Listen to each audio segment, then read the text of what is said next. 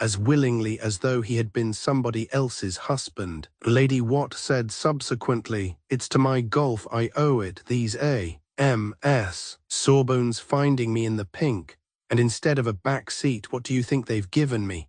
Command of the 3rd Reserve Battalion of the blessed old regiment, the loyal North Linkshire's Vice Crow Pinkney, kicked out by a gouty toe. How's that for an oldster of 55, eh what?" His chuckle was that of a 4th form athlete picked to supply a gap in the school 11, and Cynthia's beautiful eyes, as she slipped her hand into the Colonel's, looked at him as the boy's mother's might have looked upon her son.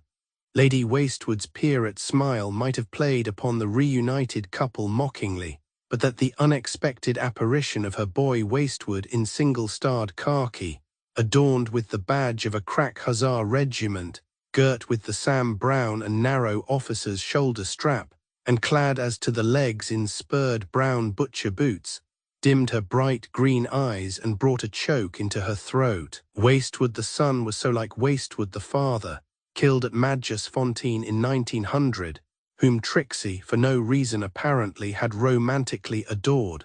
A burly young man, pink as a baby, with thick fair hair growing down within 2 inches of his eyebrows, small fierce blue eyes and a huge roaring voice, softened down now to a tender bellow as he answered a pale girl's eager question with, "Well, I can't say exactly when we are going to the front, but I hope to Christmas it'll be soon." Wastewood's engagement to the girl had been announced only the week previously in the society columns of the leading dailies. Now, while Wastewood's younger brother Jerry anguished in the throes of a final exam at Sandhurst, the said Jerry being set upon getting a commission in time to go to the front with one of the 1st divisions, his elder sat on a club sofa and made love to the girl Jerry was subsequently to marry, for not only Wastewood's title, but his vacant commission as a lieutenant in the Dapple Greys, and his sweetheart went to his junior after Mons. There was a lot of family and regimental reshuffling and redealing. You will remember, after Mons, the leaven of the Great Awakening was working in the souls of these worldly-minded, ultramodern men and women, even as the crowd in the rooms grew denser, as the buzz of talk became almost solid, and khaki mingled with the brilliant toilettes. Hardly a man but wore dead-leaf brown.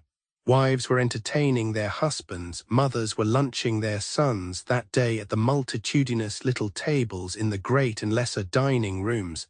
There was a revival of old code words, an interchange of almost forgotten pet names, a resurrection of ancient jokes, when the atmosphere seemed dangerously charged with emotion.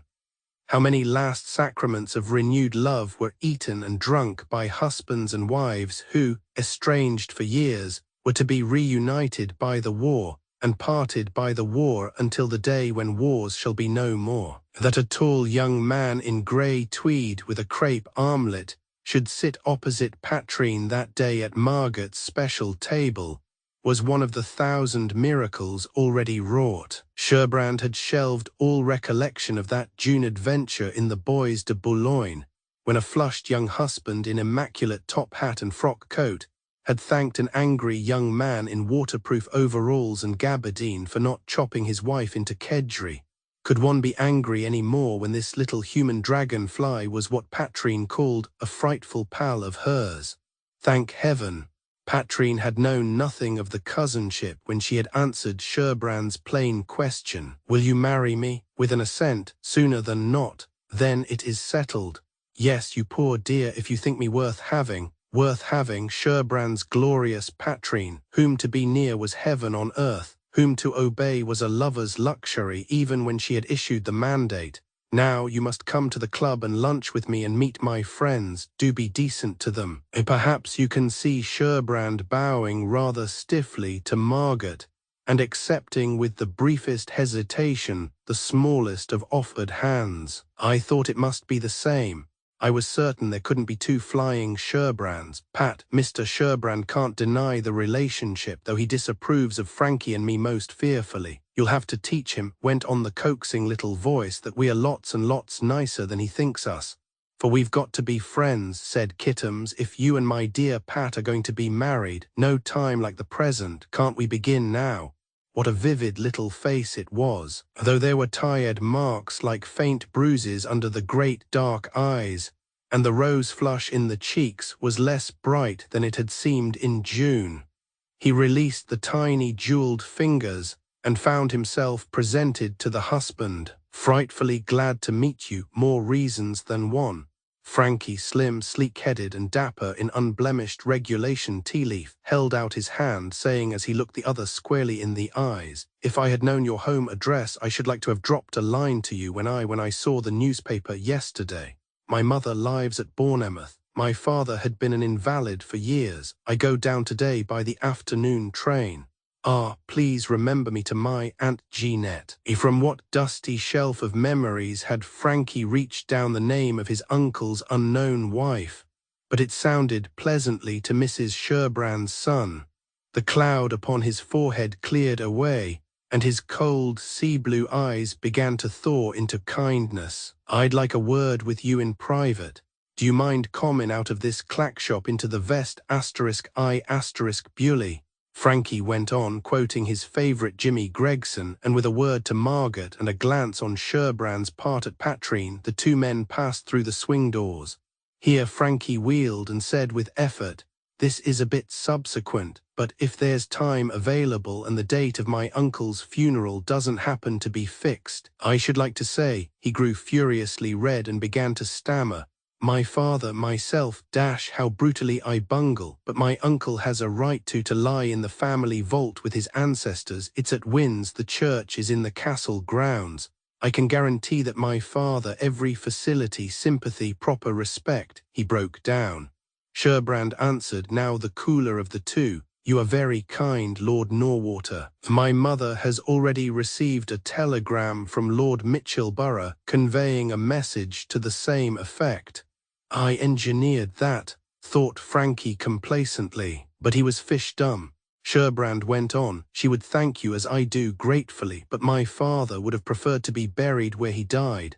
"Good egg, and now there's another thing to get off my chest," said Frankie.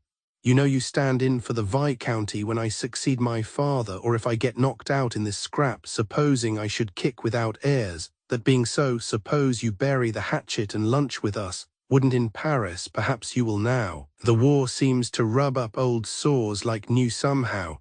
That copybook tag about blood bane thicker than water, that's one of the ones I mean. In case my wife got left, do you tumble?" The ambiguous term was quite expressive. "I'd like to think that you would be kind to her."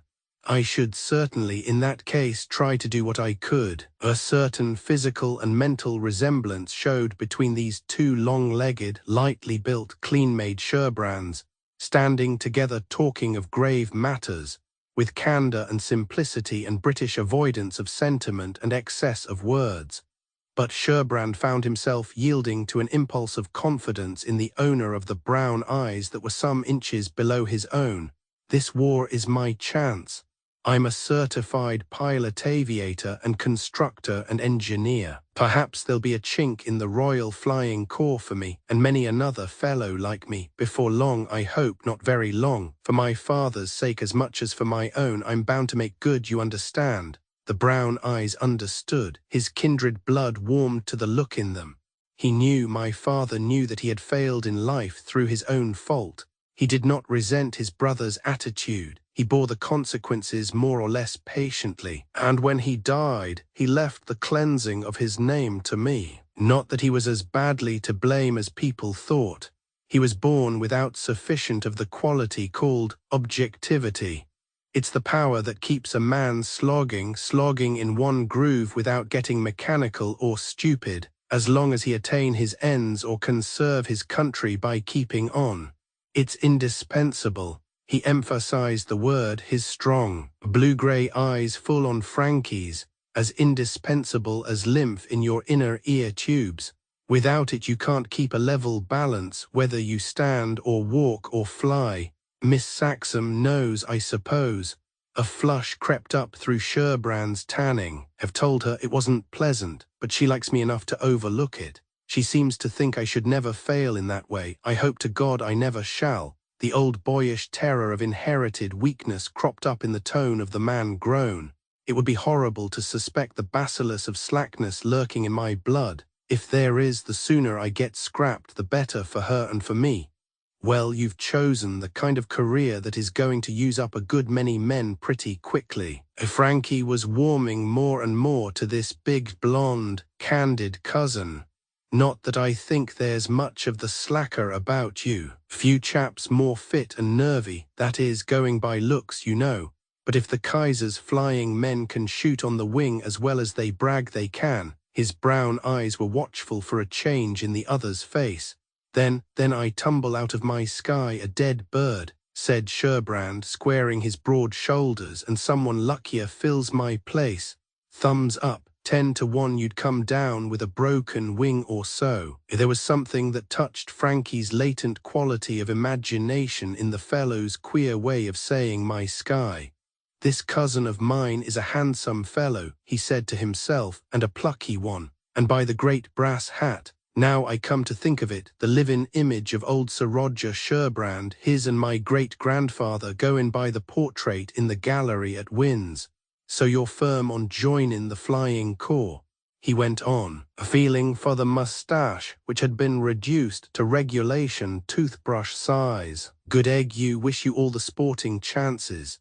And better luck, said Sherbrand dryly, with bird of war no Roman 2 than I had with no I. You're building a new plane. The brown eyes were alight with interest. Rather, come and have a look at her one day. Like a shot, if only I'd time, did she tot to a hatful of money. Something under £700, £500 of that goes for the new Gnome engine. You see that German, Sherbrand broke off. I remember pretty rough on you that North Sea crossing business. Must have been an awful loss. Look here. Frankie reddened again and began to flounder. Couldn't I help with the boodle? Got £700 lying by idle. Frightfully glad if you'd let me chip in, just in a cousinly sort o' way. I am much obliged to you, Lord Norwater. Confound the fellow, how he froze at the least hint of patronage. He went on, holding his head high. You are very kind. But I am not poor, unless as poverty is understood by people of your world. Apart from what my profession brings me, I have something in the way of income.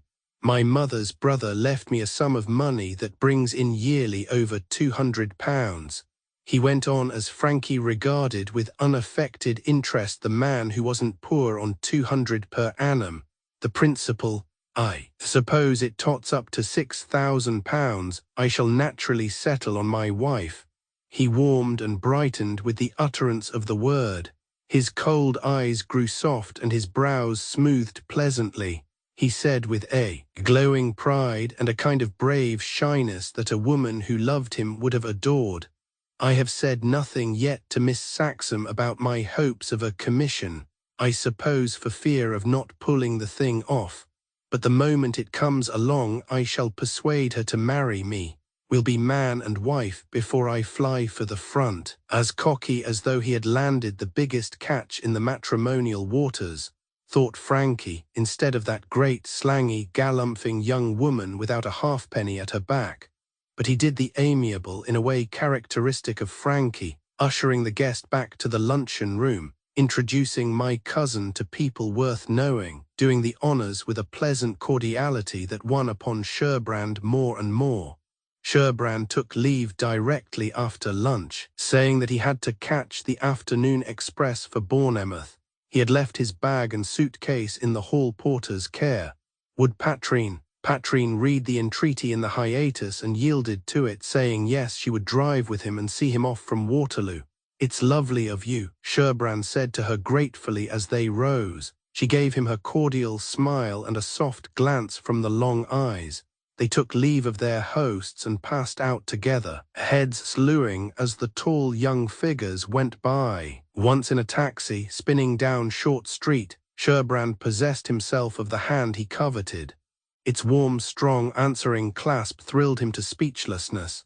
He looked at the long white fingers intertwined with his own and asked himself whether he were deserving of a happiness too great to be credited.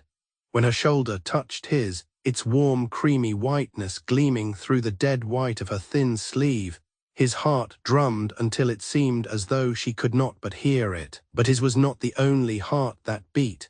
"Thank you." It was her rich, warm voice speaking close by his ear. "Thank you for being so nice to my kittens. She is the truest little soul going. We have been chums ever since I joined the club, never quarreled once until she made up her mind to marry Frankie. And now you're going to marry Frankie's first cousin." Sherbrand laughed rather breathlessly. Marriage. Two splendid words with meanings and meanings, beyond meanings packed into them. Isn't it wonderful? He gripped the warm white hand in his strong brown one. "Pat, your pulses are playing a tune. So are yours," she answered in a low tone. "What is it?" He bent his head and set his lips in a swift caress to the back of the white hand. Then he turned it gently over and looked earnestly at the blue wrist veins. They were full and throbbing tumultuously. Her blood was answering to the call of his. He set a second swift kiss upon them, and his voice was unsteady as he said, "I know the name of the tune, my wonder. Patrine, love, it's the wedding march. Whose, Grieg's or Wagner's in Lohengrin or Haydn's?" "Neither Wagner's nor Haydn's nor Grieg's, yours and mine. I told Lord Norwater today that I meant to make sure of you before I fly for the front." "You're going to the front? Oh, why?" Her long eyes looked at him with sharp terror in them. He answered, "When the powers that be offer me a commission in the Royal Flying Corps." "I see." She breathed freely. "And so we are not to be married until then. Would you tomorrow if you know I would." Her voice broke over him in a wave of tenderness. "You've made me love you so dreadfully, Alan. Now if the little tin gods hear us, the spiteful little gods who spoil people's lives, something will happen to part us soon." His arm went round her and gathered her against him. He said with a great thrill of triumph, "If the great God is for us, we can defy the little tin devils. It was he who made us for each other, brought us together, will bring us closer still." He added, as a handsome boy of 19 or 20, dressed at the zenith of the fashion, and already showing the worn lines of habitual dissipation, flashed by, driven in a silver-grey Lanchester, with a notorious Cyprian enthroned at his side. "How can I thank him enough for what he has done for me? How many temptations he has helped me resist, that I might come to you clean today. Were any of the temptations like Mrs. Malleson?" She had freed her hand from his and now leaned forwards, hiding her clouded face from Sherbrand under the pretext of following the grey car with her eyes. "That was little Wivenhoe with her. How young he is, and how old she must be. Why, I've seen her portrait in a book of beauty dated 40 years back, with a chignon and waterfall. They called her the Marble Marvel in those days, didn't they? Before she pitched her cap over the windmill and made hay of the prunes and prisms. Now she acts in music hall sketches, has a voice like a raven's, paints a quarter of an inch thick and exploits Eton boys. Is anything the matter?" Sherbrand had suddenly started and pulled his watch out. Now he rapped on the glass at the back of the chauffeur, leaned out of the window and spoke to the man and resumed his seat. Answering, "The matter is that I had forgotten an important appointment. I can manage to keep it by the skin of my eyelids by taking the 3 o'clock train to Bournemouth instead of the 2:30 express. You won't mind, you'll come with me and wait for me?" "Not a little bit." She answered to the one question and to the other, "Of course I will." Chapter 53. The taxi, arrested and reversed on its way to Piccadilly Circus, was soon speeding westwards. It whirred up Berkeley Street, traversed Berkeley Square, and turned into a short street ending in railings, enclosing grass wonderfully green for August, clipped bushes of evergreens and some autumn-foliaged plains. "We'll keep the man. I'll take his number. He'll look after my kit for me. Let me help you out, dear." He opened a gate in the railings and let her through. A large double house with many windows, severely screened with brown curtains and wire blinds, loomed behind them, commanding the oblong patch of London Green. The modern Gothic porch of a lofty building of smoke-darkened freestone rose up before them. Patrine said under her breath, realizing the ecclesiastical character of the edifice, "Great Scott, it's a church." But Sherbrand, who had stayed to shut the gate in the railings, did not hear the tabooed expletive. He caught her up and turned the massive iron handle of the porch door, which was braced by bands of iron with trefoil heads and studded with heavy nails. They went down 2 shallow steps into an oblong vaulted chamber, very cool and dark and fragrant, tessellated with squares of black and white stone. Slabs of black marble lined the walls to the height of a tall man. An inscription in early English lettering, cut into the black background and gilded, caught Patrine's eye in passing. She read beneath the symbol of the cross, Sodality of the Blessed Sacrament. Under were lists of names, all male, ranged alphabetically. Her quick eye dropped to the initial S and found Sherbrand there, but when she looked for her companion, he was waiting hat in hand at a door some distance beyond them. "You will come in and wait for me," he whispered as she came towards him. "Why not as well here as anywhere?" He opened the door and she passed in. To Patrine's left hand, close to the door by which they had entered, was a small unpretending altar supporting the tinted image of an emaciated, bearded monk in a black robe girdled with a white cord. A clustered pillar of red and white marble supported a shallow basin containing a little water. Patrine shrugged as Sherbrand dipped his fingers and made upon brow and breast the sacred sign. Then he seemed to hesitate, dipped again, and held the wetted finger tips towards her, evidently courting her touch. She shook her head hastily. Her eyes swept purposely past his, scanning the vast interior. They were standing in the shorter southern transept of what was some church. The vast nave was dark and cool, full of silence and shadow, and the perfume of flowers and incense mingled with a fragrance far subtler than these. Pillars of richest modern Gothic design supported the roof, whose forest of rich dark timbers showed little adornment except at the sanctuary end. Here coffering, diapering, and gilding made for splendor. Rich marble cased the pillars and floored the stately choir with its rows of stalls, wrought in dark wood, elaborately carved. The north transept housed the organ, a towering instrument of many pipes. The scarlet cushion on the vacant organ bench, the book of chants left upon the rack, the black and yellow-white of the well-used keys, the numbered heads of the stops, showed through the lattice-work of a high wrought-iron screen, wonderfully painted and gilt. Between Patrine and the nave was a pulpit of red and white marble like the pillars, with a carved sounding board of obviously ancient work. Rows of pews flanked the wide central aisle and the 2 smaller, and on the right of a lofty oaken screen that masked the west door, with the mellow light of a great rose window falling on it, towered a huge crucifix in black marble, upholding a white tortured figure whose drooping thorn-crowned head, like his hands and feet and side, dripped with crimson. Patrine winced at the sight and turned hastily away. Now she was looking over the head of Sherbrand, who knelt before her upright and motionless, at the high altar backed with a noble triptych, its 3 panels displaying the Annunciation, the Visitation, and the Nativity. A silver lamp depending by chains from the center of the sanctuary roof burned with a small steady flame before the tabernacle, standing between tall tapers burning in gleaming candlesticks, and vases of huge white golden-anthered August lilies, hiding behind its broidered curtains and golden doors. "The ineffable mystery." "Come," Sherbrand's whisper said, close at her ear as he rose up. She turned and followed him down a side aisle. "Sit here," he signed to her, pointing to a narrow bench. He waited until she was seated, laid his hat and stick beside her, gave her a grave smile, bent his knees once more, looking towards the high altar, and moved noiselessly away. Turning her head to follow him with her eyes, Patrine saw that the large, dark church was not as empty as she had supposed. Kneeling or seated figures of men and women were scattered here and there amongst the wilderness of empty pews.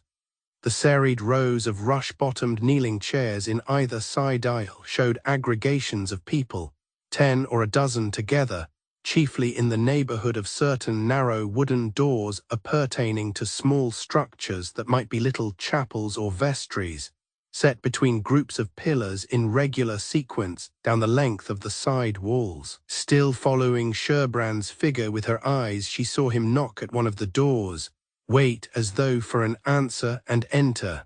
As the door swung towards her, she saw that it bore a name in gilt letters within an oval on the upper panel. Each of the doors, a questing glance satisfied her, bore a name. Of course, the little wooden chapels were confessionals. Was confession the important business that necessitated Sherbrand's losing a train and foregoing the company of Patrine to the station? A favour so eagerly sought and so ardently received. Her red lips curled a little at the corners as she turned her face back towards the high altar, rising within the low barrier of the red and white marble communion rail, so remote and pure and set apart with its tall, shining lights and gleaming vases of pure white lilies, its snow-white silk frontal embroidered with a golden racer-rounded chalice, its fair white linen altar cloth with a running border of Old English lettering in dark rusty red. He had borne our infirmities and carried out sorrows. He was wounded for our iniquities. He was bruised for our sins. The words seemed to have a physical as well as mental force and impressiveness. It was as though they swept from the high white table through the fragrant, wax-lit stillness of the sanctuary, winnowing the still, spicy air of the dark nave and the lighter side aisles as with wide, powerful, unseen wings. And despite the presence of nearly 100 people scattered about the great building, the stillness was extraordinary. It got on the nerves, almost awfully upon the nerves. For a long way behind her, where the shadowy dusk brooded thickest, and the white tortured figure of the crucified hung drooping from the great cross of black marble against the background of the towering oak screen, it was as though the first great drops of a thunder shower were falling, pat, pat, pat, upon the pavement below, merely a trick of imagination, and yet it tortured.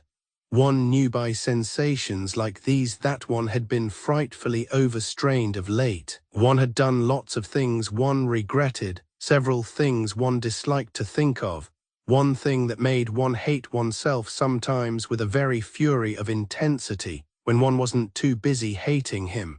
But since he was drowned, one had felt it scarcely cricket to go on expending fierce resentment and savage disgust and acute loathing in that direction. One heaped it on the living of the two gross, sensual offenders.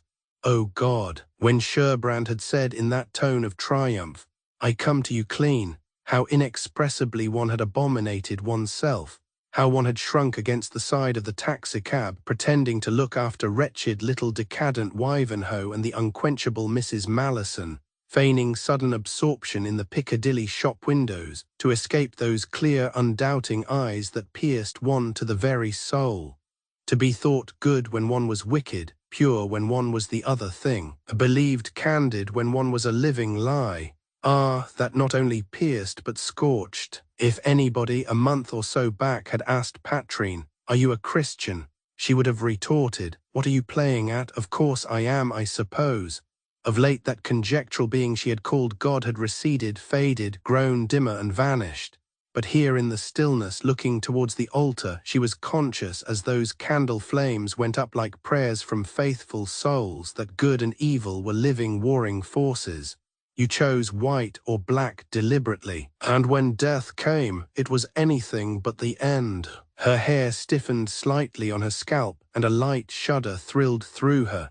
She felt with a growing awe and sense of dreadful certainty that someone was looking at her, and to relieve the insupportable tension she stretched out her hand and took a squat, thick little book from the shelf below the seat in front of her.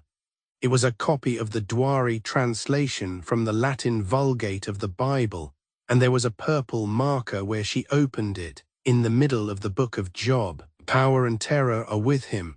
That was the first line that caught her eye. A little lower on the page came, "Was it not him that made life? Hell is naked before him, and there is no covering for destruction. He stretched out the north over the empty place, and hangeth the earth upon nothing. He hath set bounds about the waters, till light and darkness come to an end. The pillars of heaven tremble and dread at his beck. By his power the seas are suddenly gathered together, and his wisdom hath struck the proud one.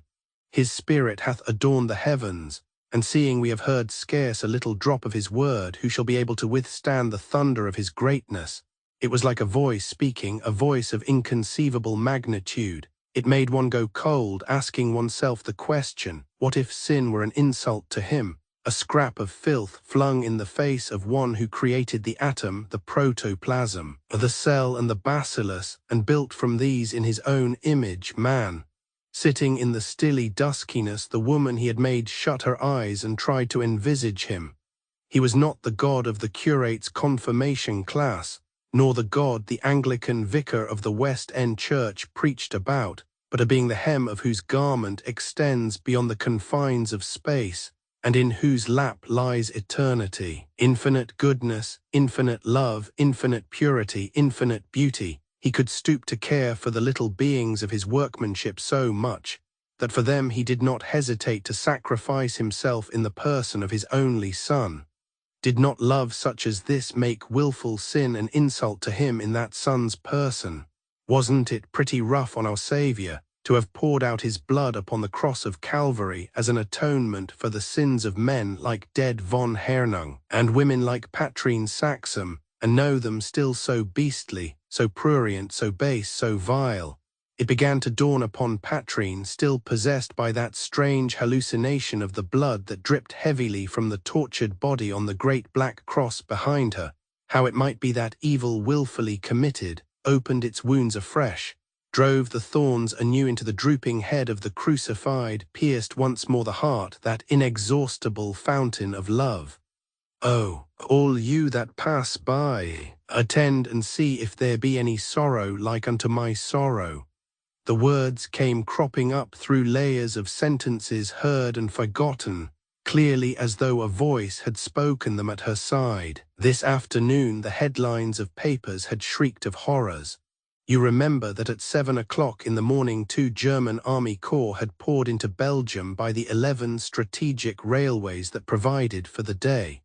The vast grey-green flood of marching men, the huge python-like columns of machine guns, the splendidly horsed batteries of field artillery, the Brobdingnagian siege howitzers thundering behind their traction engines, the miles of motor and horse-drawn transport wagons, carts, and lorries blotted out the familiar features of the landscape, as, preceded by massed brigades of cavalry, with squadrons of field-flying service aeroplanes reconnoitring 3,000 feet overhead, the hosts of Germany rolled down towards the banks of the Meuse. Directly in line of them rose the fortified city of Liège, termed the Birmingham of Belgium, holding in the suburb of Suresnes, 5 miles distant from the city, the huge Cockerill machine plant and foundry, one of the largest ironworks in the world.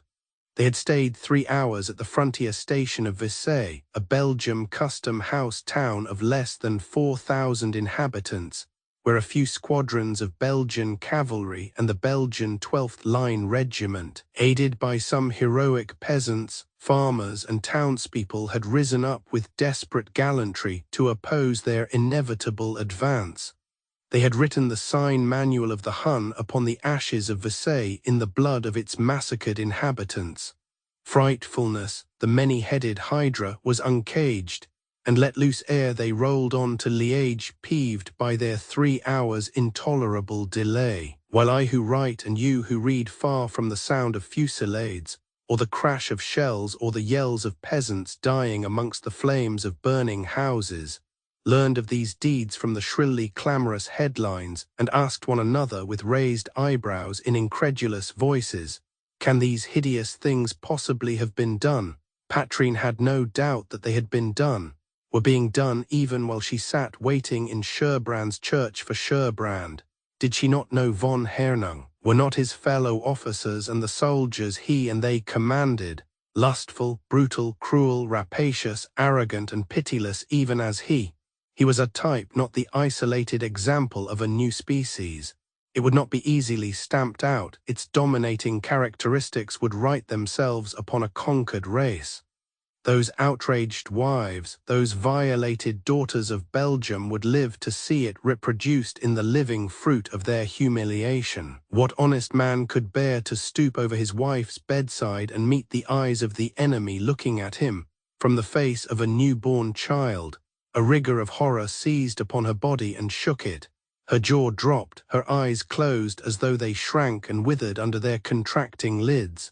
She slid from her seat and fell upon her knees helplessly. Her head sank forwards upon the hands that rose instinctively to hide her face. In the same instant, Sherbrand's low voice speaking behind her turned the heart in her bosom to ice. "Dearest, I am ready, that is, if you are. My keeping you was unavoidable. I am going to communion with my mother before the funeral mass tomorrow, and I wanted to make my confession first.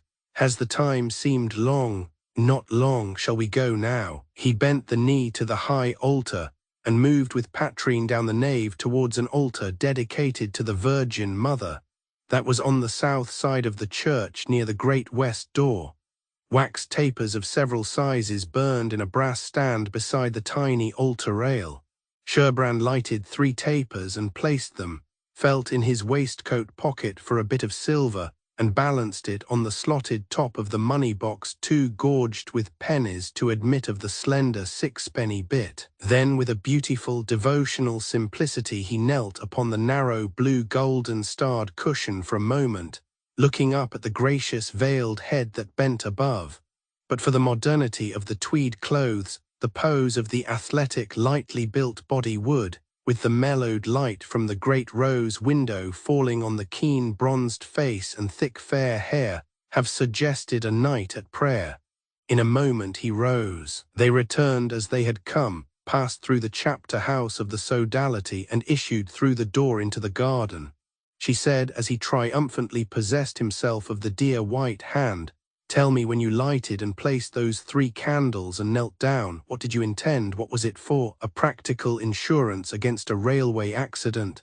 The dull, ill-timed jibe was no sooner uttered than she sickened with self-contempt, for Sherbrand answered with direct simplicity, "Well, no. Call my 3 candles a reminder that I have asked Our Lady's help and protection and guidance for 3 dear people.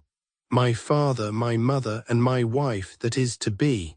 For myself, I ask that I might never disappoint you. You don't know how I shall try to live up to your belief in me. You dear boy," touched to the quick response of tears she could barely falter, "you're a million times too good for me if only you knew. I know this, that the wide world doesn't hold another woman like my woman. Why, Pat, the very sound of your voice lashes all the blood in me into big red roaring waves of love. Big red roaring waves. Oh, Alan," she laughed, driving back the hot salt tears that stung her eyelids. The taxi was waiting at the corner of Blount Street, patiently ticking out 2p.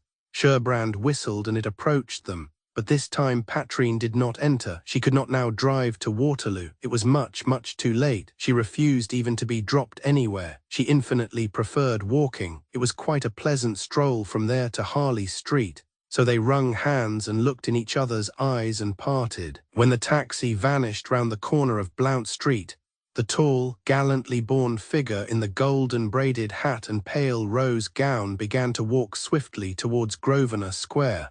Suddenly it paused, wheeled, and returned upon its paces, passed through the gate in the railings and disappeared into the church. In bed that night in the chintz-hung room at Harley Street, Patrine, recalling the experience that had followed the yielding to that irresistible prompting, wondered if it had actually taken place, or were woven of the tissue of dreams. Kneeling upon a bast matting-covered hassock behind the door of the narrow little wooden cell into which she had slipped as a tall, grey-haired officer in service khaki passed out, she had rested her elbows upon a narrow ledge before her, and peered through a close grating of bronze wire at a figure dimly descried beyond. The priest was white-haired and of small stature. A meagre ray of light falling from above upon the hands clasped over the ends of the narrow stole of violet purple that hung loosely about his neck showed them wasted and yellow-white and deeply wrinkled. By the testimony of the hands he was an old man. Something in the manner of her address must have struck him as unusual. She had not spoken 6 words in her quick, hot, stammering whisper before he lifted a hand and said authoritatively, "Stop." And as she had arrested the rush of her words, he had continued in a grave, dry voice quite devoid of unction or sympathy, cautiously lowered and yet wonderfully distinct. "You say that you wish to confide something to me under the seal of confession, and you are not a Catholic. No, I am not. I suppose I would be called a sort of Christian, though. She said it haltingly. Does my not being a Catholic prevent you listening to anything I want to say? The dry voice came back. I do not refuse to hear what you have to say, but confession, absolution, and penance are Catholic sacraments. I cannot extend the benefits of the Church to one who stands without her pale. I'm sorry, I suppose I really haven't got the right to ask advice from you or to expect you to keep anything secret. There was a little old man's cough. The dry voice followed. I did not say that as a priest. I am bound to give good counsel to those who ask it. And I promise you also as a priest to respect your confidence. Now if you desire to go on, for I have several penitents waiting, I will ask you to do so. Be clear and truthful and brief. Mention no person by name. Let there be no exaggeration. Now begin. It's like this.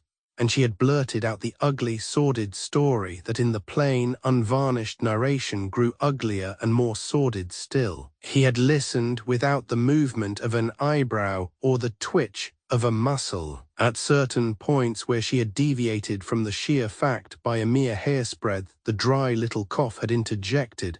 Think again. When she touched upon the circumstances that had resulted in another man's offer of marriage. You have accepted this other? He had asked, and followed her affirmative by saying quietly, just as he had told her she was not a Catholic, you have not told him of what has taken place. Is he an honourable, upright man? Very. Said the dry cough. What is his religion? He is a Catholic. A devout Catholic. He seems awfully keen on his church. A silence had followed, during which the beating of Patrine's heart and the singing of the blood in her ears had seemed to fill the clean little wooden place. Then, do you intend to tell this keen Catholic, asked the merciless voice, that you do not come to him pure? No, at least. The heave of her bosom against the little shelf before the lattice made the dry wood quiver and creak. A deep sigh broke from her. The priest's voice continued. You have made it quite clear why you have applied to me, to be encouraged not to tell, but even for your own sake I advise you to make confession. Do you expect God's blessing upon a marriage that is, upon your side, a fraud? Men aren't angels. Patrine burst out rebelliously. How do I know that he? Yes, I do know. His face had risen up before her, and his voice was in her ears, saying with that note of gladness in it, I come to you clean. And shame and compunction choked her as she added, he's straighter than I should have believed it possible for any man to be. The dry, hacking old man's cough came again. He sniffed twice sharply. Now he was speaking again.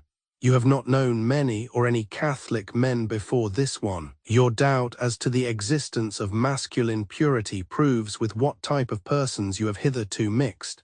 For your own sake you will be wise to tell the truth to this gentleman. If you loved him, you would tell him for his. Now you must leave. I have given you too much time as it is. Repeat after me as I dictate. He clasped the withered hands and began briskly. Oh my God. After a brief ineffectual hesitation, Patrine echoed him. He went on, trailing after him a voice that stumbled and dragged. Oh my God. I am very sorry that I have offended thee by the sin of fornication, and have yielded up my body to uncleanness, instead of keeping myself pure as thou commandest. I beseech thee for the love of thy Son, my Saviour Jesus Christ, to bestow upon me the grace of a genuine sorrow for my sin. And while I implore that thou wouldst mercifully spare me the ruin and disgrace I have merited by my own act, I faithfully promise thee to profit by the bitter lesson I have learned. But if I find myself as the natural consequence of my wickedness, the dragging echo failed. A mist came before her eyes. Go on, said the stern voice from the other side of the grating. It went on dictating. But if I find myself as the natural consequence of my sinfulness about to be the mother of a child, I vow not to be guilty of any violence to the innocent, but to bear my bitter punishment meekly as coming from thy hand. Amen. She said the words. He blessed her with some such words as these. Now may God bless and forgive you and bring your soul from darkness into his light. Leave me now. Please shut the door. She heard the dry little hacking cough again as she closed it after her, but she did not go away thinking him harsh and merciless. She had seen great shining tears dropping upon those withered hands. Chapter 54. Remember how upon the great grey canvas of London, broadly splashed in with khaki, from the becoming dead leaf of the regular troops to the deadly ginger of the newly mobilized reserve, or the hideous mustard yellow of the latest recruit to the newest territorial unit, recruiting posters of every shape, size, and method of appeal to patriotism suddenly flared out, ranging from the immemorial red and blue printing on white to the huge pictorial hoarding plaster in monochrome. Dash in as values the glow of reawakened patriotism, the resounding silences in which royal messages to British citizens and lieges were delivered by grave officials in scarlet gowns and curly white wigs, and the singing of the national anthem by huge crowds gathered in front of Buckingham Palace, to cheer over and over again the King, the Queen, and the heir to the British throne. Recall how keenly curious Britons densely thronged the neighbourhood of the Houses of Parliament, eager to ascertain the British attitude towards France and other continental powers, while immense aggregations of people blocked the entrance to Downing Street, surging outside the wrought iron screens protecting ministerial windows, congesting Whitehall until omnibuses proceeded at a snail's pace. Revived the strange newness of things, the snap and tingle of seeing not only royal palaces and government offices, but vital places such as arsenals, docks, railway and electric power stations, powder magazines and munition stores closely guarded by men in tay-leaf or ginger brown.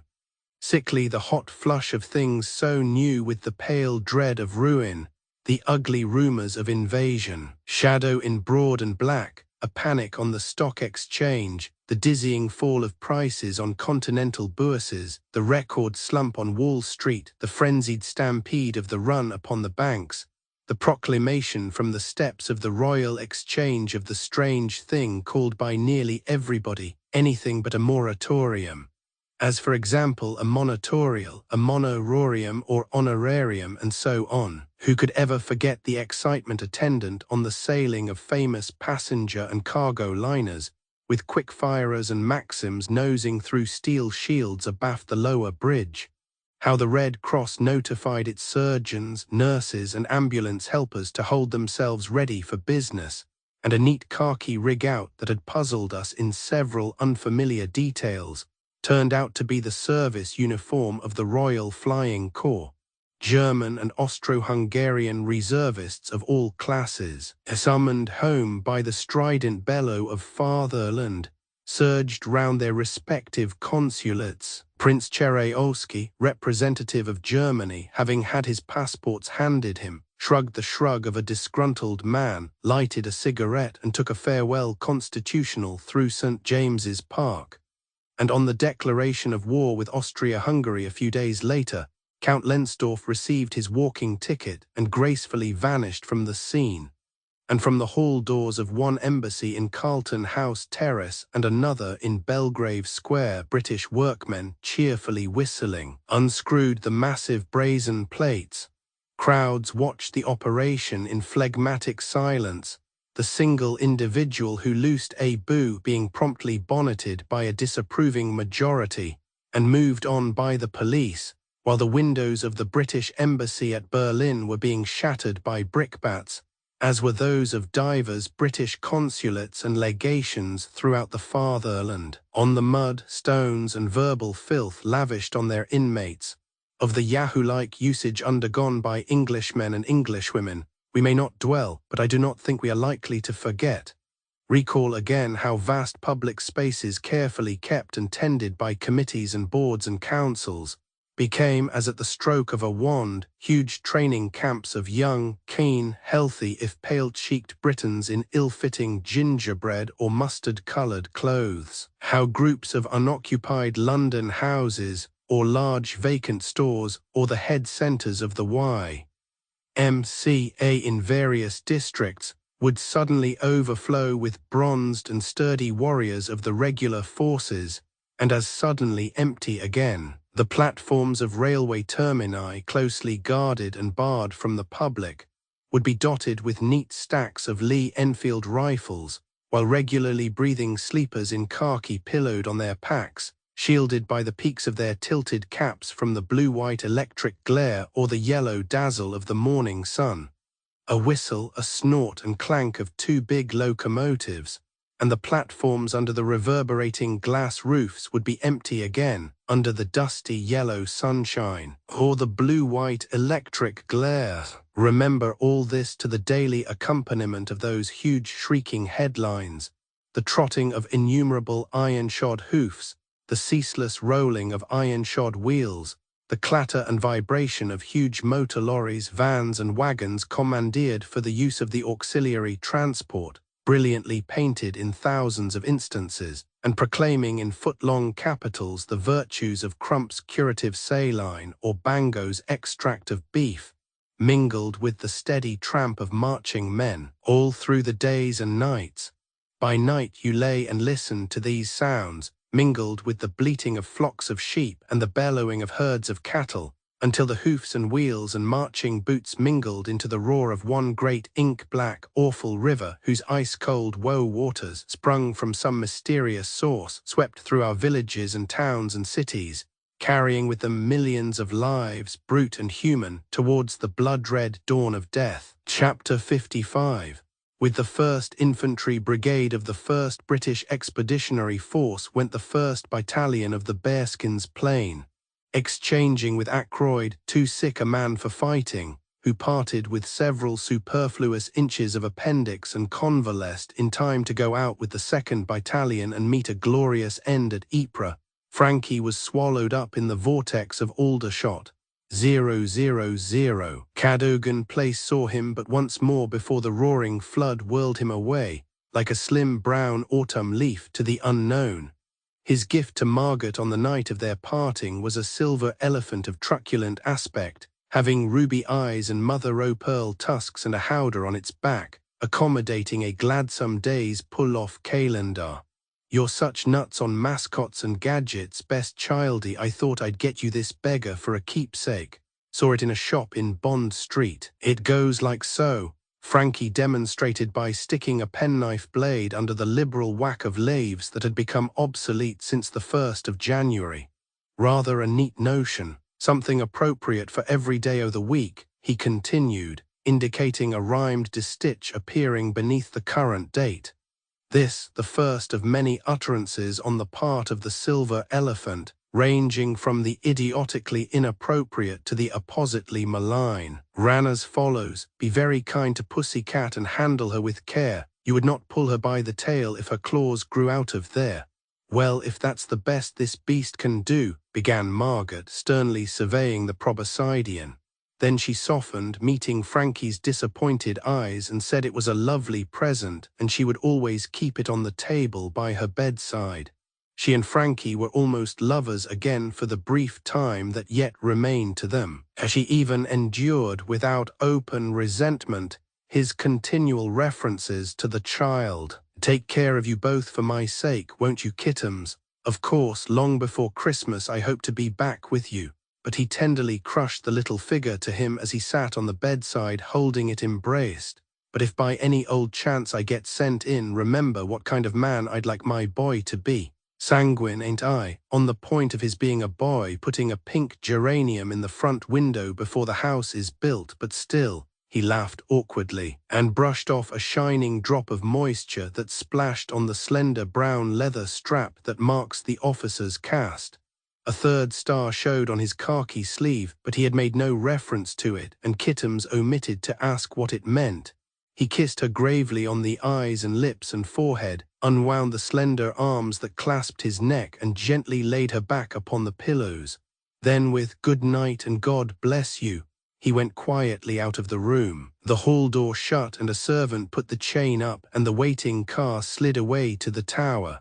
"For I'm to kip down at the old shop for tonight," Frankie had explained, "and shepherd 500 strengthy-foot sloggers, fat as prize bullocks every one of 'em, to nowhere in particular in the morning." Margaret cried a little when the hall door shut, and then fell soundly asleep among her big pillows, waking as a ray of 5 o'clock sunshine penetrated between the blue-green silk blinds and the lacy curtains, to realize that something had gone out of her life. Something willful, petulant Kittums had not valued until the hall door had shut behind it. Something that crawling, shuddering thought might never return. She sat up in bed, hugging her knees and staring into a future without any Frankie in it. A tragic little picture against the background of the big frilled pillows, her great dark eyes wide and wild under her tumbled gold-brown hair waves, her paleness enhanced by the rose silk night sheath, a maelstrom of thought, emotions, apprehensions, terrors whirling in the hummingbird brain. The ray of sunshine presently touched the face of the electric clock and elicited a malicious twinkle from the ruby eyes of the silver elephant. Remembering her promise, Kittums put out a hand, pulled off the paper slip bearing the date of the previous day and read, "May all your hours be bright as this." Chapter 56. The first British expeditionary force was in France. Thus much after considerable delay was vouchsafed us. Some studiously unenlightening field postcards, some industriously censored private letters, some press narratives and photographs were permitted us, of Highlanders, Guards, Scots, Greys, Middlesex, Worcestershires, Gordons and others, brought in upon the midnight tide and debarking from huge transports at Boulogne and Havre and Rouen, under burning blue skies and a sizzling sun.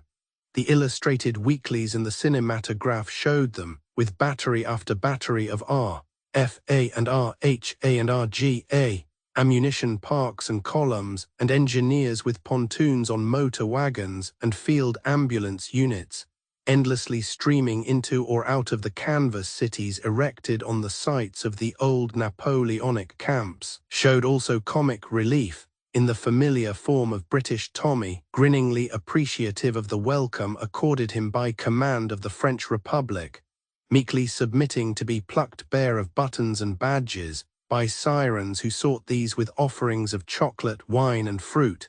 This meagre pabulum we champed, possessing our souls perforce in patience, sitting before the great iron curtain of official reticence that had glided down into its grooves as though it never meant to go up again. Then with the whiffling swoop of the Jabberwock, the food scare was upon us.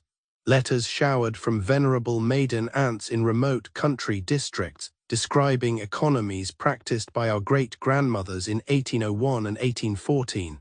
Hot-eyed friends buttonholed one and whispered of famine that was coming, and pressed crumpled pamphlets dealing with food values into one's unwilling hand.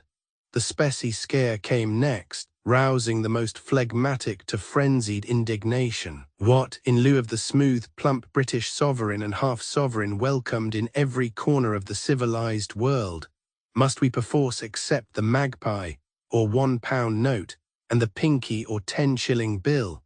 People frothed and vituperated.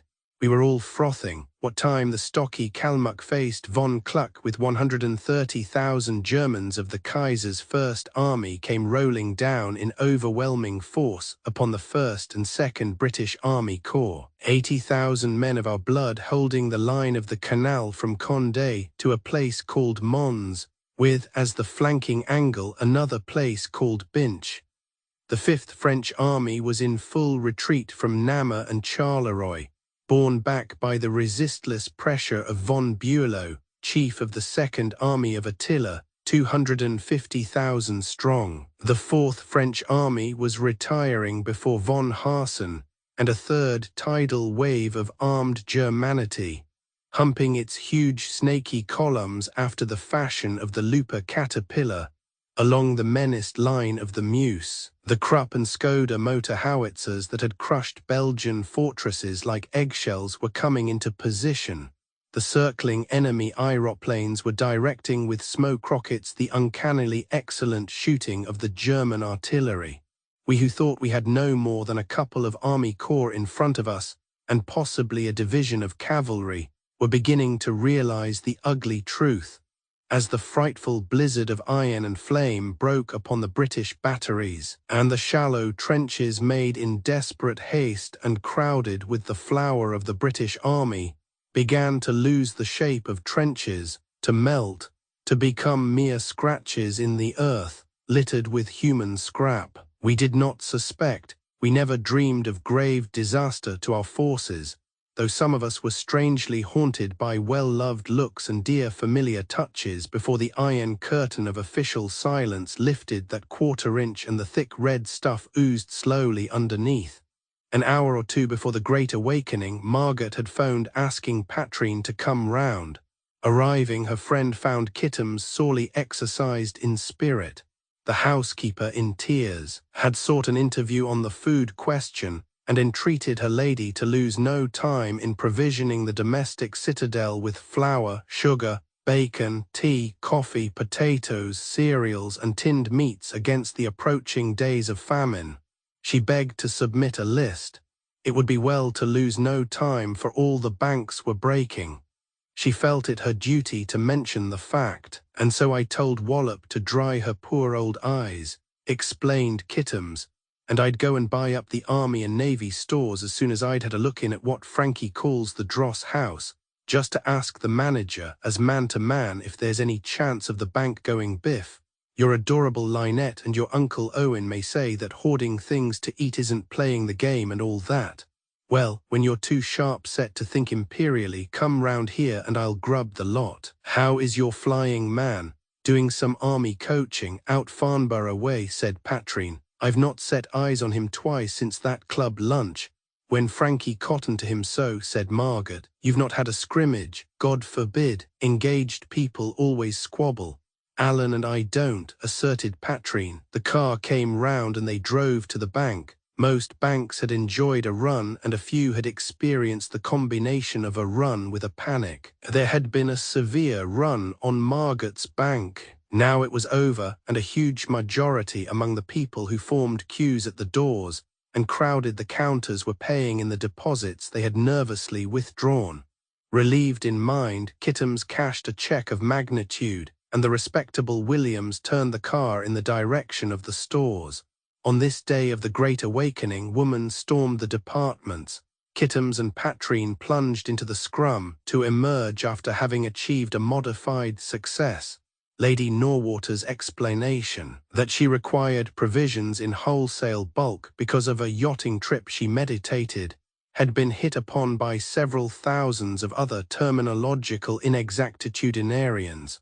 The mounds of bacon, the castled tins of tea and coffee, the sacks of sugar, rice and cereals, the raisins, currants and tinned comestibles had been nearly all picked up by these knowing early risers. Still enough had been secured to relieve the mind of Mrs. Wallop and scare the wolf from the threshold of 00 Cadogan Place. Beg pardon, lady. The sedate face of the respectable Williams looked over the last Brobdingnagian parcel transferred to his embrace. I think if your ladyship has no objection it would be better to close the car.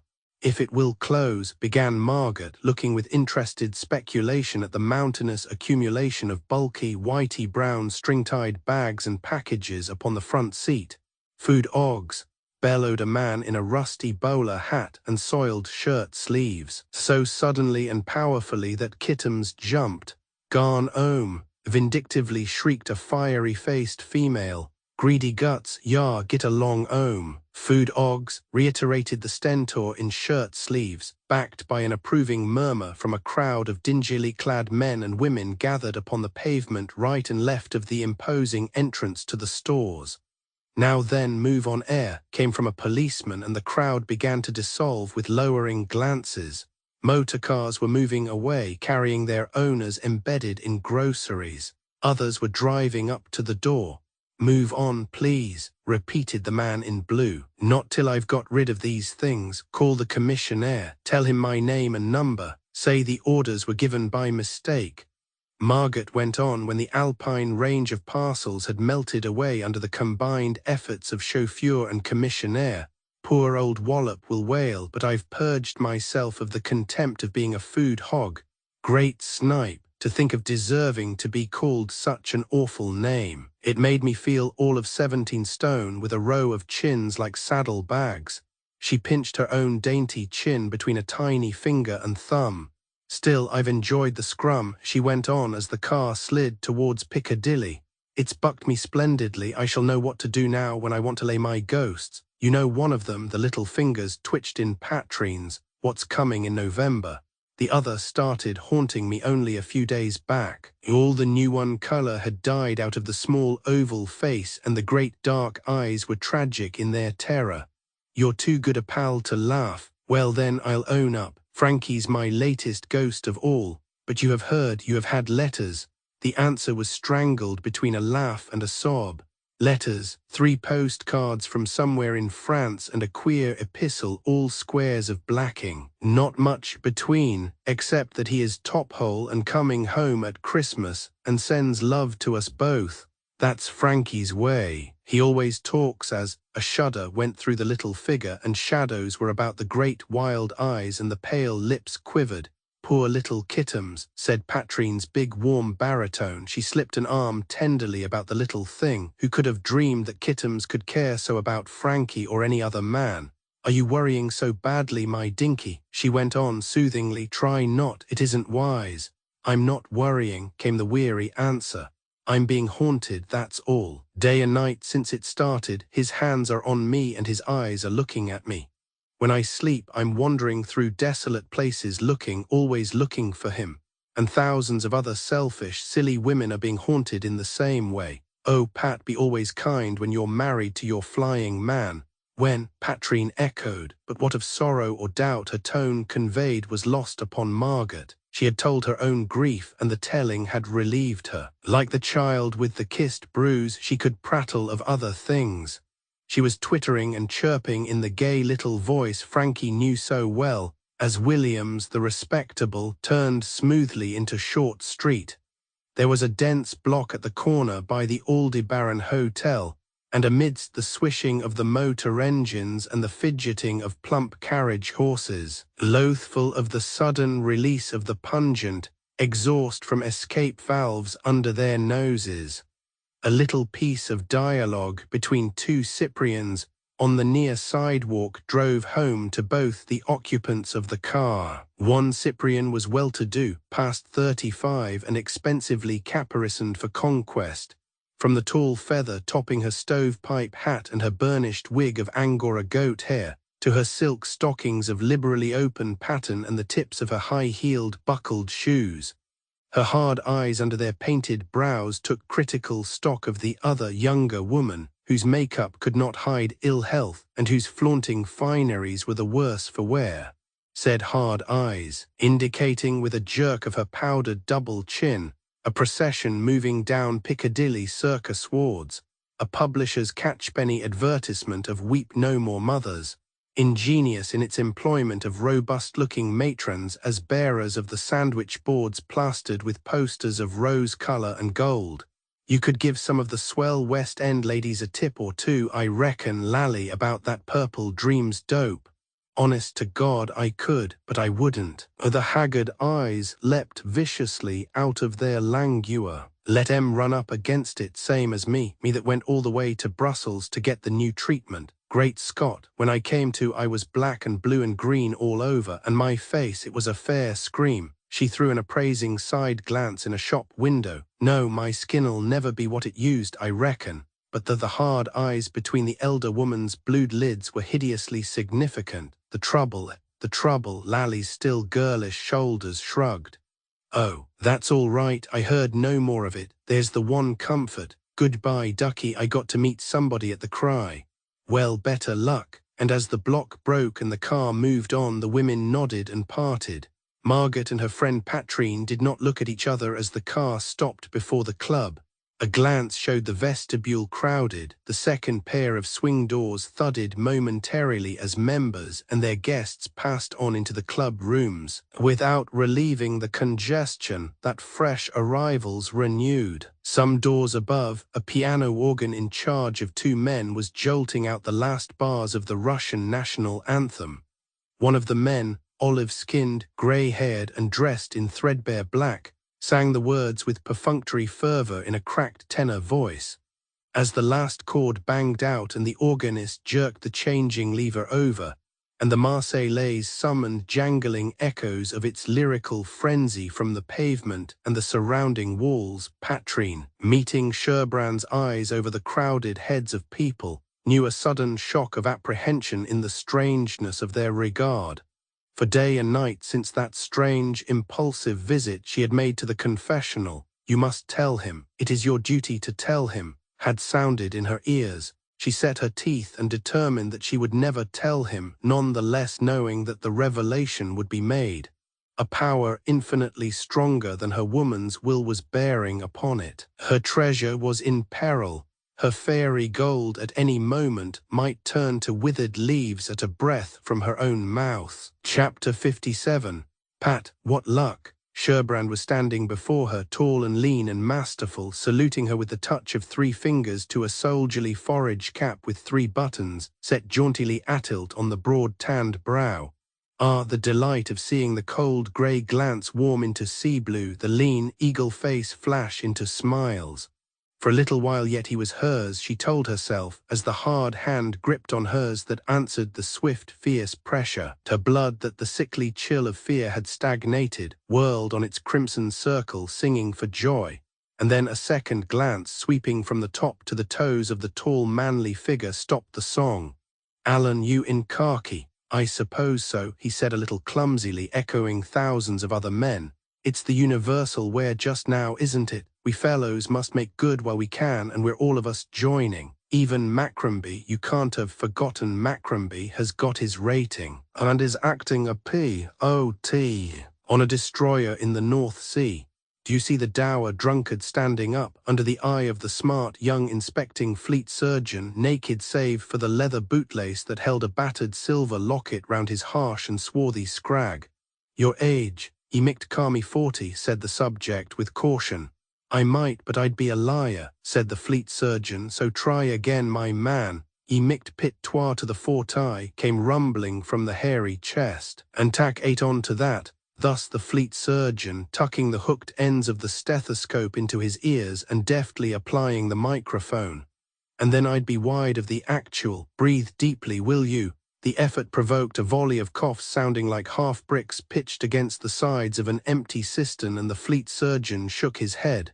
Ho, ho, ho, why didna ye ho lat wheel alane? Gasped Macrombie, with eyes blazing hellfire through the moisture engendered by the cough. Dinna ye ken I'll never no be wanting to breathe deeply war ye needing to send me. There is nae room whatever for lung play oot o' the ordinar, he added scornfully, aboard ane o' the kittle cranky tin-pot destroyers. Hold out your hand, commanded the arbiter of destinies. He contemplated the extended member, wavering and fluttering like the indicator needle on the dial of an atmospheric pressure gauge. Pretty wobbly, what? He commented to the owner with the sarcastic inflection that advertised a keen advocate of temperance. Man, oh man, broke from Macrombie in a harsh, rattling whisper, desperate appeal flashing in his burnt-out eyes. You that are young enough to be my son, tack me or leave me, ane or the tither, but shame me nae mair. Telegraphists were sorely needed, so Macrombie of the racking host and the shaky hand was passed as fit for service, and duty rated as petty officer telegraphist, aboard one of the contemned tin pots. The crown and winged double thunderbolt must have nerved the arm they came back to. For on the day of the Battle of Jutland, when a point-blank salvo from an enemy cruiser wrecked the bridge and searchlight platform, carrying away the forward mast and funnel of Macrombie's particular tin pot, and men in respirators were fighting the smothering fumes of the fire caused by German shells of the incendiary description, a dour, stark man whose clothes were alight and burning on him, stuck grimly to his post among the wreckage of the shattered wireless room, sending out the message last dictated by the officer who lay dead across the blistering steel plating. For the short circuit set up by the smashed searchlight had created its own separate conflagration, and the electricity was running out of everything like oil. When the tin pot heeled over, and having duly buried her steel chest and secret documents, went down with colours flying in a smother of oily steam. Men who were saved on the rafts told this tale of Macromby, who sleeps well after life's thirsty fever at his post in the destroyer's battered wireless cabin, on the deep-ridged, sandy bottom of the wild, shallow North Sea. Patrine felt her heart crushed as in the grip of a cold steel gauntlet. Her apprehensions had not been unfounded. She and Alan were to be parted, if not as she had feared. "I suppose I ought to congratulate you." Her unwilling eyes admired the tall manly figure in the plain workmanlike uniform, the buttonless tunic with its lancer plastron, the riding breeches of ampler cut than the cavalryman's, the high spurless boots of supple brown leather, and the belt that carried a revolver and no sword. What are you in?" she asked draggingly, and he answered with a smile and a flash of his grey eyes. "I hope I'm in for some of what's going on." "How glad you are." "Rather, I should think so, now that they've let me into the Royal Flying Corps as a TSL. Look at my wings." He touched the white outspread pinions on the tunic breast with a reverent fingertip, and went on pouring out his story without a break. "It's cost me some badgering of high officials of military aeronautics at Whitehall, and a lot of time wasted in baby tests. Squad drill, Harris tube bomb dropping, air signalling, Webley and Scott practice, and so on. Now I'm teaching trick flying to Army aviators from 4:30 a.m. till 11 p.m. The powers that be have taken over the flying schools. Durrant's Cafe is our officers' mess now. You should see old Durrant in his glory as head waiter. And Mrs. D, his white teeth flashed as he laughed. And they have known of this." She nodded at the eagle wings. "While I have been kept in ignorance. How long?" "Not quite a fortnight. Don't be unreasonable, dear." The new tone stung. Did a yellow star upon the cuffs and shoulder straps and a pair of white wings on the left breast mean so much to him that her just claims upon his confidence seemed wanting in reason now? Anger and resentment choked her as he added, "I am here now, as it happens, because I'm crossing the Channel tomorrow at Peep-O Day." Something in her pale face made him add, "Don't worry, I'm likely to be back again by nightfall. That's what I've rushed in here to tell you, though I've a man in tow, a wing commander of the French S.A. hot from the front and just landed at Hendon. I had to take him in my car to his embassy, and now I've got to find him a room at an hotel. When I've done it, I'm coming back here to talk to you." "Where on earth has my man got to?" "Why, there he is, talking to Lady Norwater, the little chap with the grey moustache and the gold-banded képi." "I am honoured by Madam's gracious remembrance," the person indicated could be heard protesting during an instant's lull in the babel of voices round. "But my own, 1,000 pardons, is less accurate." "Oh," Margaret expostulated, "but you can't have forgotten that Sunday of the Grand Semaine when you were in the boys timing a flying officer who was testing an English invention, a sort of a, but assuredly, madam." His quick nod and the gesture of his gloved hand summoned up the scene vividly. "I remember but perfectly, though much water has rolled under the bridges since that day. And my lord Madam's husband, he's at the front," Margaret explained, "wherever the front is." "Unfortunately at the moment," returned the suave voice. "The front is everywhere. It is easy to find without binoculars. Adieu, madame. Merci bien de la souvenir si gracieux dites mes amitiés à monsieur."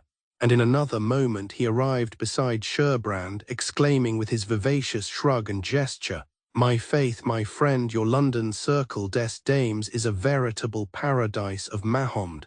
Now in Paris, at least before the war, instead of 10,000 hourists to every true believer, one counted at least 3 Adams to every Eve. But I observe your search has been successful.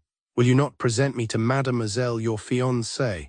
And the dapper middle-aged wing commander in the gold-banded képi, whose dark plain uniform displayed the gold badge of the Service Aéronautique under the Cross of the Legion of Honor, was introduced as Captain Raymond by an off-hand young Briton who comprehended not in the least the immense condescension that had prompted the request. "Sapristi," thought Raymond, as Patrine gave him her large hand and assured him in her big warm voice that she was frightfully pleased to meet a friend of Alan's.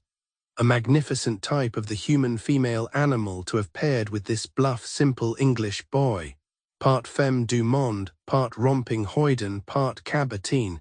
She should have been a duchess of the old Napoleonic regime, or at least the effect that lies behind a cause célèbre of the Paris law courts of modern days. And she will be expected by this honest fellow to live in a stucco villa at Kensington or the Crystal Palace, and bear and rear his children, and live and die in all the deadly respectability of the British middle-class milieu. But he made his beautiful bow and murmured some civil phrases.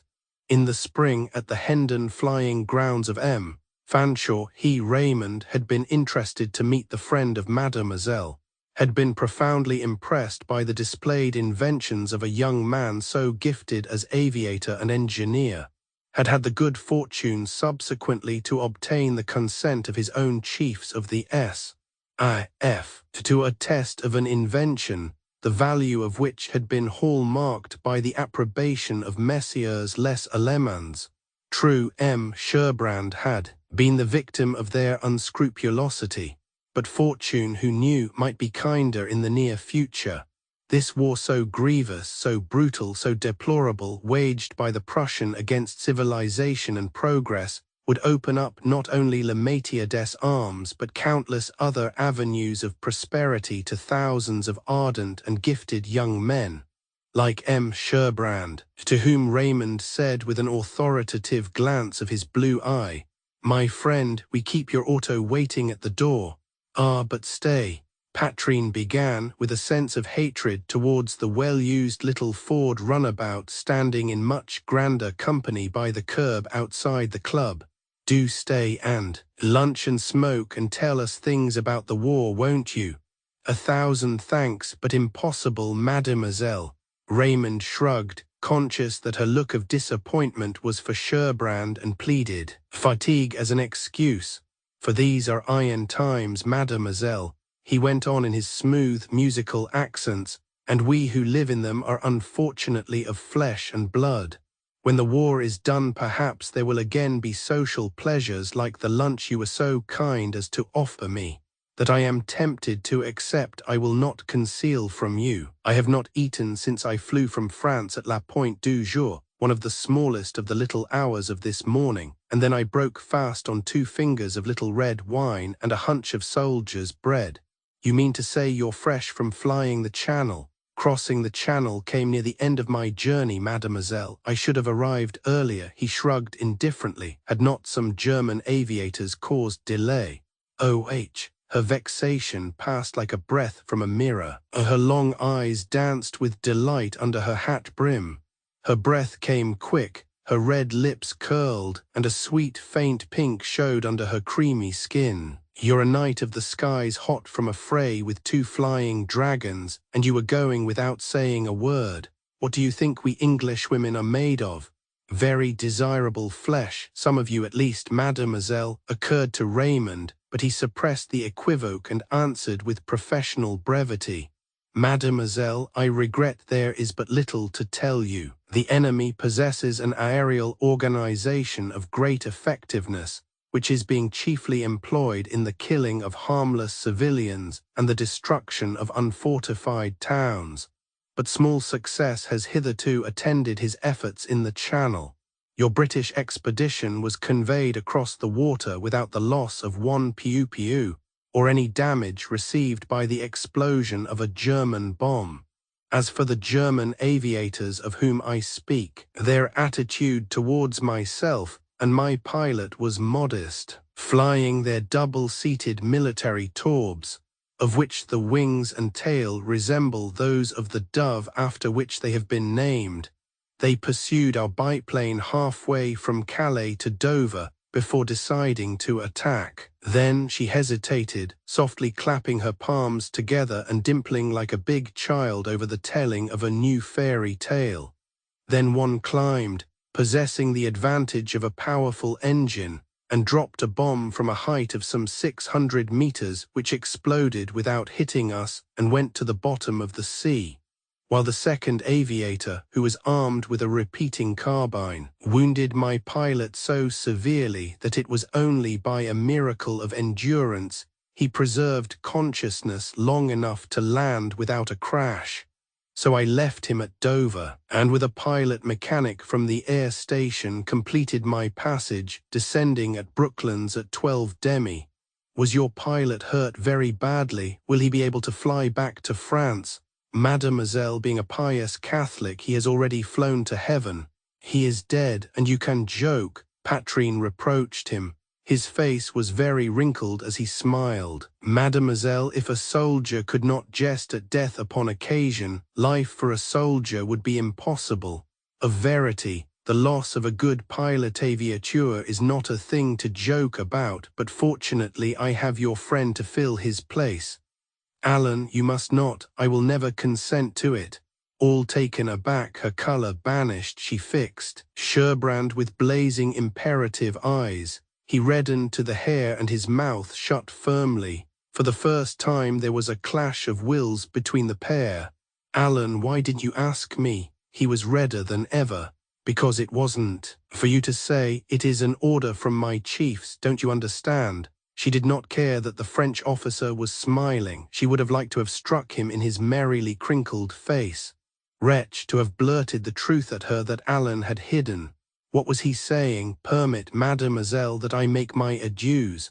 I go to secure an apartment where I may repose myself. Looked at Sherbrand, saying in his cool tone of authority, the Aldebaran, that is in the next street and a good hotel, is it not so? A little sleep will not come amiss after a cutlet and a demi-boute, and whilst I eat we will settle our affairs. A mon lieutenant. His gloved hand took Sherbrand neatly by the elbow. He was skillfully steering him towards the doorway when Patrine, white and flaming, placed herself in their path. My affairs come first, she was beginning. Shut up, came from Sherbrand in an exasperated aside whisper. My duty comes before you or anything in the world. It should come first for you if you cared a damn for me. No one but Raymond had overheard the curious, fierce colloquy. She felt literally scorched by the hot look of anger. She knew an agony like the tearing of the tissues of the flesh when Sherbrand passed her and went out with that gloved hand of authority upon his arm. Women are the devil, he thought bitterly, as he opened the door of the runabout Ford to admit the French staff officer. She'd had a shock in being told the news so suddenly, but to ballyrag me, to make me look such a thundering idiot before him. He swung the crank with violence and wrenched angrily at the levers when he took the driving seat. A gloved hand patted his arm, and Raymond's voice said in his ear, "Are you chagrined, my friend, because a handsome woman has made you a little drama? Think no more of it. I have forgotten for my part." He added as they got out at the Aldebaran, "I propose to detain you but a little while, mon ami. When we have completed arrangements for the start tomorrow, you will be free to return and make your peace with mademoiselle." "Thank you, sir. She was rattled at my telling her so suddenly about my commission," said Sherbrand, still beclouded. "Women are all like that, I suppose." "Except in France," said the agreeable voice of Raymond, "where the love of country is stronger in our women than the love of lover or even of child. It was so before 1870. They have remembered through the centuries as their sisters of Britain have not. They, the women of England, are patriotic, oh yes, but patriotism is not yet a religion to them. It will cost millions of lives and of blood and ocean to kindle that flame within their souls. Then they also will hold the bayonet to the grindstone with their soft white hands and say, 'Become sharp to drink the blood of Germans.' And they will mend the soldier's ragged breeches and clean the soldier's dirty rifle, and when they do they will not be less womanly. No, by my faith, nor less beloved by men. Try one of these. You will not find them too bad." He offered Sherbrand a cigarette and took a light from him as they stood under the Aldebaran's tall Corinthian portico. "One should always be accurate. When I told you that in France there lived no woman who was not patriotic, I was in error. Such a woman existed since 3 or 4 days. He blew out a puff of smoke and watched its mounting spiral. Then he resumed, She was very young, very pretty, the bride of a month, and passionately enamored. When her husband received orders to proceed with his regiment of chasseurs to the Belgian front, she made him a scene of desperation. She would do this and that mad thing if he did not take her. Then she became calmer. She had exacted a promise from her doting cavalryman. She should visit him at the front at a suitable opportunity. She chose her own moment, my faith. And what a moment! She appeared in her husband's quarters in the French cavalry camp near Antoineville when the Germans were attacking Dinant, when the cavalry division of the Prussian Guards and the cavalry of their 1st Division, with some infantry battalions and machine gun companies, crossed the Meuse, and we were to attack. She was lying in his arms, the little idiot. He told her to go and she would not.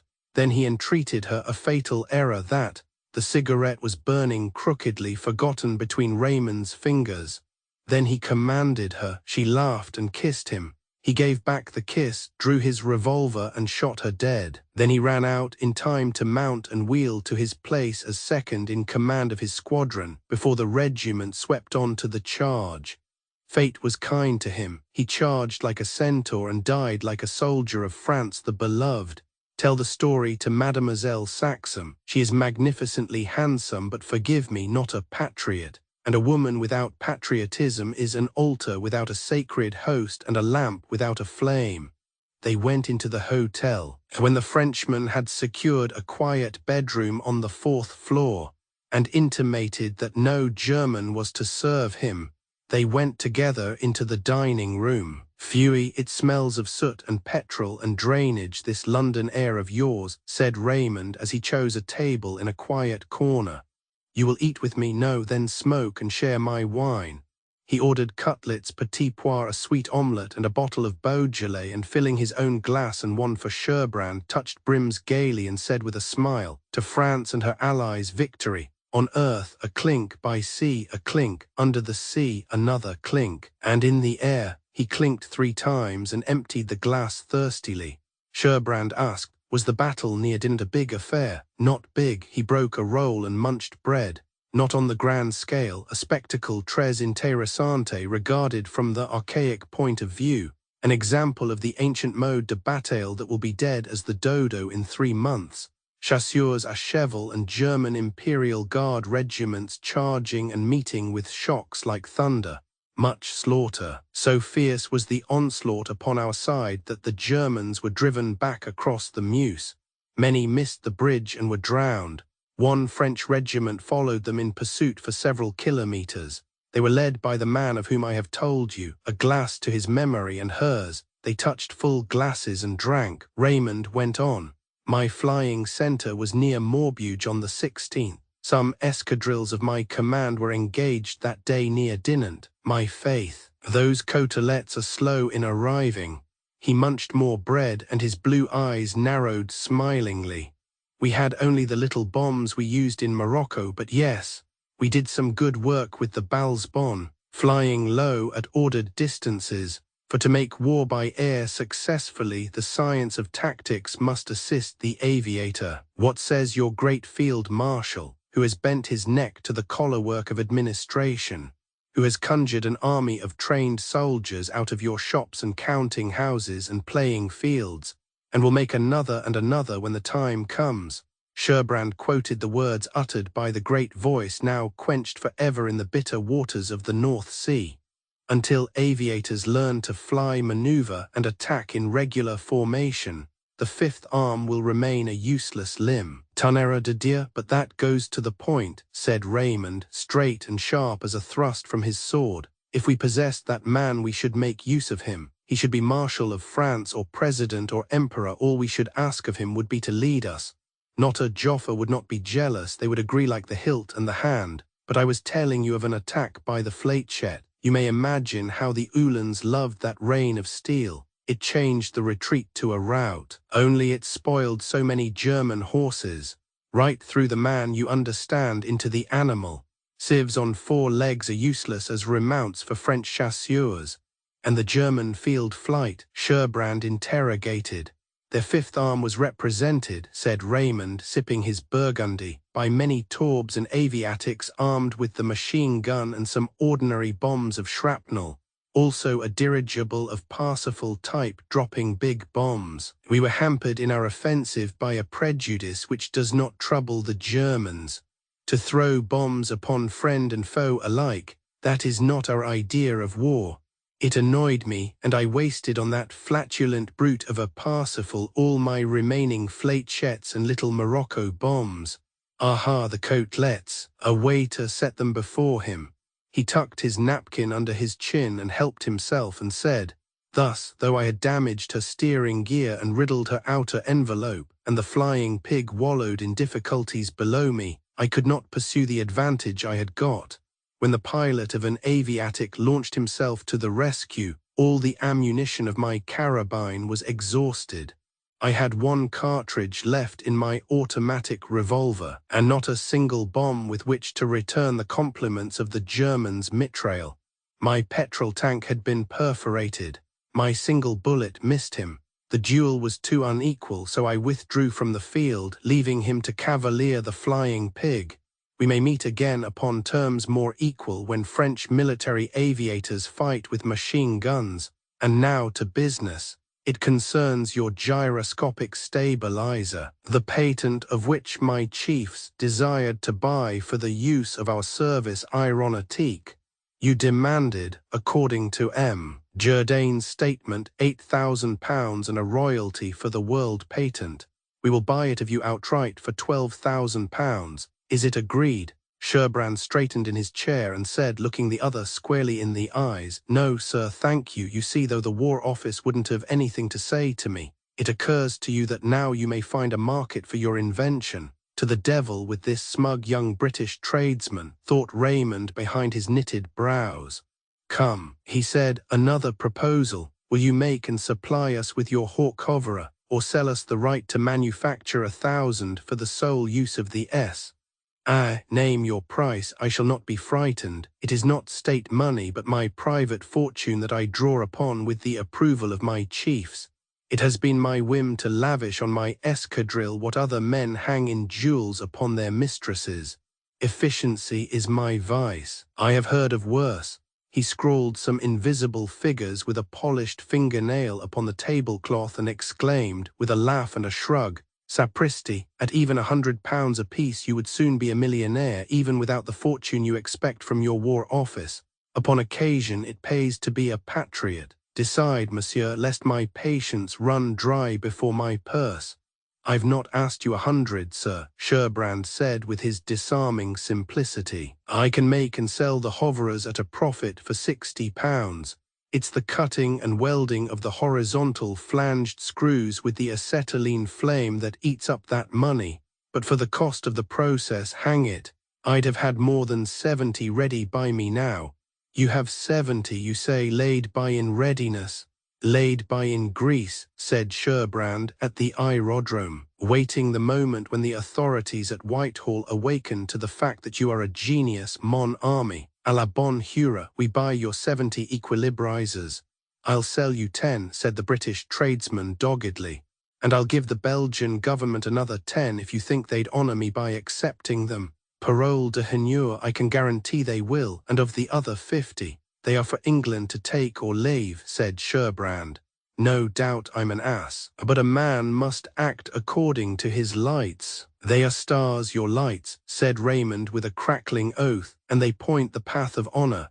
He pulled a cheque-book and a fountain pen from a pocket within his tunic and wrote a cheque on the Credit Lyonnais for the price of the 10 stabilizers, their packing, carriage and duty, saying as he signed and tossed the lilac slip of paper across the tablecloth, your endorsement is my receipt. For the stabilizers, they must be sent not later than tomorrow. I would give something if I could fly back to France with a couple in my valise, but patience. In a week at most we will give the Germans news of us. Perhaps I shall have the good fortune of a rencontre with my Boche pilot aviator. For listen, Lieutenant, he too possessed the device that solves for the avian the problem of stability. And listen well, he carried a young boy with him in the nacelle. It was the man who robbed you. Von Hernung could you not have guessed before? It seemed to Sherbrand that he had always guessed. Raymond went on. When I read of the finding of the wreck of your bird in the North Sea, I knew what coup the Prussian and his confederates had carried out. We had met in Berlin and at the Hanover aerodrome and at Paris, and I could have shot him the other day if it had not been for the child. The legions of the modern Attila employ women and babes as bucklers and breastworks by their emperor's order. Perhaps he carried the boy for protection. His moustache bristled like an angry cat's as he added, "A beastly idea, but the German idea is bestial. Well, au revoir, tomorrow, 6:30 we start from the aerodrome." He rose, whisked his napkin over his mouth and said, giving Sherbrand a hearty hand grip, "I shall be punctual, do not forget my compliments to mademoiselle." But Sherbrand was occupied less by thoughts of his angry love than by Raymond's story of the boy in the German warplane. He telephoned to Sir Rowland and to Saxham before he drove back to the club thinking, "Born, it must be born, out there in the midst of all those horrors, if I could only meet that fellow von Hernung. I've owed him no grudge because he robbed me, but for this I could kill him now." Chapter 58. L.A. Brabanson, you Saint Pat. Margaret, amidst Raymond's polite excuses, had recognized Sherbrand's hatchet face under the khaki cap. "You've stolen a whole morning for me from your flying man. Why didn't you tell me he'd come back to town? How perfectly top-hole he looks in tea leaves. Frankie and I came across that French officer who was with him last June in Paris. We've been rubbing noses on the strength of having met before. Is Alan going to the front? My poor Patams, it'll be your turn to be haunted. Here's Rona Helverlin." "Cheer, Rona, do tell us why you look so smudgy. Have you been hiding up the chimney of the House of Commons or bombarding a minister's front door with coal?" She beckoned, and Rona came stalking through the crush of marvellously got-up members, the round, fair, freckled boy face that topped her long swan neck and deceptively sloping shoulders pinched with weariness under the wreck of a Heath hat, her usually immaculate tailor-mades covered with the dust of what might have been a Claxton Hall conflict or a Downing Street demonstration, and strange fires burning in her light-lashed eyes. "Am I such a sweep? I feel one. But so'd you be grubby if you'd done the crossing from Folkestone to Ostend and back again to London without a dab of a puff. I'd an appointment here at 3:30.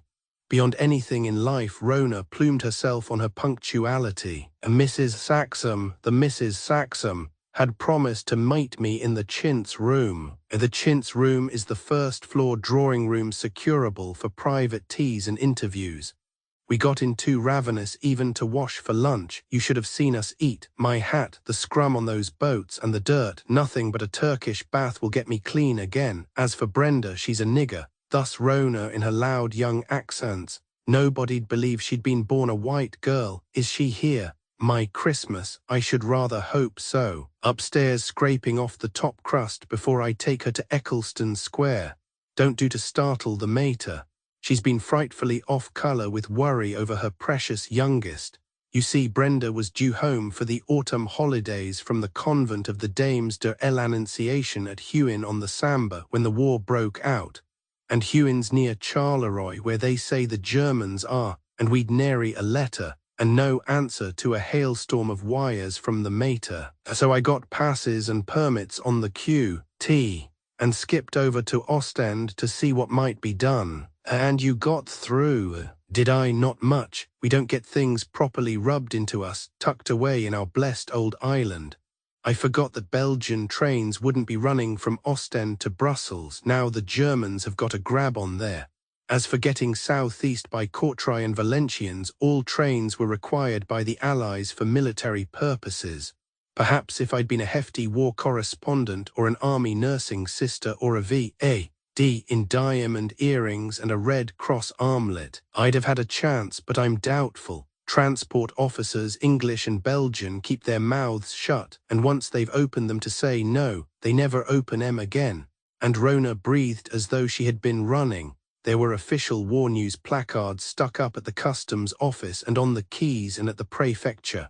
They said that the Germans under von Bülow have been having a scrap with the 5th French Army on the Sambre from Namur to Charleroi, and that the French have been beaten back, and the hospitals are crowded with Belgian and German wounded. She gulped, and something twinkled on her pale eyelashes, and trains crammed with more keep coming in and in. I've seen some sights, I tell you, that gave me horrors, that showed me even more than those Ostend quays and wharves and squares and places packed solid with refugees. Great Christmas! Shall I ever forget the devilish, hellish work of war? Refugees, common people. Margaret was a little puzzled. Rona nodded and repeated. Refugees, swells and mechanics, rag pickers and shopkeepers, sweeps, schoolgirls, lacemakers and students, professors, priests and prostitutes, Madame la Comtesse and her gardener's wife wheeling the babies in trams and go-karts, dust-covered, dirty, done-up, desperate, with faces that make you think of the damned in the Tartara scenes of Orpheus and Eurydice. And someone squealed my name, and there was Brenda, just got in with 3 of the sisters, and a baker's dozen of English pupils and a herd of other miserables, evacuated from Charleroi and Huin. 3.5 days on the journey, travelling by fits and starts on branch lines, tramping when trains weren't available, eating whenever anything was to be had and going without when there wasn't, sleeping in barns and on the floors of railway station platforms or waiting rooms. When they were lucky, such a pack of tramps you never saw in your life. But great Scott, how thundering glad I was to get hold of Brenda and whisk her away from that chorus of the damned in Orpheus, pent up like cattle behind ropes and moaning and stretching their arms out to the sea. Why on earth the sea? A foreign voice, resonant and rather nasal, startled Margaret by answering, "Pardon, madam." Because these most unhappy fugitives believe that salvation and safety may be found in England, from whence come those strong brown English soldiers who are fighting in Belgium now. "Are there?" Margaret was beginning, but Rona was introducing the speaker at length as Comte d'Asnay, Capitaine Commandant and Adjutant of the Belgian General Staff, attached to the General Staff on the 3rd Division of the Belgian Army. And d'Asnay was saying with a smile, "Mademoiselle bestows upon me all my titles, possibly because we Belgians have so little else left." "Except honor," snapped Rona. "Except our honor and our self-respect, and a few other non-negotiable securities," he said, "that do not bring us much of credit on the bourses of Vienna and Berlin." But Madame was asking of the refugees. Many from Liège have escaped to Antwerp or into Holland. Thousands are rushing from Namur into the bosom of France. But from Louvain and Brussels and Terlimont they flock to Ostend. The steamers of the Channel service are crowded with those who have money and can obtain the necessary laissez-passes. Your town of Folkestone is encumbered with arrivals. Were stones pillows, there would be a head for every stone. But those who have neither money nor passports, and many of these were rich a week ago, remain, as Mademoiselle has told you, to weep and stretch their arms towards the sea. They'd rush the boats, declared Rona, only that the companies keep up the gangways, I suppose. As she grimaced, the authorities at Ostend don't want a scare. They believe, I hope they may get it. There'll yet be an autumn season, hang these profit hoggers.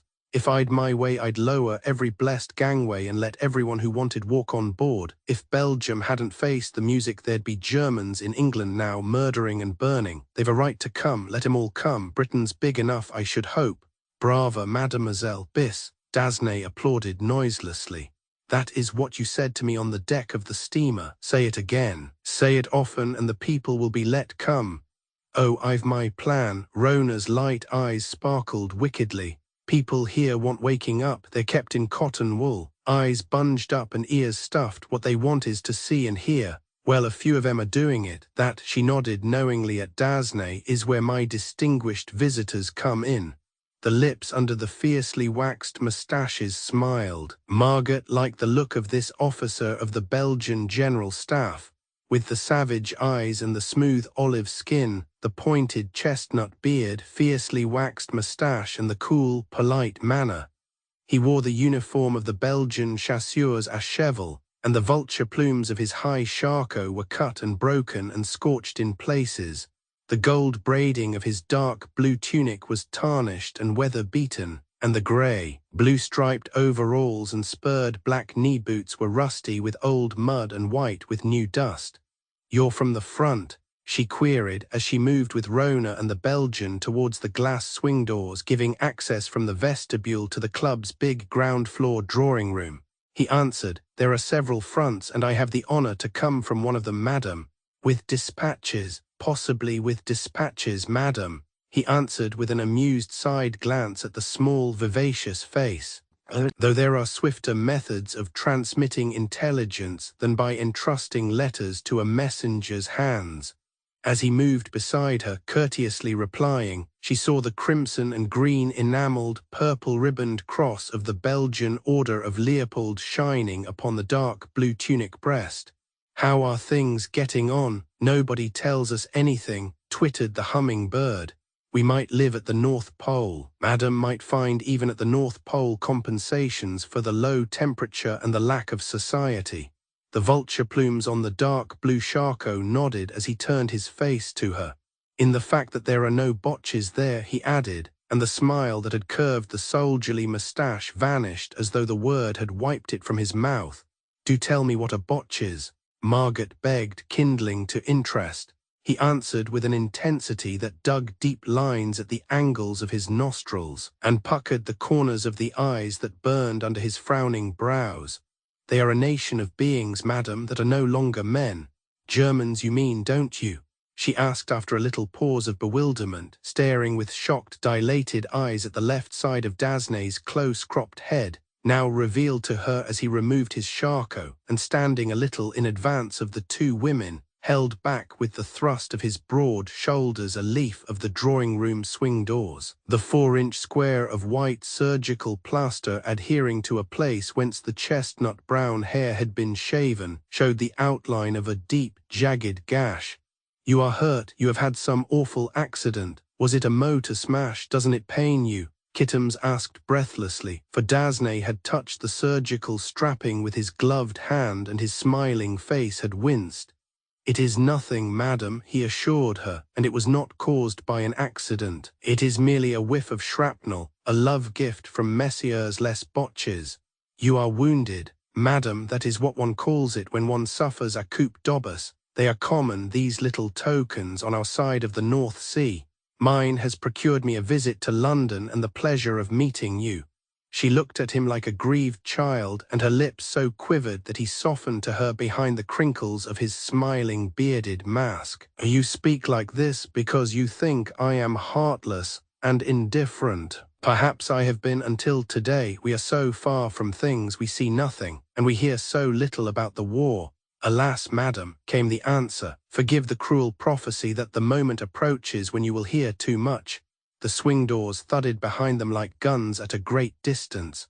The capacious ground-floor drawing-room, not usually crowded before luncheon, was thronged nearly to the walls. A vacant space in the centre presumably accommodated the distinguished visitors. But between these and Margaret's quickening curiosity intervened a solid wall of backs. The distinguished visitors must be royalties, decided Margaret, as she skirted the barrier, looking right and left for a peephole. Recognizing the vast back of Sir Thomas Braham, the skeleton back of the Goblin, the willowy back of Trixie Wastewood, the backs of Lady Beauvais, Cynthia Charterhouse, Tota Stannis, and Patrine Saxham, with other backs pertaining to divers dear friends, consolidated into the rampart of humanity over which the towering feathers of Vanity Fair nodded and bobbed and waved. "They're taking it in," Margaret heard Rona mutter behind her. "Somebody's playing off a joke on us would be the first thing that had come into their blessed heads. Well, let him think what they choose.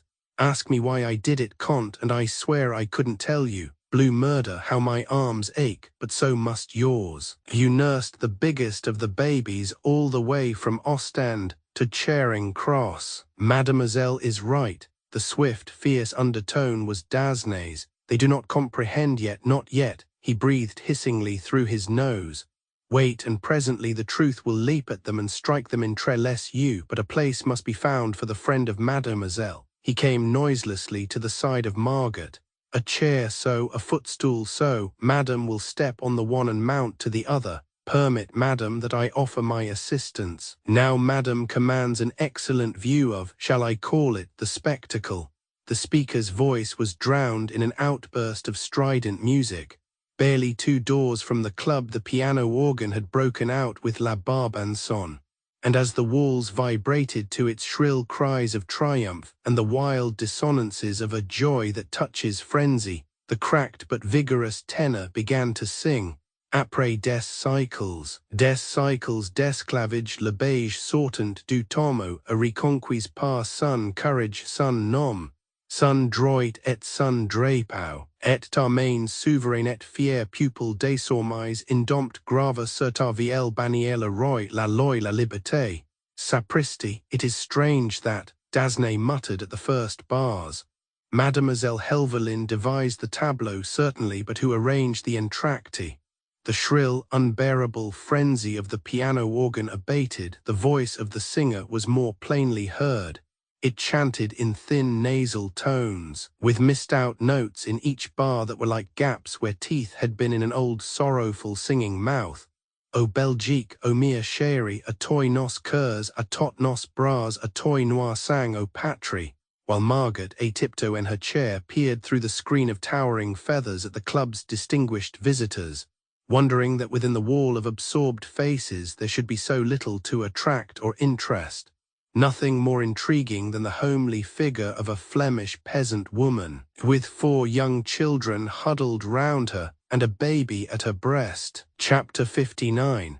Desolate advance guard of the vast army so soon to invade the shores of Britain.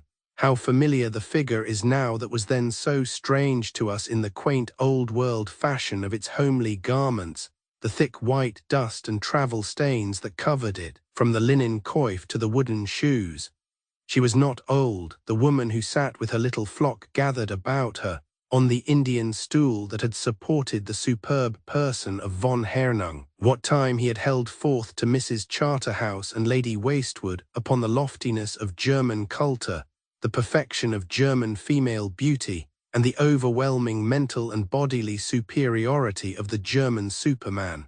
A Walloon peasant from a village near Jodoigny where she and her husband had worked upon a tiny farm.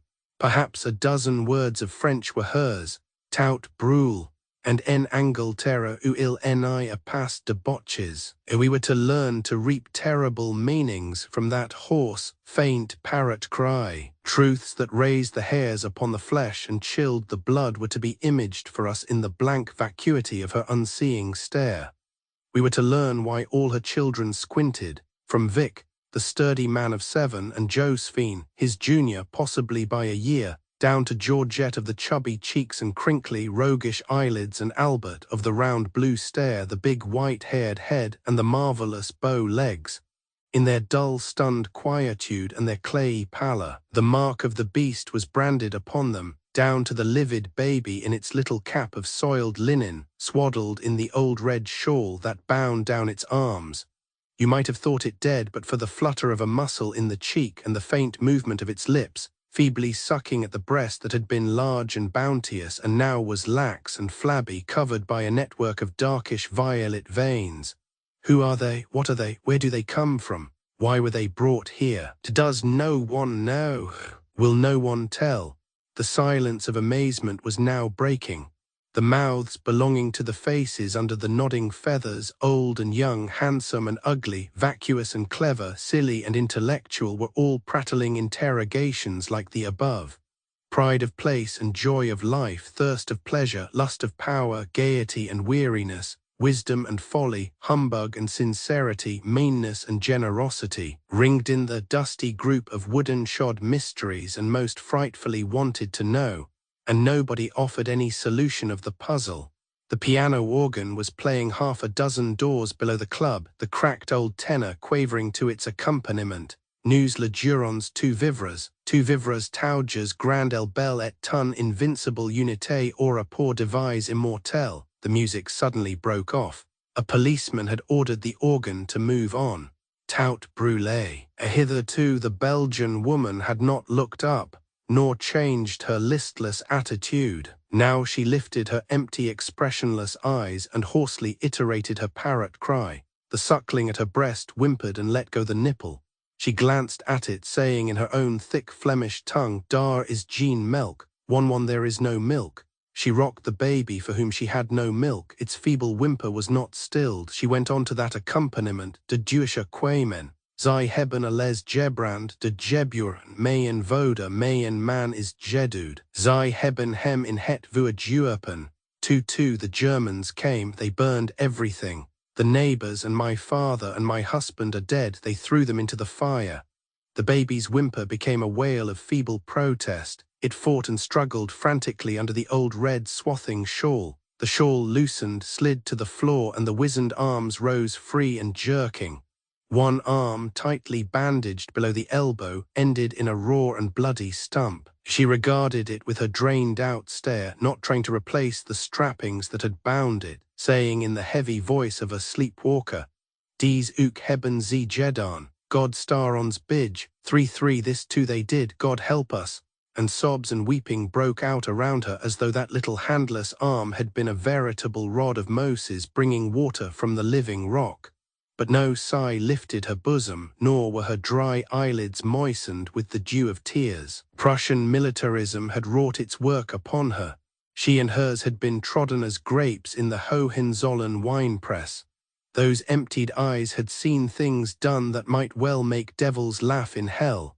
The club walls vanished away as we looked, and behind that stricken figure spread the devastated plains of Belgium, the sorrowful, the glorious, who has endured agony and shame unutterable, that her neighbors might go free. We had a vision of the Son of Man descending in a blood-red, rainy dawning, and heard him saying to the apostles of German culture, "Inasmuch as ye have done it unto the least of these, ye have done it unto me."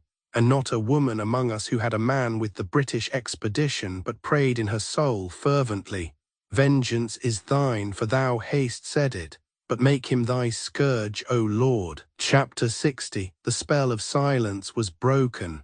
Excitement ceased as Patrine escaped out of the crush in the drawing-room and returned to the vestibule. There, subsiding into one of the tall back chairs beside the table that held the members' register and visitors' book, she waited, hoping against hope that the tall figure in khaki might reappear under the club portico. "Patrine, oh, Alan, you came back after all." Her gloom changed to radiancy. She rose up as the tall figure of Sherbrand passed under the portico and hurried to him, emptying her budget of regrets. "I've behaved like a cad, do forgive me, don't be wrathy, but you can't be or you'd never have come back. You dear, it's all right." He caught the outstretched hands in both his and wrung them. "Forget and let's be happy." The truth about Bourne tugged at him as he said the words, but he had determined not to torture her with that horror. He went on with the frankness that she found so lovable. "I was vexed, but it was idiotic of me not to have told you about the commission before.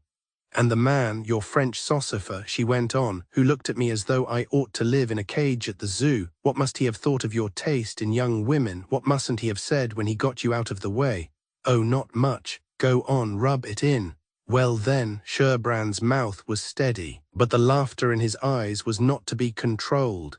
"He saw I was fearfully sick at your having shown temper before him, and he told me not to be chagrined because a handsome woman had made me a little drama." She winced and set her teeth on her crimson underlip. "He knew I'd ask and you'd tell me. He saw me squirming in his mind's eye. Oh, and how he's hit me off. For I was awfully like the heavy leading lady of a tin travelling theatre company. Aren't you ashamed of me? Don't you loathe me?" She wooed with entreating eyes. "Rightfully, tell me where can we have a cosy talk together? I've got a whole hour before I'm due at Hendon," he said. "The rose and green divan, but there are sure to be people smoking there." "Oh, I know, the little library, nobody ever goes in and it's got a door opening into the divan. Friends of members aren't admitted into the library, but if you're caught there, you say you were coming out of the divan where outsiders are allowed and open the wrong door you switch on." He nodded, repressing the desire to ask in whose company she had been caught there, and followed the tall lithe figure down a short corridor leading to the back of the ground floor. The corridor ended in the little library, a studious apartment of bathing machine dimensions, walled with curiously new-appearing books of information and reference, and containing 2 small writing tables, each supported by a rosewood-stained Windsor, a brace of baskets and 2 deep, cushiony Rothmore chairs. A member of mature years and mountainous proportions slept placidly in one of these, with Whittaker's peerage balanced at a perilous angle on the vanishing indications of what must once have been her lap. The subdued murmur of voices trickled in from the adjoining smoking room, with vaporous wisps of Turkish and Virginia. Save for the stout slumbering member, the lovers were beautifully alone. "Good, oh boy, to have got you back again," Patrine said breathlessly after their kiss. She dropped down noiselessly into the springy embraces of the vacant Rothmore, and Sherbrand, smiling, perched upon the chair's broad arm. "This is an unbecoming contrast, isn't it?" She leaned her beech-leaf-tinted head against the plastron of the khaki tunic as his strong hand crept behind her supple waist. "But I don't care, I can't think of anything but you, Alan. When do you start tomorrow? And from where? I suppose you mustn't tell me," she sighed, rubbing her cheek against him as the strong arm embraced and held her. "Oh me, what it is to be the sweetheart of a soldier. Why, Alan," she lifted her head and looked at him, frowning, and her long eyes were black between the narrowed lids. "Do you know how your heart jumped when I said soldier? Does it mean as much to you as all that?" He began to stammer a little.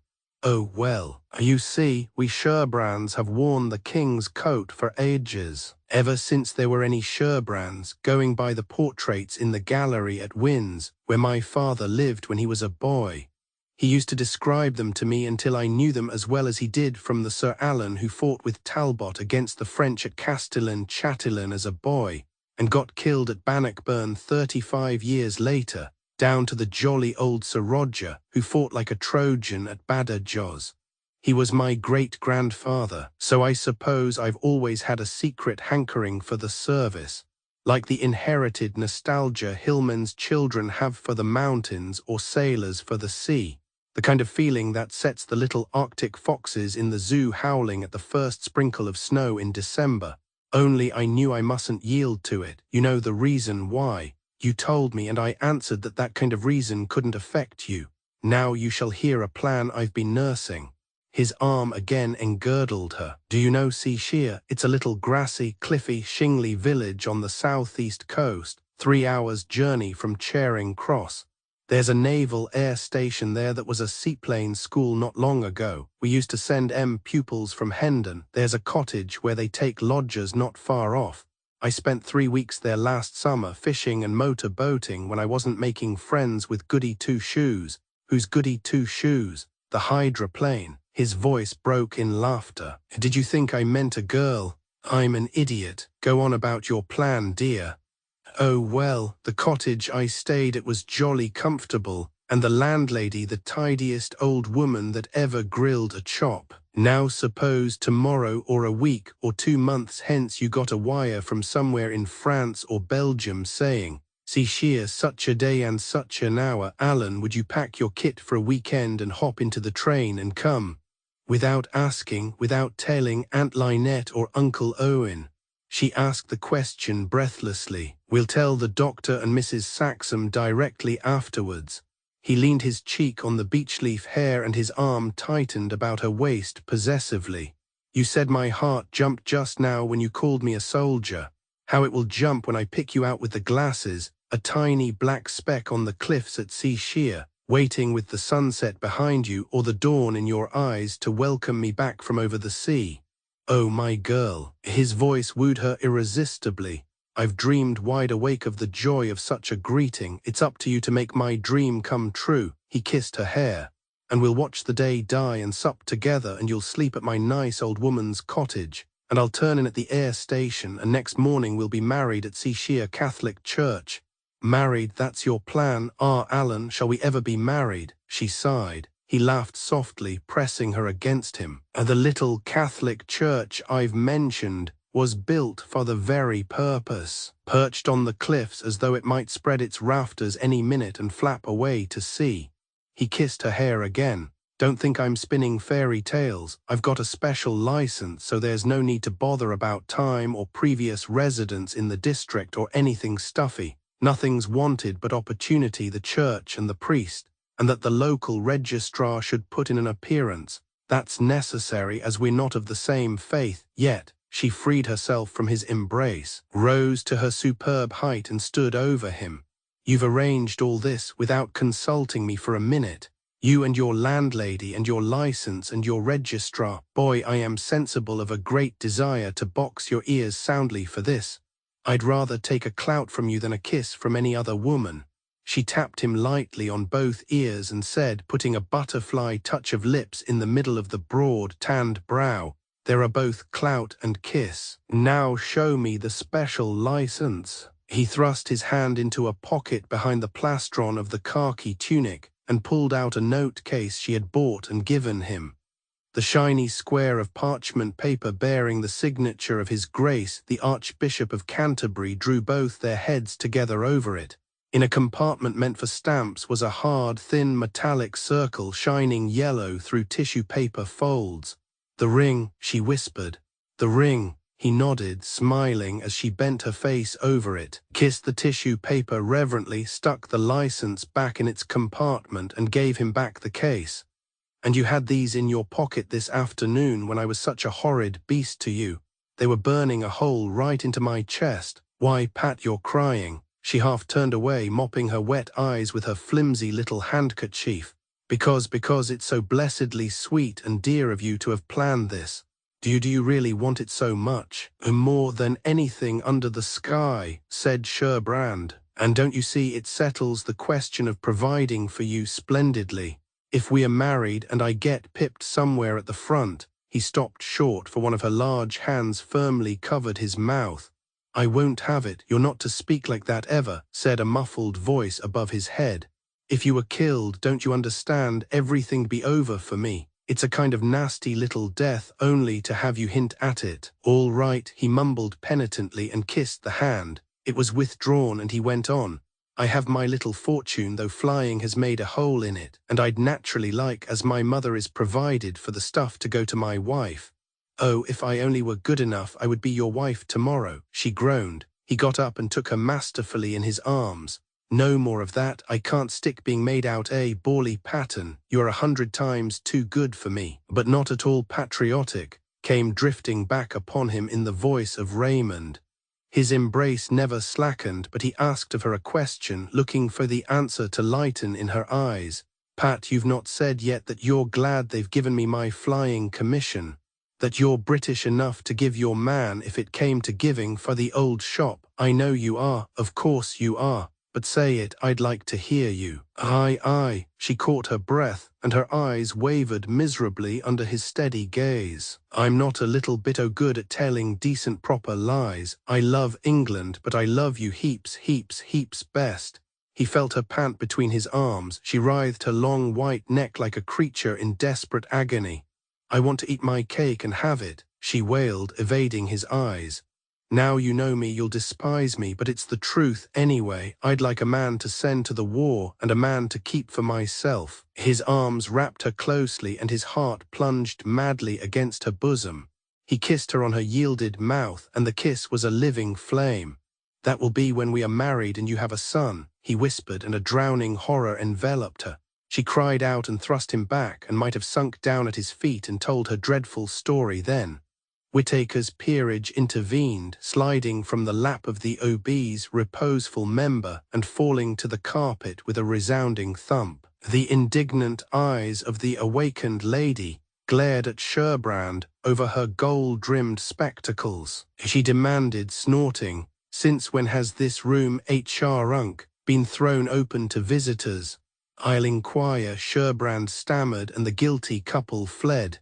That night Patrine wrote on a card "See Sheer," and then Safta wore it in her bosom. But many weeks were over her head before the call came. Chapter 61. Meanwhile, everybody who could get near the Belgian refugees excitedly pressed hospitality upon them. The desolate mother was termed "poor dear" in a dozen different keys of sympathy, but she only looked with dull, vague eyes in the faces of would-be philanthropists. When kindly hands tried to draw the little ones away, she grabbed them and held on. "She doesn't understand us, the poor dear creature." Thus the goblin, gulping within her rows of pearls, red-eyed under her towering osprey panache. What she has suffered, it shatters one to realize. Can one credit that dear Count Tydo could have belonged to such a race? Miss Helverlyn claims her by right of discovery, I believe, so farewell to my plans for her benefit. But Belgians, I understand, are to be had in any quantity, and Belgians I must and will have. Think of those rows and rows of new cottages standing empty at Wat Regis, and that huge caravanserai that nobody can live in at the corner of Russell Square. Do you hear me, Sir Thomas? Oh, how clever of you, Lady Eliasson. Sir Thomas, listen. Lady Eliasson positively promises that Sir Solomon shall interest himself in this. Of course there must be a fund and a committee and a headquarters. The fund must be huge, the committee representative. Dear Lady Beauvais is to be our Hon. Secretary. With your legal knowledge and influence and your passion for philanthropy, Sir Thomas, don't tell me you are going to keep out of this. You are damned if you do, did you say? Bless you, who are these queer people coming in? Two nuns in the familiar habit worn by Roman Catholic sisters of charity, little black-robed figures with starched white coifs, broad white gimps and flowing black veils, had passed the club windows a moment previously. A tall, slight woman in Quaker grey had seen and hurried in pursuit of the sisters, recognized as members of a Belgian community, to whom Mrs. Saxham explained the situation, speaking in her exquisite French. The sisters replied in a less polished accent, their discreet eyes ignoring curious glances as their guide ushered them into the crowded drawing-room. The crowd parted before them, revealing Rachel and her children. The nuns moved forwards and stood within the radius of those heavy, vacant eyes. Life leaped into them. She cried out in her thick Flemish tongue and was answered, and rose up, the children clinging to her. In a moment the sisters had advanced upon her, taken the baby from the cramped arms that now resigned it, taken the mother also into a pair of black-sleeved arms, and she was weeping on the bosom of charity and telling them the dreadful story that is told anew every day. Presently she and Vic, Josephine, Georgette and Albert the big-headed were eating cake and drinking coffee under the sheltering wing of the sisters. But though some elderly members still hovered in their neighborhood, the question of a fund and a committee had usurped the attention of the club. Lady Eliasson and Lady Watt were selecting a quorum. Rona Helverlyn had proposed to Lynette an adjournment to the chintz room. They had reached the swing doors of the drawing-room, when with violence they banged open to admit Brenda Helverlyn in the maddest spirits, escorted by Doda Foltelbar and Sissy Eliasson, and half a dozen of the wilder, younger members of the club. Said Rona, barring her junior's way with a long, thin arm as Brenda rollicked past her, Mrs. Saxham, let me introduce my sister Brenda. Brenda admires you frightfully. Brenda, staring with wide, bright eyes at the object of her alleged admiration, offered a pink, moist, recently washed hand to Lynette. At Rona's indignant exclamation she started and pulled away the hand, stammering, "They wouldn't let me. Wouldn't let you change into decent clothes when I'd phoned home to have some sent here. Tell me another." Well then, the things hadn't come. And if they haven't, why not have stayed upstairs until they do come? All alone. Oh, I couldn't. Anything awful might happen up there. The peach face of 16 winced and the eyebrows puckered. And Doda and Sissy simply love me in these things. They said I must come down and be seen. Doda and Sissy and the guilty 6 exchanged rapturous winks and grimaces. Certainly a damsel of 16, whose superb crimson tresses are crowned with the squashed ruin of a muslin Trouville hat, and whose slender form is draped in the wilted wraith of a light green aquascutum, is more than likely to create a succès fou on her appearance in a London drawing-room. Seen, Rona snorted. Well, you are a sight, there's no denying. From your head to your feet, my Merry Christmas, what have you got on your feet? Brenda tittered nervously, poking out a slim foot in a huge golosh lined with wearied red flannel. They're the mere economes. There wasn't time to dress properly. We were turned out of the convent, haven't I told you? Just as we stood, it was early in the morning. 7 o'clock mass was just over. We were trooping into the réfectoire for coffee. We went to mass and did our lessons in spite of the awful guns. Then all at once she began to laugh, and a mask of fine glittering dew broke out over her peaky face from the temples to the upper lip. The earth began to shake. The French were retreating from Charleroi. They streamed past and past, horsemen and guns and marching men, just as they'd gone by 2 days before when we waved and cheered them from the garden.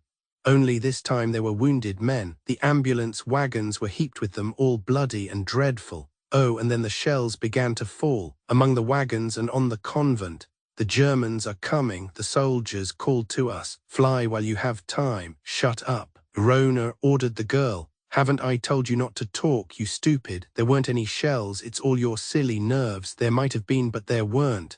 But the shells were hitting the convent walls and bursting. The house was on fire, and the French commandant said to the maîtresse Gainere, "It will be rassé over your heads if you remain, madam. On ni fate quartier a person less alemans. They are advancing in incredible numbers. The road to Calais lies open before them because of the great catastrophe of yesterday. Our hearts are sad, not only for our own losses, but for the misfortunes of our friends across the— Will you be silent? He never said so." With her scarlet head surmounting the shiny waterproof, Brenda rather reminded one of a green hackle, the likeness to the splendid gauze-winged fly being increased by the brightness of her eyes. Very round, very wide open, and with strange lines radiating from the pinpoint speck of pupil to the outer band ringing the hazel irids, they stared from that crystal-beaded mask of hers. "But Rona," she reiterated, bewildered by her senior's vehemence of contradiction. "He did say so, and the convent was burning when we left. If it was, you're to forget it, do you hear me? And look here, if you dare to talk like this at home—" "I won't. I know the mater mustn't be upset. Look here, I'll swear I won't if that'll do. Only don't say I've got to stop upstairs, will you? They're so gay here," Brenda pleaded humbly. "It'll help me to forget." "All right." And with a warning scowl from Rona, the sisters parted. Lynette Saxham asked, looking after the little bizarre figure of Brenda with wistful tenderness in her eyes, "Will she recover from the shock of the horrors she has seen the more quickly because you forbid her to speak of them?" "I don't know, I haven't thought. It's my mother I bother most about. You see, Roddy's my brother, has gone with the expedition. If Brenda talks rawhead and bloody bones, but I'll take care she don't, the little fool." The eyes of both women followed the funny little figure. Lynette said as it was absorbed in a crowd of laughing friends, "Would you prefer that we finished our talk here?" She glanced at the settee in a glass-screened angle near the fireplace, and Rona assented with evident relief. Her chiefs of the WSSS, she explained, were anxious that Mrs. Saxham should consent to speak at the Royal Hall mass meeting of protest against the delay of Parliament in passing the woman's suffrage bill. The meeting was fixed for the middle of October. Mrs. Saxham's sympathy with the movement was to be gathered from her writings. A personal expression would be valued by the WSSS. "I am in sympathy to the extent of joining in any form of protest or any description of organized demonstration that is not characterized by violence," said Lynette. To brawl at public meetings. Rona wondered whether she had heard of her own balked attempt to heckle the bishops at the Guildhall banquet. To assault public personages and damage private or public property is not the method by which the franchise will be gained. To make war upon men is not the way, I think, to win their suffrages for women. But I will gladly speak at the meeting. Please be kind enough to tell the chiefs. It's awfully sporting of you when you've been in such trouble. It must have been quite too awful, bungled Rona. About your boy.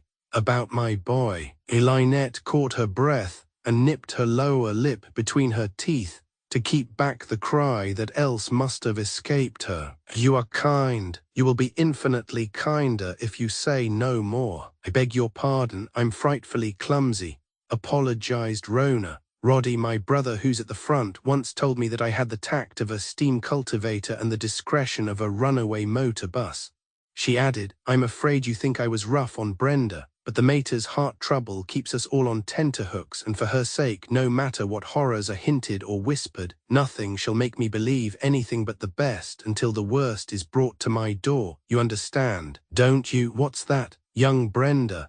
A gust of laughter drew the eyes of both women to the green hackle, who, surrounded by an appreciative circle including Margaret and Trixie Wastwood, Cynthia Charterhouse, Doda and Sissy, was performing the maddest pas-seul that ever held the floor.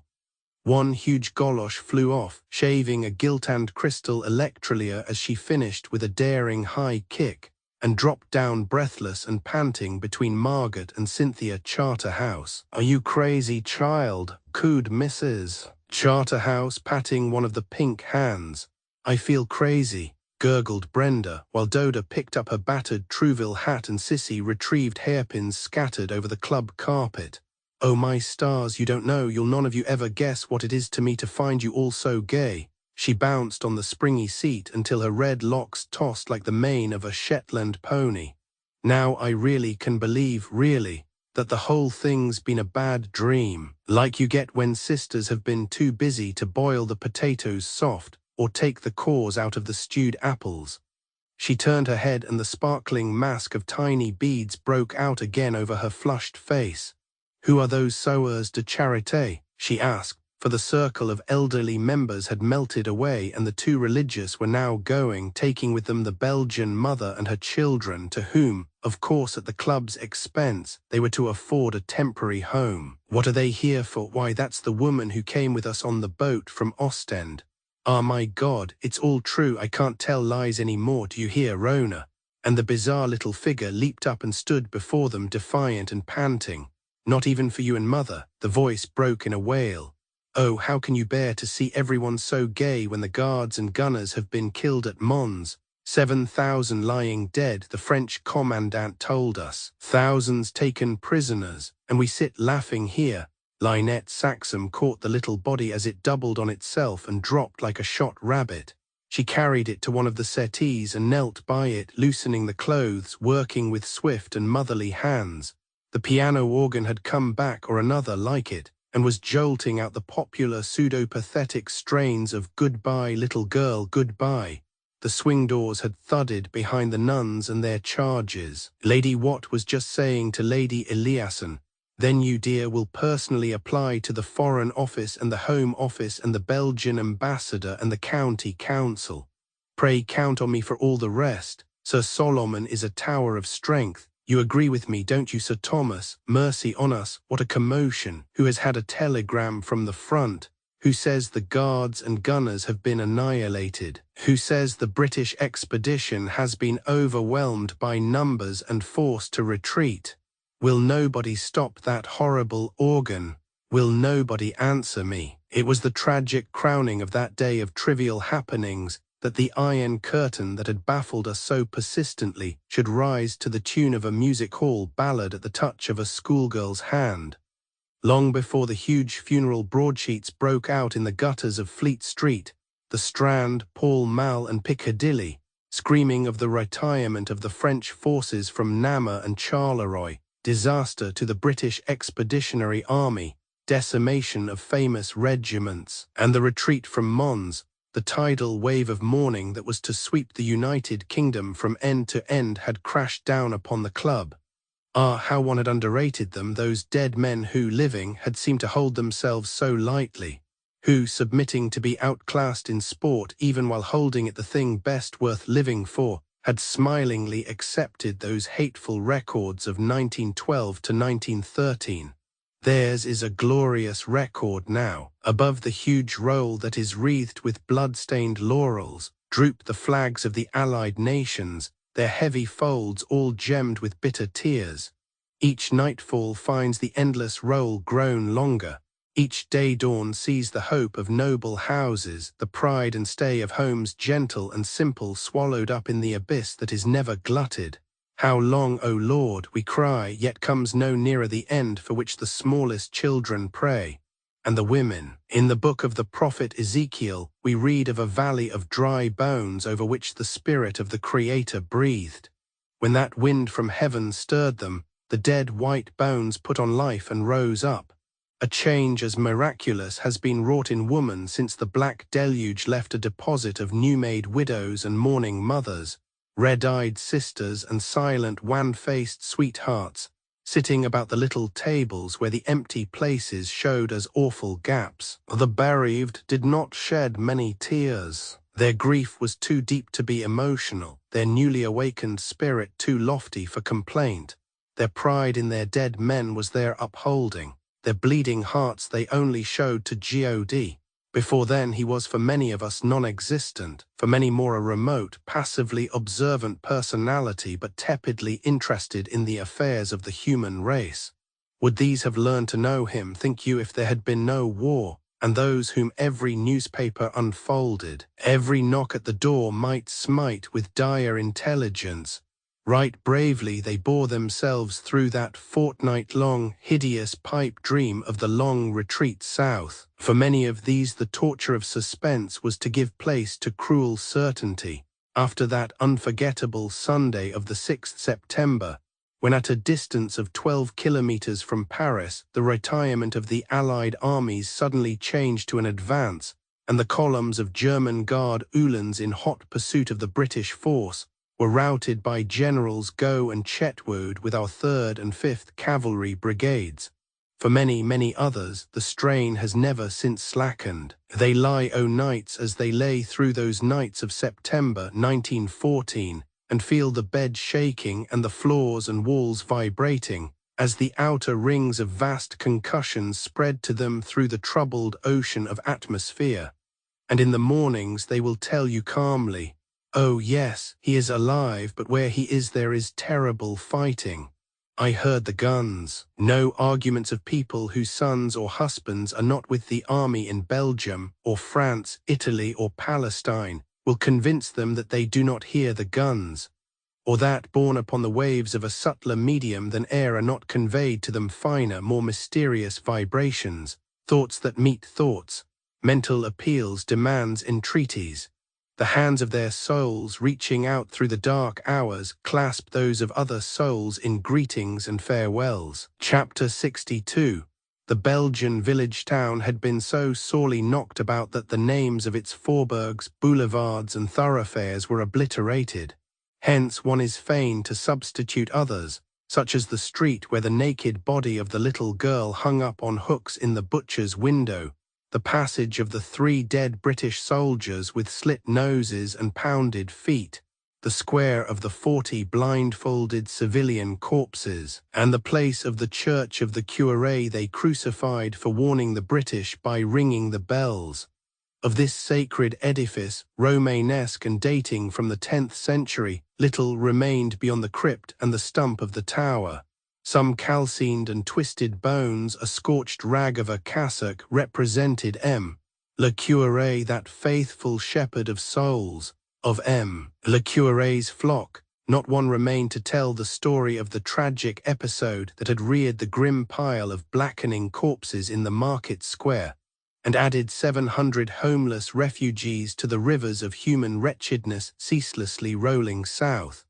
In the bright sunshine of the fine October morning that had followed a night of rain and thunder, the grimly altered shadows of shell-torn buildings lay black on the ripped-up pavements and shrapnel-pocked walls. A sandy white cat lapped gratefully at a puddle, a dishevelled fowl pecked between the cobblestones, a pigeon or two preened on the broken ridge tiles. To the eye of a skilled observer hovering hawk-like in the hot blue heavens, raking the streets through high-powered Zeiss binoculars, nothing human remained alive in this Isildama. Yet when the 2-seated bomb-carrying Taube with the big man and the small boy in it had banked and climbed, and hummed away southwards on its aerial mission of ruin and destruction, one British officer, sorely wounded, lay in what had been the ground-floor living-room of a well-to-do baker's shop. A captain of a Guards infantry battalion belonging to a brigade of the 1st Division of the 1st Army Corps. Marching, counter-marching, digging, and fighting rearguard actions had kept the brigade's hands full during those blazing days and drenching nights of August and September, whilst the battered divisions that had borne the brunt of the huge German offensive reduced to 1/20th of their effective, had hurried southwards, leaving a trail of blood. Those other beggars have had all the luck. The brigade had growled when it had any time for growling, but it had won shining honours at the Marne and had been heavily engaged at the Aisne, losing many of its men and officers. In the Aisne battle, particularly, the man we are concerned with had one special mention in dispatches for a deed of great gallantry. 3 days previously, an order from General Headquarters had moved his battalion on the little village town. Their RFA battery had been posted a quarter-mile distant, commanding the northeast and east where the Germans were known to be. Machine guns were placed at the principal road ends, debouching on the west where the Germans might be. The main streets had been barricaded with transport wagons and motor lorries. All the Maxims left had been hidden behind the sandbagged windows of a factory, a gaunt brick skyscraper, long a thorn to the beauty-loving eye of M. Le Curé. The walls of houses ending streets leading to the country had been loopholed for musketry, and a howitzer from the battery and a machine gun had been spared to protect the bridge south of the town, a little place resting in the elbow of a small babbling river. Watches and patrols had been set and pickets placed, and then these war-worn Britons had dispersed into billets or gone into barracks, too weary to eat, craving only for sleep. That big mound of blackened ruins near the railway station, left intact for strategic purposes by the enemy, now stood for the barracks, just as that calcined heap of masonry and twisted iron girders at the town's north angle now represented the hospital. Both had blazed, two huge, unquenchable, incendiary shell-kindled pyres to light the retreat of the battalion south. Secure on those points of menace, northeast, east and west, the exhausted battalion had slept like dead men. The townspeople, relieved in mind by the presence of so many English soldiers, slept like Flemings, very nearly the same thing. The burgomaster slept. M. le Maire followed his example. M. le Docteur and M. l'Avocat slumbered profoundly too. Only M. le Curé, being restless for some reason or other, resolved to spend the night on the church tower in the company of his breviary, an electric reading lamp, a bottle of strong coffee and a battered but excellent night glass, the property of his late maternal uncle, an admiral of the French Navy. 4 hours they had slept when a furious clangor from the church bells awakened the sleepers. Shrill whistles screamed, bugles were sounded, staff officers and company commanders clattered out of their quarters. The battalion jumped like one man to its feet. Voices talked over the wires of the field telephones. An artillery patrol leader had ridden into the advance of a column of heavy motor lorries approaching the bridge that crossed the river, carrying the highway that had brought the battalion from the south. Lorries heavy laden with French infantry, for an outpost's flashlight on the advance had revealed the Allies' uniform. Well, what of it? French troops were in the east, upon the Ussur, but still the crazy church bells jangled and clanged and pealed, shrieking, Réveillez-vous, messieurs les Anglais, vous êtes surpris les Allemands sont ici, réveillez-vous, aux arms, and another broad arrow of dazzling blue-white light showed motor lorries packed with spiked helmets and green-grey tunics, behind the kepies topping men in blue coats and red breeches. The gunners of the howitzer, spared for the point commanding the road south of the bridge, were picked off by German sharpshooters before they could fire. The officer with the machine gun was bayoneted and the gun itself seized. Revolvers cracked and spat incessantly. Bayonets plunged through the darkness into grunting bodies. Britons and Boches strove in a melee of whirling rifle butts and pounding fists, and by the light of star shell, shrapnel and machine gun fire from the other side of the river began to play indiscriminately on the assailants and the assailed. Under cover of this fire, the Germans would have rushed the bridge, but for the factory stuffed with machine guns pumping lead from its windows and the howitzer. Oh, bully for the howitzer, thought the wounded man. His company had been entrenched as a reserve near the bridge in the mouth of a faubourg running westwards. They had doubled out to support the bridge party in the moment of alarm. He had been shot then in the right arm and had gone on using his revolver with the left hand. It was not until some well-timed shrapnel from the RFA battery northeast of the town began to burst among the green-grey uniforms, and the Kaisermen took to their motor lorries and went off, carrying their wounded and leaving many dead, that Frankie had been sensible of any pain. "You've been pipped, old man," had said the commander of the bridge company, mopping a smudged and perspiring visage with a handkerchief that shrieked for the wash. "By the great brass hat, so I have, but I'd forgotten all about it," said Frankie, surveying the carnage in the golden sunlight of the newly minted day. "Look at these fellows in French uniforms. It's an insult to the Allies to bury 'em like that. Couldn't we take off the blue coats and red baggies before we stow 'em underground? And the prisoners, what beauties, whining camarade to our chaps and putting their hands up for mercy. Do they suppose," the speaker ceased, for the brother officer who had commanded the bridge company was absorbed in looking through his binoculars at a silvery speck in the western heavens. It grew into a British RFC scouting biplane that came droning overhead at 4,000, circled, fired a white rocket for attention, dived nearer, circled again, and dropped a scrawled message in a leaded clip bag. "Enemy column, infantry with motor lorries and 2 guns crossing river, bridge a mile to the west of you, hurrying hell for leather north, dropped them 2 bombs. Bigger column advancing from north with more motor lorries and howitzers. Look out for squalls that direction. Roads to south all clear. Those crossing the bridge to west of us will be the gentlemen who came round that way to leave their cards," said the lieutenant colonel commanding as the biplane sang itself away. "Probably a column detached for the surprise from the bigger force to the north. Well, we seem to have finished top dog. Let's hope they won't tackle us again until the men have had their coffee. Phone the brigadier at Zill, and wireless the news of the scrimmage to the divisional commander at Bakes and Marwick's 30 miles south of us, and get a message through to Sir Kenneth." He named the general officer commanding the AC to which the brigade belonged, "and give details to the GHQ at St. O. Don't forget, not that we'll get much credit over this." The colonel scowled, surveying from the sandbagged window of headquarters situate in the factory, the long lines of stretchers being trotted off by the R.A.M.C. bearers to the town hospital. He rubbed his finger under the bristles of his close-clipped moustache with a rasping sound that conveyed his irritation as he went on. "That's the worst of these rotten little advance guard actions. They're expensive, infernally expensive. The casualties are heavy and the credit nil."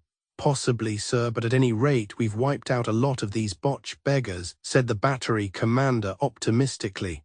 "Halloa, bird over, and it's a botch plane." A 2-seated Taube, shining silver in the morning sunshine, had come out of the golden mists to northward, rolling up the landscape under its steel belly with wonderful steady swiftness. At some 3,000 above the town it hovered, making a queer buzzing noise. "I've heard that song before," said the adjutant, his eyes glued to his binoculars.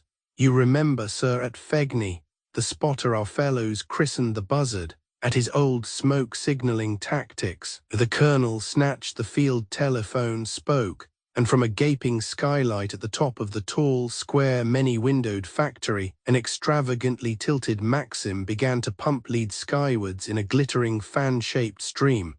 "Queer effect, uncommonly. Looks as if it were raining upside down. Gad, I believe that hit him," he added, as a small dark object fell from the Hunnish monoplane. But it was only the inevitable miniature parachute with the smoke rocket attached to it, belching gouts of black vapor.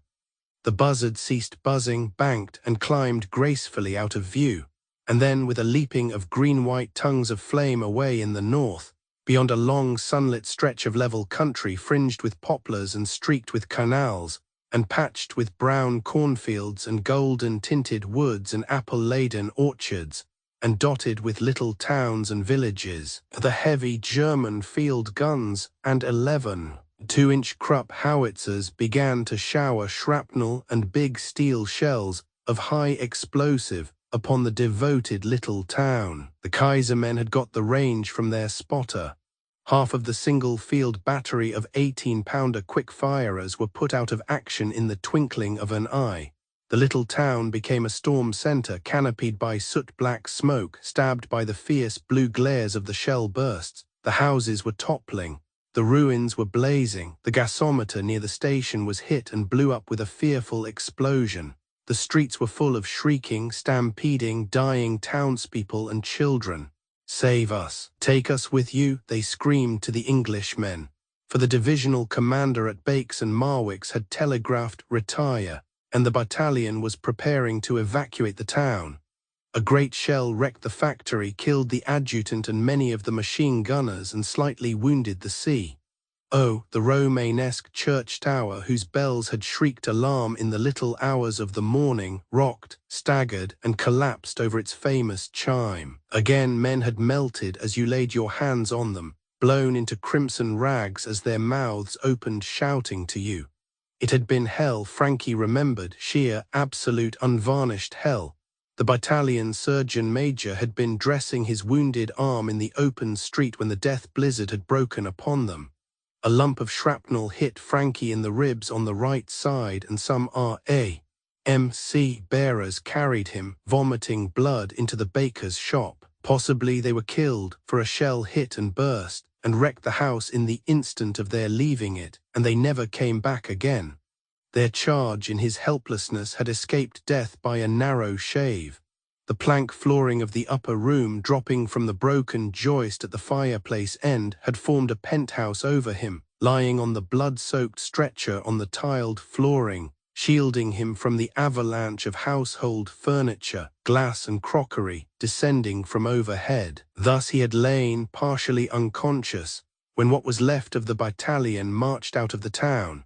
Most of the population followed on the blistered heels of the British soldiers, helping to carry the stretchers of the wounded and crippled men who under that blizzard of fiery death had been got out of the burning hospital. Not all had been got out.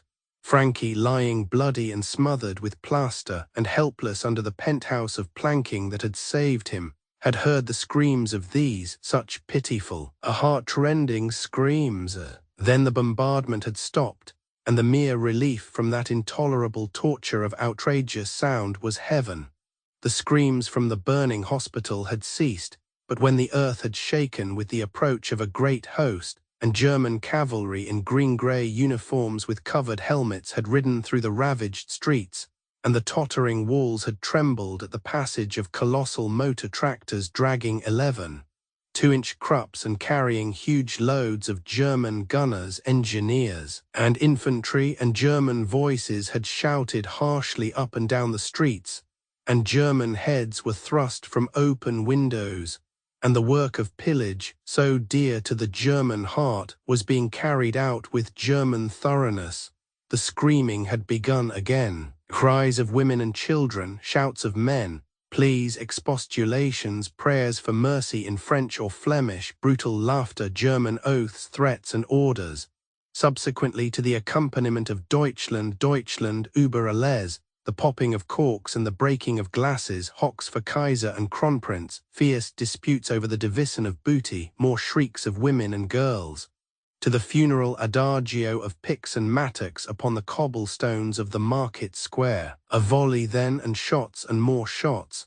Subsequently Private of Infantry Max Schlutter made these scrawled entries in his notebook, testifying to the sadism prevailing among the troops of the Attila of today. October th 1914, great day of loot and plunder. We shelled the cowardly English, a whole army corps with a brigade of heavy artillery out of the village of H.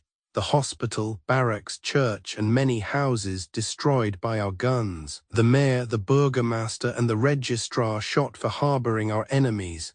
The priest tied up to his church door, tortured, and then burnt for ringing the bells to warn the English of our approach. Lieutenant Rosberg had a little girl butchered like a pigling, and pounded the feet of some lame English soldiers we found hiding to teach the swine how to dance. They too were shot.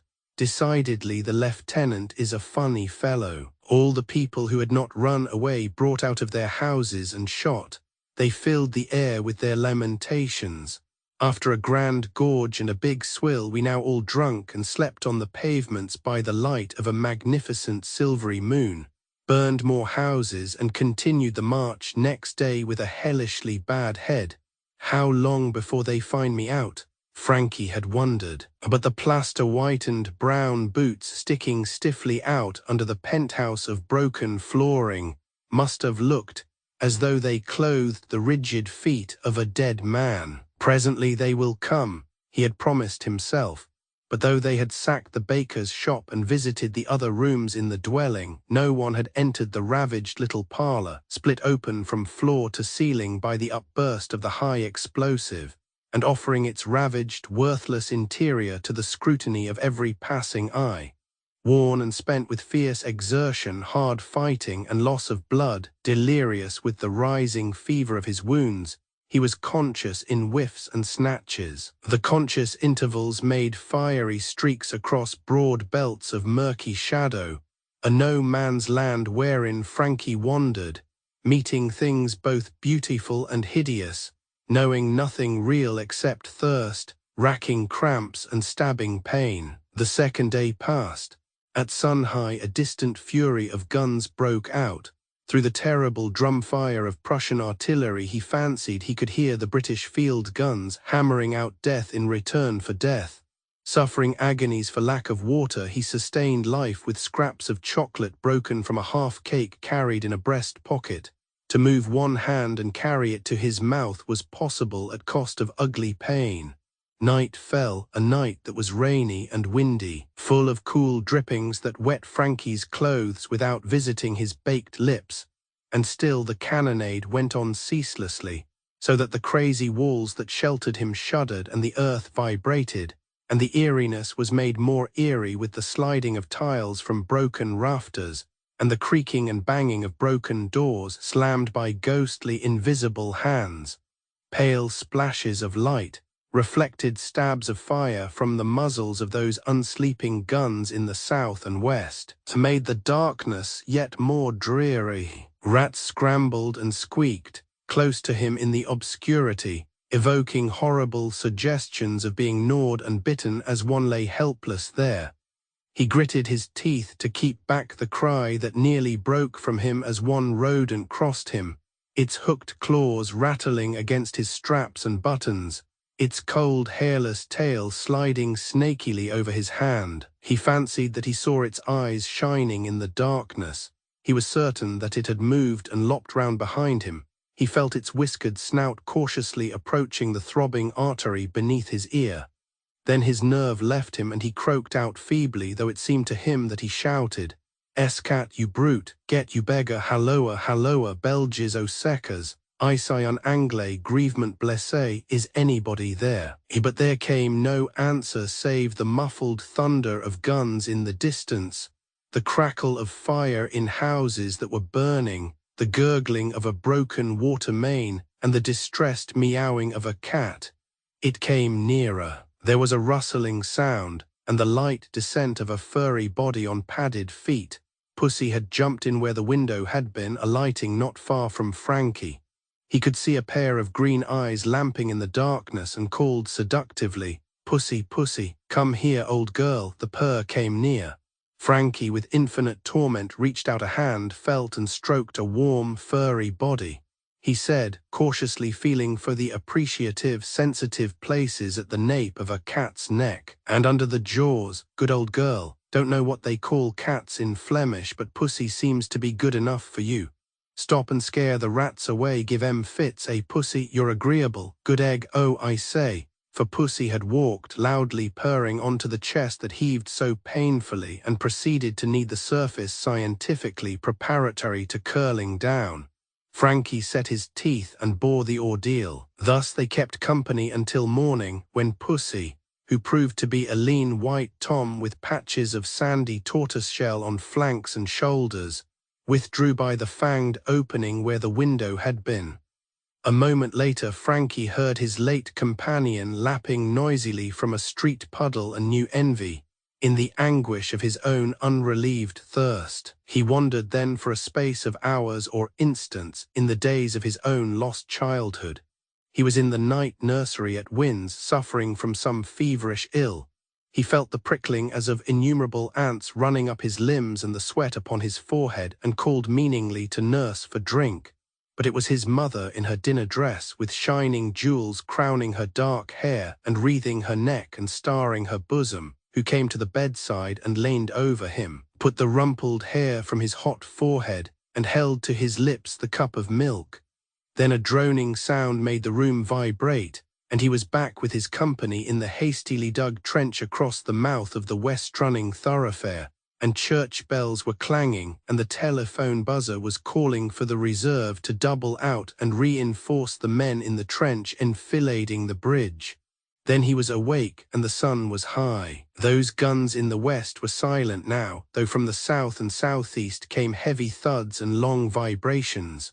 Through the rents in the flooring above him by which the rain had dripped upon him in the night, he was looking at the blue sky.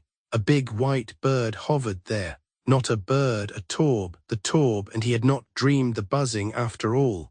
Oh, but it was queer to lie there under the keen scrutiny of that eye in the heavens. It made the prickly ants swarm up Frankie's thighs and sides until the sensation grew unbearable. Hate, fierce hate of the murderous, beautiful thing droning up there in the azure sky above its curious misty circle made him see everything red, made him want to yell and shriek. For Margaret was in danger somehow, somewhere, while one lay helpless as a log. "Steady, old child," whispered Frankie to himself warningly. "You're going off your chump, hold still," and he held still. The buzzard ceased to buzz and floated on, droning. He fancied that he felt its shadow darken and pass over him, moving from his head to his feet. The noise of the tractor stopped. Reflected in the area of a skewed wall mirror, he saw the machine volplane down, and alight without a falter in the market-place, before the smoking ruins of the town hall, that which hath wings. Chapter 63. Upon that same night in October, nearly 5 weeks following the breaking of the woe wave, Lynette Saxham had a strange dream.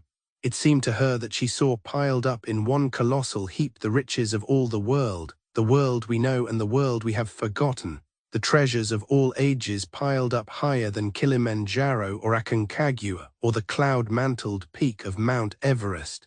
To her feet, as she stood spellbound amongst the foothills, rolled jeweled crowns, and huge barbaric torques and diadems of rough gold, precious cups, vases, and chargers, outpoured treasures of precious stones and wrought gems of inconceivable beauty and vileness, wondrous fabrics, marvels of sculpture, weapons, armor, and coins of age beyond the ages, rude discs of tarnished gold, stamped with the effigies of forgotten kings, orders, decorations, the paraphernalia of pomp, the stage properties of power, the symbols of every religion save one, were mingled in the stupendous pile, and a terrible voice cried, "Gone is the age of pride in possession. Chattels and fardels are no more. The days have spilt like pearls from a broken necklace. Time has eaten the years as the moth a garment of wool. Fordone, foregone, finished, who now will gather riches from the dust heap of the world." And as new avalanches of treasure rolled downwards to the reverberation of that thunderous shout, a hand of titanic proportions hurled down upon the heap a wrought chariot of beaten gold, with great scythed wheels and jeweled harness, and that vision changed, and the dreamer was drowning deep down in clear green seas under the rushing keel of a huge barbaric war galley that was all of gold, arabesqued and bossed with jewels and coral and pearl. And the sense of suffocation passed, and a wonderful cool peace flowed in upon Lynette. She seemed to be led by a beloved hand that had been dust for years, into a bare-walled place through which a thin breeze piped shrilly. Someone was there doing some manual labor. He turned, and with a shock of unutterable rapture, Lynette was looking in the face of her lost boy. Bourne had grown thin and seemed taller. His temples had hollowed, his plume of tawny gold hair hung unkempt over his wide white forehead, but his blue eyes were as sweet as ever. She had never realized how like they were to Saxham's in shape and color, and in expression until now. He thrust his lower jaw out and knit his brows slightly as though her face were fading from his vision, and he wished to fix in mind the memory of its well-loved features. "Stay, mother, oh mother, don't leave me," he cried, and stretched out his hands to her, and she awakened, weeping for sorrow and joy. It was broad day. Her husband was not there. She rose and bathed in the cold water she loved, and dressed in the simple Quaker-like grey that set off her fairness, and went out to Mass. The day's preparation was taken from the noble prayer of St. Ambrose, bishop and confessor. "And now before thee, O Lord, I lay the troubles of the poor, the sorrows of nations, and the groanings of those in bondage, the desolation of the fatherless, the weariness of wayfarers, the helplessness of the sick, the struggles of the dying, the failing strength of the aged, the ambitious hopes of young men, the high desires of maidens, and the widow's tears. For thou, O Lord, art full of pity for all men, nor hatest aught of that which thou hast made." He even loved von Hernung, who had taken her boy and kept him in slavery, and robbed the joyous light from his sweet eyes, and set amongst his red-brown hair one sinister streak of white. She saw the bleached forelock dangling before her eyes when she shut them and tried to pray for the enemy. "O God, forgive that evil man, and turn his heart towards mercy and pitifulness, and give me back thy precious gift, for the love of her who is thy mother." It was yet early when she returned to Harley Street and passed at once into the doctor's consulting room. There, where her lips had first kissed him, sleeping in his chair, she found Saxum sitting at his table, with his sorrow of heart revealed in the stoop of his great shoulders and his greying head resting upon his hands. Not a sound did he utter, but the attitude was more than eloquent. "Oh, my son," it said. "Oh, me, my little son." "Owen," she said, coming to his side and touching him. Then, as he started and looked up, "Bourne is alive," she cried.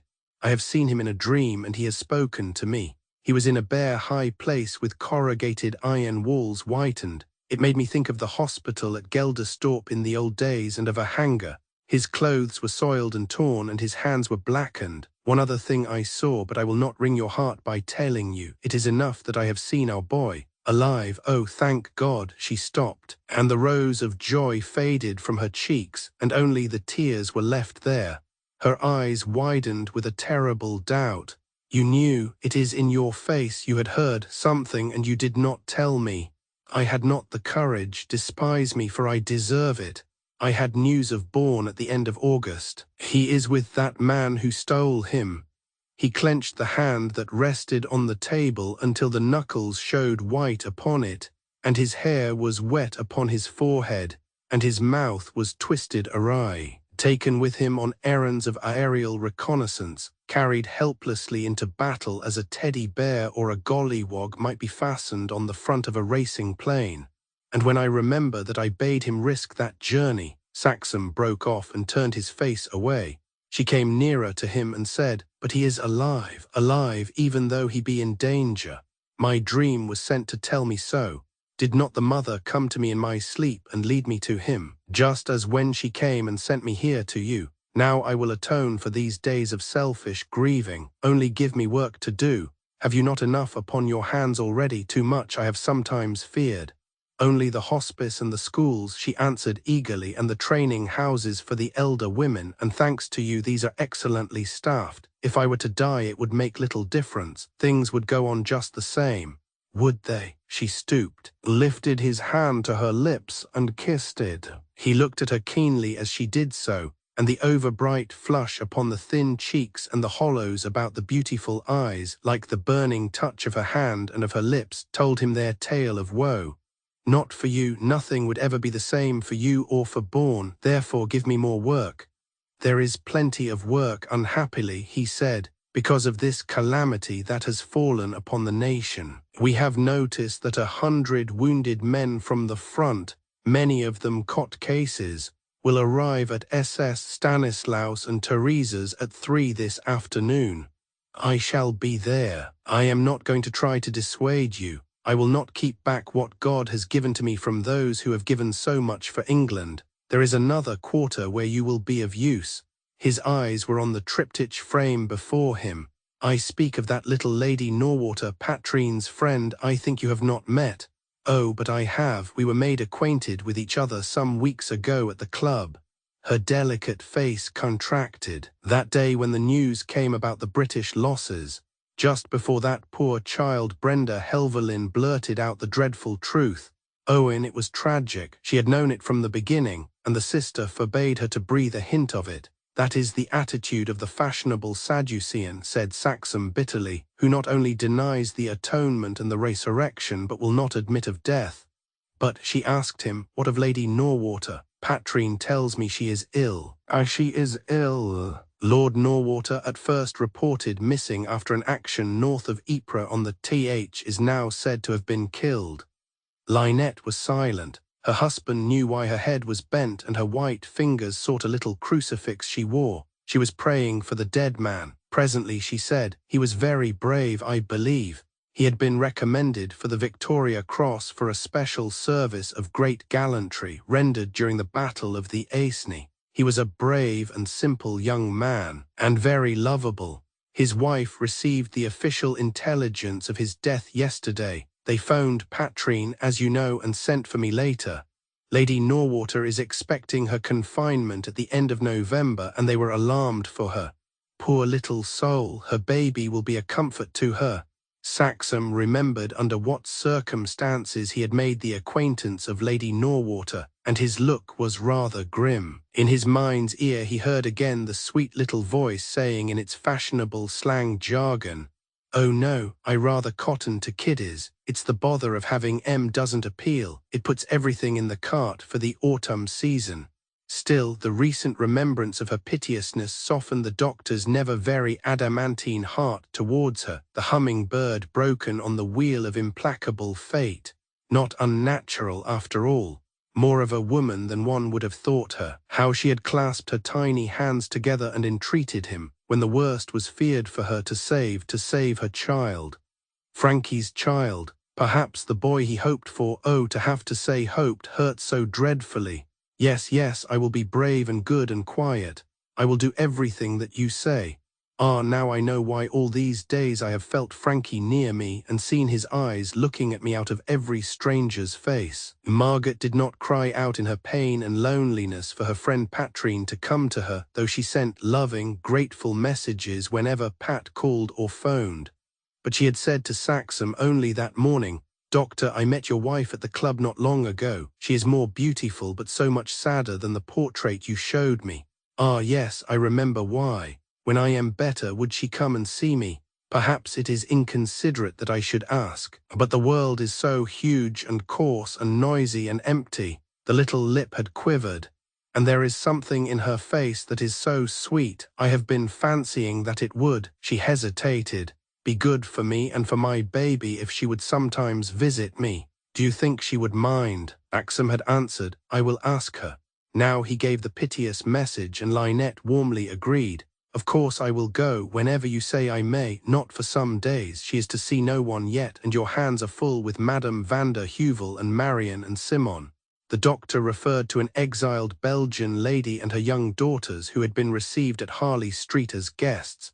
And there is the hospital, and tonight you have to address this meeting of suffragists at the Royal Hall. It is the only decision of yours, let me tell you, said Saxum, that I ever felt tempted to dispute.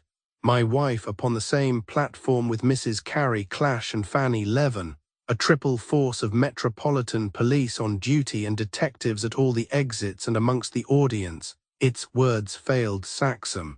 It is unspeakably hateful in your eyes, dear Owen, I know it, but I should be hateful in my own sight if I were to break my word. On the day I first met you, we spoke of these views of mine. I hold them still. Marriage has not altered them. It is not in me, said Lynette, to change. You are the soul of faithfulness in all things. Then do not be grieved that I keep to my given promise. Those who have honored me by asking me to address them are aware that my convictions are opposed to theirs at points. But while I oppose, I admire their ruthless devotion and their magnificent, unswerving policy of self-sacrifice. But these felonies, he protested, these incendiary attacks upon property, in 9 cases out of 10, and I believe the authorities know it as well as the WSSS. Such outrages have not been committed by suffragists at all. By whom, then? Have we no enemies without our gates even now when we are at war? Germans. A light broke in upon Saxum. It's not impossible. As for scattered literature being evidence that can be bought anywhere, but granted the blackest sheep of the WSSS to be proved piebald, that will not make me less anxious for you tonight. He touched a heavy plait of the red-brown hair with a tender hand and said to her, I grudge that the pearls of my wife's eloquence should be thrown before suffragists. We disagree, dear love, she said to him, but we do not love the less for it. When the franchise is accorded to women, should I vote for one party and you for another, will that matter a whit to you?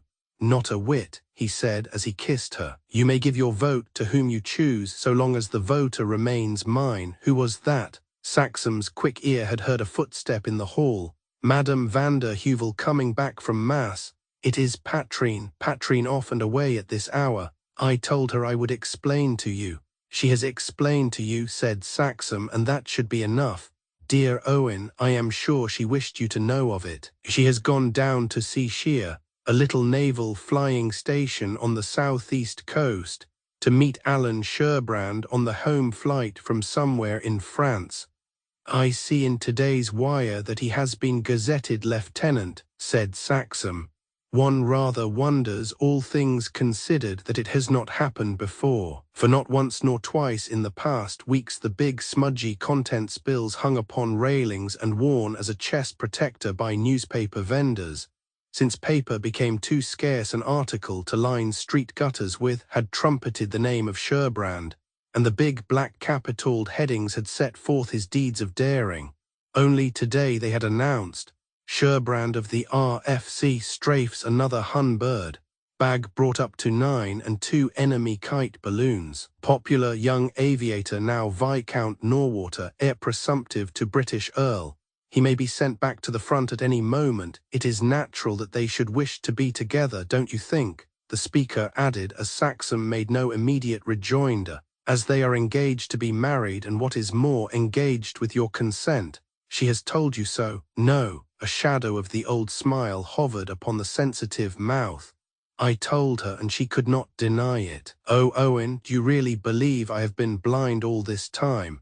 I should have known that women have clairvoyance in these matters, but Patrine feared that you would think her unfeeling or inconsiderate. And why? Because when God sent me a great grief, he gave my poor girl a great happiness, the best earthly happiness save one that he holds in his gift.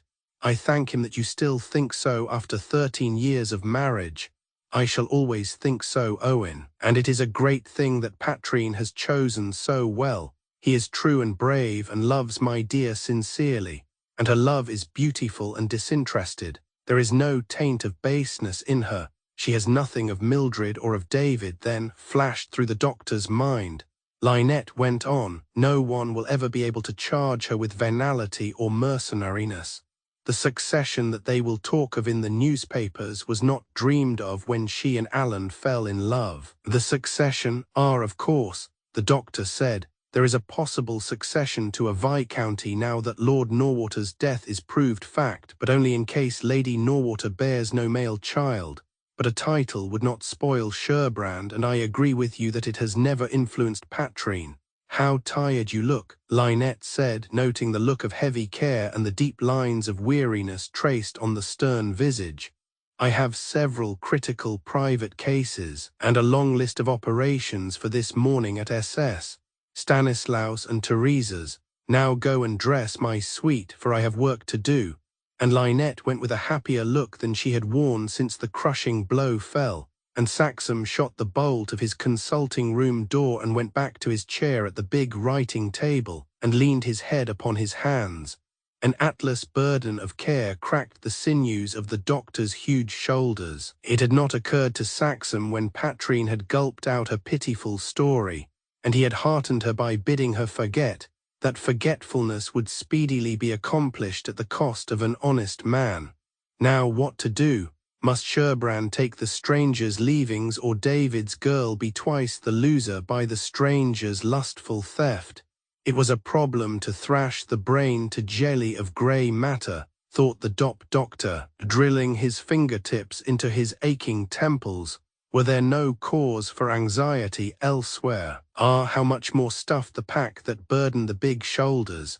The boy had been taken and the mother would die of grief. You could see her withering like a white rose held near the blast of a smelting furnace. Yet there was nothing to do but look on and play the game.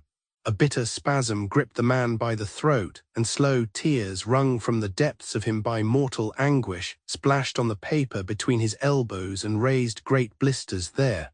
Truly, when the spark of hope burns dimmest, when the grain of faith is 1,000 times smaller than the mustard seed, when God seems most far away, he is nearest. We have learned this with other truths in the war. Blood and tears mingle in the collyrium with which our eyes have been bathed that we might see. Saxum battled down his weakness and rose up and went to duty. None might guess, looking at the doctor, that those hard, bright eyes had wept an hour ago. Later on, a moment serving, he went to the telephone. "Halloa, is this New Scotland Yard? MPO, halloa. I am Dr. Saxum, speaking from SS Stanislaus and Teresa's Hospital, NW. Can I get word with Superintendent on the Executive, Donald Kerwell? Halloa, thanks, I'll hold the line."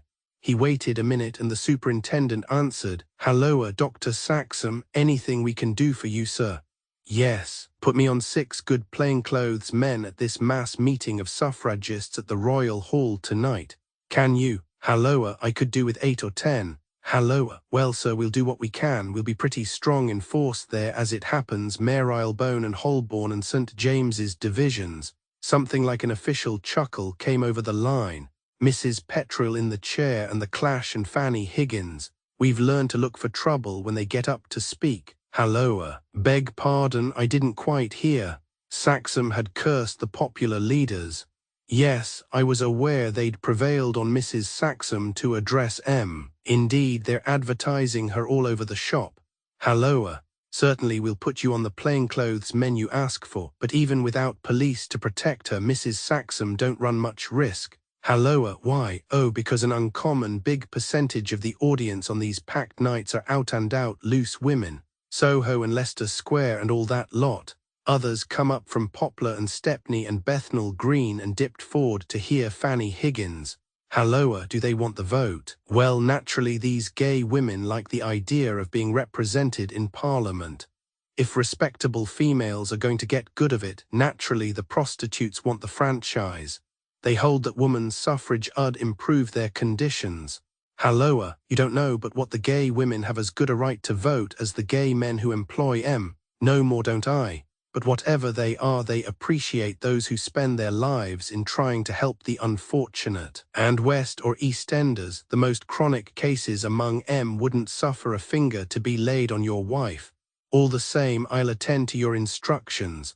Doors at 7, the men shall be there, don't worry yourself. 4 ready back of the platform and 4 more posted right and left of the proscenium. Don't mention it, very proud to. Good afternoon." "Good afternoon and thanks, Superintendent." And Saxum rang off, more relieved in mind than he would have cared to own. Then the horn of a motor sounded below in the hospital courtyard, and another followed. Tires crackled on gravel. The running feet of men pattered on pavement. The hall porter whistled up the speaking tube into the medical officer's room, and Saxum went down, meeting the black-robed mother prioress and the sister superintendent on their way to the great vestibule. Chapter 64. The wide-leaved front doors stood open. Doctors and surgeons, theatre assistants, students, white-habited sisters, blue and white uniformed nurses and probationers were swarming in the great vestibule.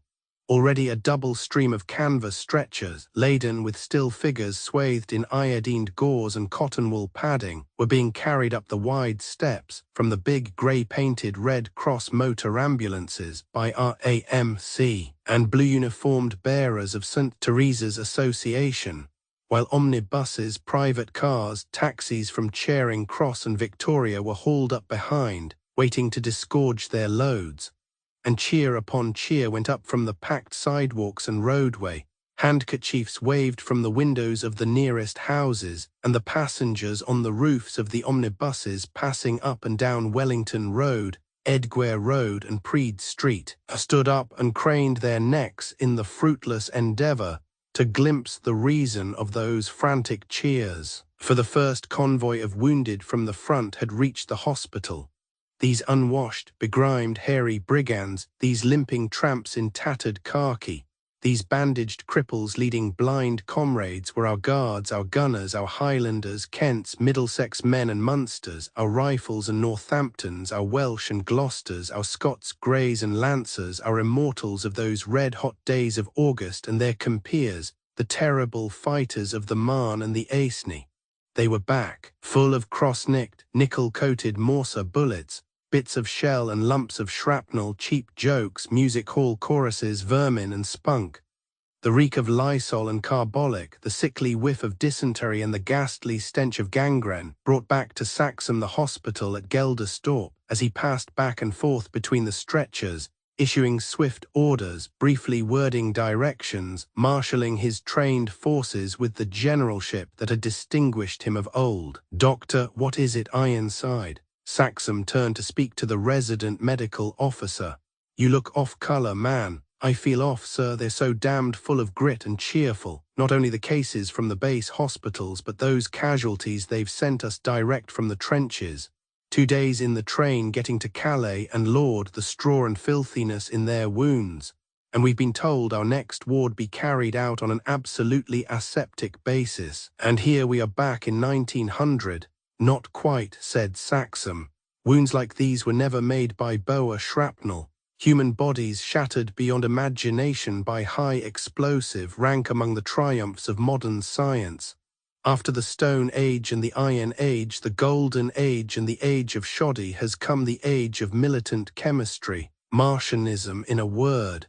It's an ugly word. Doctor, that man over there," the speaker indicated a pair of hollow eyes staring hungrily over a huge iodine-smeared gauze muffler, "wants to know if we can save his lower jaw, not that there's much left of it. His pal, who interprets for him, says a wounded German officer shot him in the face with his revolver, 'cause he went to give the blankety-blank a drink out of his water bottle. One of the gunners, and not long married, according to the pal.' "All right, tell him, name him for one of my beds," Saxham said brusquely, and nodded to the owner of the desperate eyes, saying as they flared back their gratitude, "Even if it had been 1821 in the cattle truck, we are in the 20th century here. Warn Burland," he named the anaesthetist, "for duty at once. Gaynor Gaines and Frost to be ready with the X-ray on flat eye. Mr. Witchett and Mr. Pridd to act as assistant surgeons. We'll take the worst cases straight away. But my God, sir, most of these men are beyond surgery," groaned Ironside, cracking his finger joints. "Broken and mashed and rent as they are, what they need is to be recreated. If Christ were to look in here just now," the medical resident cried in his bitterness, "there'd be plenty of work in his line. New tissues to make, bony structures to rebuild, organs to replace where organs have been destroyed. He'd have done it by mixing earth with his saliva and anointing. We might as well spit on 20% of these fellows for all the good we can do. Give them liquid nourishment, brandy where necessary, and send those I've tagged up to the theatre. No waiting to wash in their cases. And remember, my gunner gets the first look in." Saxham turned and ran at speed, making for the nearest elevator, found it just going up full of stretcher cases lying close packed as sardines, turned and shot up the stone staircase 3 steps at a time to the first floor, glittering with white enamel, polished oak, brass fittings and cleanliness, under the discreet radiance of shaded electric lights. The center space was occupied by the tribune engirdling the domed sanctuary of the chapel. Short corridors tastefully adorned with red enameled buckets, blue glass bombs of chemical fire extinguisher, and snaky coils of brass-fitted hose, led to long wards running east, west, north and south. A doctor, a fair-faced, gentle-eyed sister of mercy in the wide-winged starched linen cap and gimp, and white twill nursing habit with the black cross stood near the lift, talking to a tall, raw-boned, white-haired Surgeon General of the RAMC. She greeted Saxum's appearance with a little womanly cry. "A doctor, never it rains, but it pours." There was a hint of Lancashire in her dialect. "The RAMC have sent us 10 more cases. Dear, dear, but we'll have our hands full." "Then you'll be happy, Sister Superintendent. I've never known you so beamingly contented as when you were regularly run off your feet and hadn't a minute to say your rosary. Anything specially interesting, Sir Duncan?" "Aweel," the broad Scots tongue of Taggart droned the bagpipe note as of old. "Aweel, there's an abdominal or twar I'd like ye to throw your over, and a GP that ye will find in your line. Fracture o' the lumbar vertebra from shrapnel, received 10 o'clock yesterday morning. And some cases o' cheilitis. Why, intermittent accesses o' raging mania and intervals o' mild delusions. And ane will gar you draw on the medical officer's emergency list o' abbreviated observations I supplied ye why a good few years agon. I've not forgotten. I'm no doutin but ye have found it unco useful." Taggart's frosty eyelashes twinkled. "It has saved my ain face from shame mair times than I dore tell." He quoted relishingly, "MBA might be anything, GOK good only knows, LFA Lewick for alcohol, ADT. Any damned thing talk, sister, I beg your pardon." The word slipped out. "I have ni other excuse, but my case o' shell-shock Saxum. What say ye to an involuntary simulation o' rigor mortis? A man sane and sound and hale, clamp it by his relentless imagination into the shape o' a polwheel air course finder or a pair o' dividers. Half open ye may stand him on the ground upo his feet and his neb is pointing at the daisies, or ye may lie him o' his back in bed and his tees are tickling the stars. I'm thinking it long till I'm bringing ye the gither, but ye are busied. I'll no keep ye the new." Racing for the second lift, just emptied of its sorrowful burden, the big shirt-sleeved doctor checked in his stride and touched the handle of a sliding door. The door shot back noiselessly in its grooving. Saxum was in a cushioned tribune high above the level of the chapel altar. The scent of flowers and the perfume of incense hung like a benison on the still air of the sacred place. In one of the carved stalls of the nave, the figure of a priest in cassock and biretta sat reading from a breviary. It was the chaplain, waiting in readiness to be called to administer holy unction and viaticum to some Catholic soul about to depart. In the choir behind the high altar, a slight girl, in the frilled cap and prim black gown of the novitiate, knelt on a rush-bottomed prie-dieu absorbed in meditation, her black rosary twisted round her clasped hands.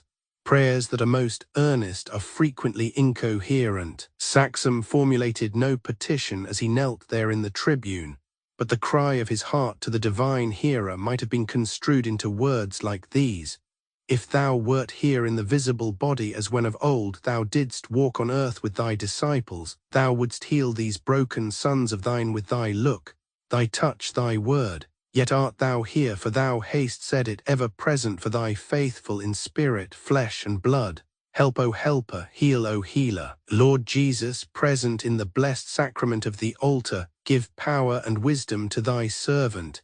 Aid me, working in the dark by my little flame of hard-won knowledge, to preserve life, thou giver of life. Amen." So having prayed, the doctor went up to the theatre and wrought mightily, doing wonderful things in the way of patching and botching the broken bodies of men. Later, as he sat in the Harley Street dining room playing the courteous, attentive host to sad-eyed, wistful Madame Vander Heuvel and her 2 pretty daughters, for Lynette had dined earlier on account of the suffrage meeting, he heard a latchkey in the front door and Patrine's well-known step in the hall. He excused himself, rose and went out and spoke to his niece. She made a croaking sound in answer, as unlike the voice of Patrine as the pinched and sunken face revealed by the hall electroliers resembled the face of dead David's handsome girl. The mouth hung lax, the cheeks had fallen, the eyes stared blank and tearless from hollow caves under the broad black eyebrows. He said with a pricking of foreboding, "You have had a long day, not long enough to tire me. I am made of India rubber, I think, and steel. He considered her a moment with grave, keen eyes that had no gleam of curiosity. Sherbrand is well. He returned from France in safety. He was quite in the pink when he arrived, and ditto when he left. Not that he had much time. A wireless came, ordering him to replace an aviator of the Royal Flying Corps killed on observation duty, or whatever it is. They call it with our fellows on the new front. Rough on him, but he took it smiling. No, thanks, I'm not keen on dinner. You won't mind if I go to my room. One moment, have you had food today? He asked her. I forget, yes, of course. There was luncheon at 1 o'clock. The people at the air station did us tremendously well. Her mouth twisted. I think it better to tell you and Lynette that Alan Sherbrand and I have said ta-ta. She tried to smile. I'm back on your hands like a bad penny. Her eyes seemed all black between their narrowed lids. They were quite alone, no servant within hearing, and the dining room door was shut. Came the doctor's low-toned question. Has any third person made mischief between you two? No, nobody has blabbed to him about anything. But he's wise enough now as regards this child, particularly Wido. The black, glittering eyes looked dry and hard as enamel. Her teeth again showed in that mirthless grin. I don't suppose he has the ghost of an illusion left. Most women would say I was a howling fool to make a clean breast of it. I never meant to, I can swear. When first we got engaged, I used to call his goodness stodgy. I think I despised him for it in certain moods of mine. You've never realized the kind of beast I can be, but more and more I got to respect him, and suddenly I knew that if I married him under false colors, letting him believe me to be what I amn't, even though he never found me out, I'd never have been able to shake hands with myself again. She moved to the stairs, the sleeve of her coat brushing the doctor's great shoulder. Don't you suppose God had it all his own way? She said in that odd, strangled voice that wasn't like Patrine's. There were minutes when the world and the flesh and the devil were jolly well to the fore. Alan would marry me tomorrow if I used the power I could use, but I won't. It'd not be playing the decent, straight game, so I let him call me heartless and piffle like that, and then the game seemed hardly worth playing. I'd have thrown up my cards, only the recall came. And we said goodbye, and I saw him fly away like a great white bird over the water. And I'm so strong, so horribly strong, that I stood it and didn't die. Even if Alan's killed at the front, I shan't die. RH, you mustn't touch me. Her hands plucked themselves violently from saxums that would have enfolded them. I could stand anything better than pity. Being pitied would kill me, though I'm so awfully strong. Then trust us not to pity you, only to love you. That I look upon you as a daughter is no secret to you, I think. No, dear. She stroked his sleeve, not lifting her pitifully reddened eyelids, and then he felt her start. Uncle Owen, her hand clenched upon his arm and her tear-blurred eyes sought his. I must tell you, he had news to give me today of Bourne. Nothing worse, thank God, than what I know already, Saxum commented when she had told. He stood in silence a moment, mastering himself, and the electric hall light showed in his harsh, square visage the ravages that grief had wrought. How you have suffered, if only I could do something to comfort you, she muttered. And Lynette, do you know there are days, a sob caught her breath, when I daren't even look at Lynette. It is so with me. His voice was deep and quiet and sorrowful. Old Webster probed deep with his Elizabethan goose quill, when he wrote of the grafe that wasteth a fair woman even as wax doth waste in flame. Pray for us both, my dear, and believe that you are a comfort to us, she said with a laugh that was half a sob. I might have made a hole in the water at Seashire or jumped out of the train on the way back, I dare say, but for the thought of you both. Or if it wasn't that stopped me, my Joss was on the job. I had rather say your guardian angel. Do you think any self-respecting guardian angel could possibly bother about a regular bad egg like me? Mine did when my wife married me, and I was a peculiarly bad egg. You dear. She suddenly caught him round the neck and hugged him strenuously. Do you think I don't know, haven't always known how my father and mother treated you? Time heals wounds of that kind, said Saxum as they turned together from the foot of the staircase and, still keeping a protecting arm about David's daughter, he reached his hat and stick from the hall stand, though you may doubt the statement now. I can't, I'd only have to look at Mother to remember that she is your mother. His tone was final in its closure of the subject, but in his heart he thanked frail Mildred once again for her ancient treachery, as he went out to the waiting car and sped through London's murky streets to the northwest suburb where stands the hospital. Patrine went upstairs, holding by the balusters and feeling chilly and old. In the prettily furnished sitting room, communicating with her chintzy bedroom, were her letters, and a deep cardboard box stood upon a table. It had been sent on to Harley Street from the club and bore the address of a Regent Street florist, whose showy establishment boasted a German name. The fragrance of roses with a musky aftertang in their sweetness permeated the atmosphere. There were no roses amongst the flowers on the chimney shelf and cabinets.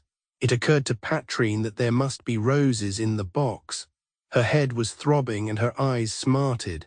She threw off her hat and coat, pitched them down upon the chintzy sofa, switched off the electric lights, let up the blinds, pulled a chair close to the open window and sat down, resting her folded arms on the clean, dustless sill, sitting there staring out into the semi-obscurity of Harley Street, with the late cabs and motors sliding past and the distant roar of Oxford Street in her ears. She asked herself, have I behaved like an honourable woman or a blithering idiot? That's what I want to know. She waited. Not one pat on the back was vouchsafed by an approving conscience. The indicator of the dial slowly travelled in the direction of the blitherer. Patrine shut her hot, dry eyes and began to conjure up the day that had gone over. Its sweetness was rendered infinitely sweeter, its bitterness 100-fold more poignant by the knowledge that it was the last, the very last. If she lived to be old, she knew she would never live to forget Seashire. The smell of the hot thyme and sun-baked grasses of the cliffs, the rhythmic frrsh of the salt waves upon its shingle, the shrill piping of its gulls and pale blue of its skies would never fade, never cease, never be silent, never alter. For on Seashire cliffs her wind of joy had blown for the last time. Chapter 65. The machine that could hover like Sherbrand's bird of war had come down in the marketplace. A big grey two-seater monoplane with the rounded cleft bird tail and wings of the German Taube type. You could see a number on its side and 3 big black Maltese crosses, and the profile heads of pilot and passenger showing up in strong relief against the blackened ruins of the town hall. A bomb hung in its wire cage holder on the visible side of the fuselage. It struck Frankie that the airman must be profoundly sure of himself, or culpably reckless to have come down before getting rid of the thing. A swivel mounting like a barless capital supported a machine gun above the radius of the tractor, and well within reach of the pilot's hand. The pilot got down. He was tall and big with a red moustache, a man whose natural height and bulk were so augmented by the padded helmet topped with the now raised goggles, the pneumatic jacket girt in by a broad band of webbing, supporting a brace of large revolvers and the heavy bandolier he carried, that the figure of his companion scrambling after him seemed that of a mere dwarf. The man who saw, per medium of the rakishly angled looking-glass yet hanging on the wall of the wrecked parlour, conceived a horror of the troll-like creature in its big helmet, and the full-sized oilskins that hung in folds about its diminutive body, the skirts reaching nearly to the ground. When the two passed beyond the mirror's area of reflection, the doubt whether they might not have discovered his whereabouts and be stealthily creeping up from the rear to attack him, made him shudder and brought the perspiration starting in the hollows of his sunken temples and cheeks. Minutes passed. He waited with his eyes upon the mirror. Someone was approaching from the direction of the marketplace, keeping well under the broken walls of the houses fringing the narrow trottoir. Where an avalanche of tiles and brickwork had fallen, he must perforce skirt the obstacle and thus for an instant be reflected in the glass. Meanwhile, the sound of nearing footsteps, sometimes muffled in thick dust, or clicking over cobblestones, or tripping and stumbling among bricks and rubble, grew more distinct. The red-moustached giant could not walk so lightly. It must be the troll, could be no one but the troll. The suspense of waiting had tensed into unbearable agony when the sound of a voice crying broke out in the deathly silence of the place. Oh, oh, like a woman or a child's uncontrolled wailing.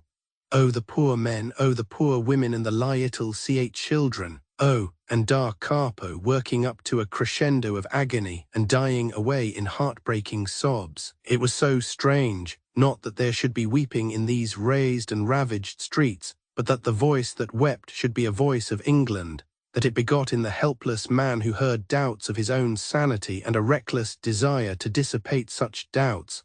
He heard himself call out, "Who is crying there?" And a treble voice piped back, and stumbling over the moraine of debris tonguing from the avalanche of broken tiles and masonry, came not the troll dwarf in his huge disguising helmet and outsized pneumatic jacket, but an urchin of 12 or 13, in the familiar dress of a Boy Scout, minus the smasher hat and staff. "Me for the gay old life," meditated Frankie.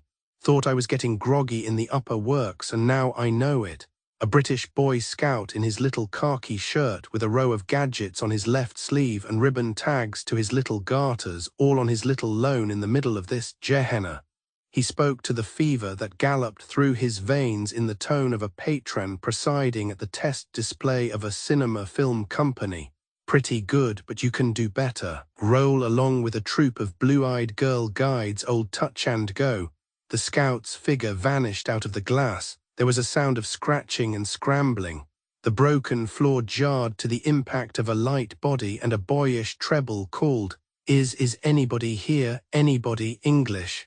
The voice quavered on the last word. Frankie knew that this was delirium. He grinned under his 4 days' beard and the grime and soot and plaster that masked him, and answered in a series of Bantu clicks, so leather dry was his tongue.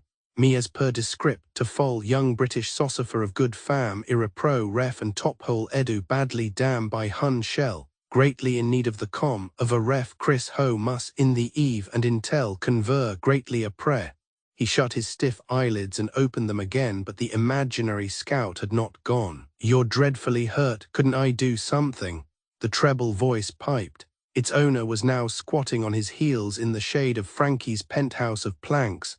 The knuckles he rested on the floor were cracked and grimy, and his deeply freckled, fair-complexioned face was lined and anxious and thin. His blue eyes were swollen with crying, though his sensitive lips wore a wistful, crooked smile. "You are real?" he asked wistfully, and Frankie answered huskily, "Rather, in fact, I'm a lot more real than you." "Who are you, since we're getting personal?" he repeated slowly after the boy. "Born Mildare Saxham, Scout No. 22, Fox Patrol, 331st London W. Seems good enough." He shut his hot eyes wearily. "But if you're solid, you'd get me a drink." There was a little stir. The scout had gone. Frankie knew it without opening his eyes, yielding to the deadly sinking faintness engendered by the effort of speech. A mountainous weight crushed his chest, and his legs were cold and heavy as ingots of pig iron. It occurred to him that at this rate the wind-up could not be far off, and a great horror fell upon him like a pall, and cold sweat broke forth and streamed upon his haggard face and broken body. Death for one who so loved life and the pleasant things of a commonplace existence. A cricket match, a day with the hounds, a funny review, a game of polo, a break at billiards, a clinking run with the car, a fine cigar. Mess in camp after the hard day's march, long, cool drinks with bits of ice tinkling in the tumbler. That new fierce pleasure tasted in his first experience of real fighting. And oh, how much sweeter than these the scent of Margaret's hair, the light of Margaret's eyes, the clasp of her arms about his neck, the hope of fatherhood never now to be realized. "My little chap," he muttered, and his heart wept, but no tears came to his arid eyes. Then something cold touched his mouth, the rim of a cup with water in it. "Thank you," he said after a gulping draught, opening his eyes with the sense of reviving coolness stealing through his parched vitals. That's absolutely it, the boyish treble said with a quaver in it. If I set this can beside you, I got the water from the pipe that is running and the broken cup near it. Could you manage to dip it in? Are you able to move this hand? First class, whispered Frankie, lifting the member a very little way and dropping it again. The other arm came in for it when the shrapper hit me in the ribs. Halloa, chocolate, for a bit touched his lips and was gently pushed between them. That reminds me, I've an iron ration somewhere about me. No, they took my pack off when I got crumped up.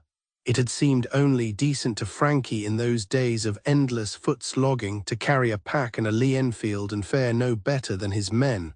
Frightfully obliged, but I won't take this being another scrap of chocolate. Is thy servant a botch that he should stodge kids' grub? You're English. The blue eyes were full of hungry worship. Man alive, quavered the boyish treble. You don't know how I've wanted to hear an English voice again. Tell me, he panted and was pale under his multitudinous freckles, and the beating of the childish heart shook the thin young frame. The Germans haven't beaten England and sunk our navy and wiped out our army and killed the king and Lord Roberts and the chief scout and Lord Kitchener and my father and mother and everyone.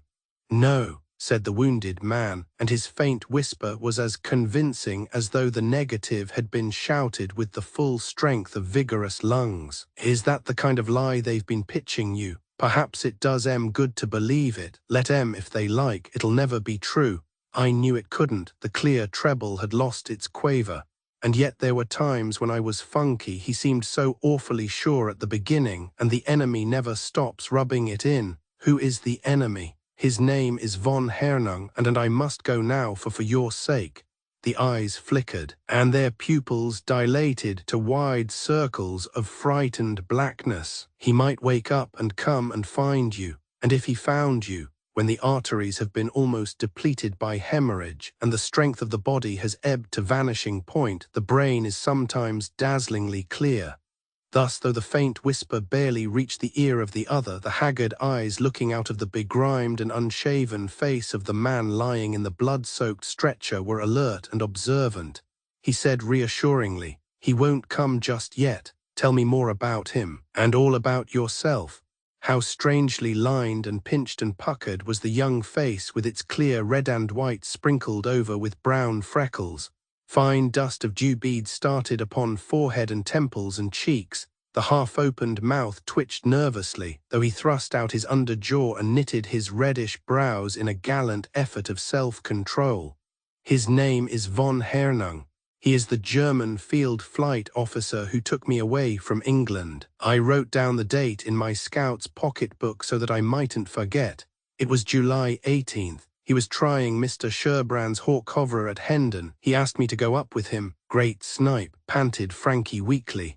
Are you the boy who dropped the wallet with the Clanronald papers and the scratched message in the North Sea? The blue eyes understood. There was a wallet, said their owner. I don't know what was inside, of course, but a spasm of trembling went through the slender body. He bent his head and blinked his eyes, and the muscles of his throat and jaw worked as though he fought down an hysterical access of tears. And a broad shaft of golden light, falling on the young bare head, showed how the shining red-brown hair had been roughly clipped in ridges, leaving a forehead tuft oddly streaked with white. Amongst the crowds of homeless exiles endlessly streaming along the roads of this scourged and tortured country, or crouching amongst the wreckage of its ruined villages and battered towns, heads even younger than this boy's had displayed the tragic sign. Poor kid, Frankie muttered, recognizing it as the result of overwhelming physical shock and unnatural mental strain. He knew what was inside. I don't think so. If he had known when the submarine picked us up in the North Sea, I think he would have killed me. He would like to kill me now, he says. The apple in the boy's throat jerked, because through me he has been degraded, reduced from captain to supernumerary officer pilot, and has had his third class of the Red Eagle taken away. That was done at the big wireless station, Nordyke they called it. Nordyke, of course. In German West Friesland. Thrash along, I'm following you. Did they court-martial the flying man? Frankie whispered, and Bourne whispered back. The Emperor punished him. The Emperor, did you say? Yes, he came to Nordyke Inn. I've forgotten what they call it when great people want to move about without red carpets and lots of fuss. Incognito. Incognito. He'd broken off his yachting trip in Norwegian waters and landed at Kiel only that day. I heard men whisper it. He was dressed in the field grey like his war minister von Falkenhayn and his generals of the imperial staff and all the other officers and men. But he stripped off the war harness, that's what they called it, before he got into the Potsdam train. Go on, what did he look like? They say he has changed a lot o' late. I couldn't tell. I'd only seen photos that made him look younger and hid his short arm. But even if he hadn't sat while the others stood, and worn the Iron Cross, Grand Class and the Black Eagle with diamond swords and a crown imperial, I'd have known it was the Emperor by his eyes. By his eyes, you say? The boy's heart throbbed visibly, the breath came in short puffs through his nostrils, and his lips were twisted awry as he smiled. The smile stiffened out as he nodded. By his awful eyes. When they looked at you, they made you feel tired and empty and queer. But when they got angry, you were reminded of a tiger lurking to spring out of a cave of ice. Ah, so he got angry, did he? Bourne nodded. When I wouldn't answer the questions he asked me, he talked English about how the brown satchel had come unstrapped and tumbled into the sea. And he said to an officer, "Show him your whip." And he did, and it was short-stocked and covered with leather like a dog whip, with 3 thongs strung with little balls of lead. Man alive, you ought to see my back, though they only hit me once. He winced and flushed and paled. I was a coward to squeal, though when they asked, "Will you tell now?" I did say not to stop you from killing me. Good egg you, great snipe. If I'd been there with a service revolver, never mind, go on. I forget. Oh, they pulled on my shirt and gave me some strong stuff to drink. Corn brandy, I think it was. And then he got up and came round the table and began to talk to me. He said I must not be an obstinate boy, for in another few days there would be war. Our pitiful little army'd be wiped out and our fleet sent to the bottom of the sea. The British Isles would be Deutsch-Britannian, and English people who would not swear to be good Brito-German subjects of their new emperor and overlord would be instantly put to death. But if I told up about the brown satchel, I would be permitted to live, and possibly my parents also. If I said no, nothing would be left but to call back the officer with the whip. Coaxin', wasn't he? And what did you tell him? I said, "You've only said you're going to conquer England, sir. You haven't done it yet." It was not merely the treble voice of a courageous child answering. It was the utterance of a race untamable and indomitable. Frankie could hear the metal balls on the whip clink one against another as the loaded thongs were shaken out. He whispered with dry lips, Then I don't quite know. I was sick and sleepy and the blood was running down my back under my shirt. If they had killed me, I wouldn't have cared much. Perhaps he saw that, for he called up von Hernung. He was not to be dismissed from the field flying service because of the war that was coming, but he was to forfeit his Order of the Red Eagle and rank as a supernumerary officer pilot. Man alive, you should have seen how that big man squirmed and crawled and blubbered. The young lips curled and the jaw thrust out contemptuously. Thanks, gratitude, my blood to prove devotion. All I ask, the service of danger, the reconnaissance under enemy fire, and the Emperor kicked him, I hope. No, he said, supernumerary officer pilot von Hernung, you will now to your flying headquarters return. Let it be your task to win back at the cost of 1,000 lives, if you had them, the lost esteem of your Emperor. Take this boy with you, make of him a decent German. It is up to you, as the English say. And then the wireless went crackle, PZZ, and the telephone bell said PR, and the room was cleared, they said, because of a call from the Winter Palace at Petersburg. And where did they take you after you left the wireless station? Go on, I'd like to hear you tell. The boy glanced round uneasily, and then mastered his apprehensions. The grimed hands went to his stocking top and pulled out a squat little book. The coloured presentment of a Boy Scout adorned its soiled leather cover, and the thumbed leaves of the diary within were penciled from end to end. The Odyssey of a Saxon Pup, One might have called the story whispered into the ear of the wounded man by the boy squatting at his side. One had been taken by train to Bremen and thence to a place called Torberfeld in West Hessen. Flight station XXX was here on a vast stretch of heath. There were rows of great hangars, and a vast army of motor floats and lorries upon which machines, hangars, telegraph installations, workshops, mess houses, and quarters for officers and mechanics could be placed when the mobilization order came and transported by road or rail. One had fallen sick at Torberfeld, the effects of that North Sea ducking. One had waked up with a skin-cropped head wondering where one was. A woman who helped in the cookhouse had given one broth and gruel and the medicine prescribed by the doctor. One had crawled off one's straw palliasse weakly and shakily, and so one forth into a new, unfriendly world. One's parole had been taken, and one was thenceforth free to move about and see things, when one was not wanted to help oil or clean wires or sweep up the hangars. There was grub enough, bacon soup, potato salad and sausage, queer but not uneatable. Nobody was really brutal as long as one didn't speak English or even German with a British accent too much at one time.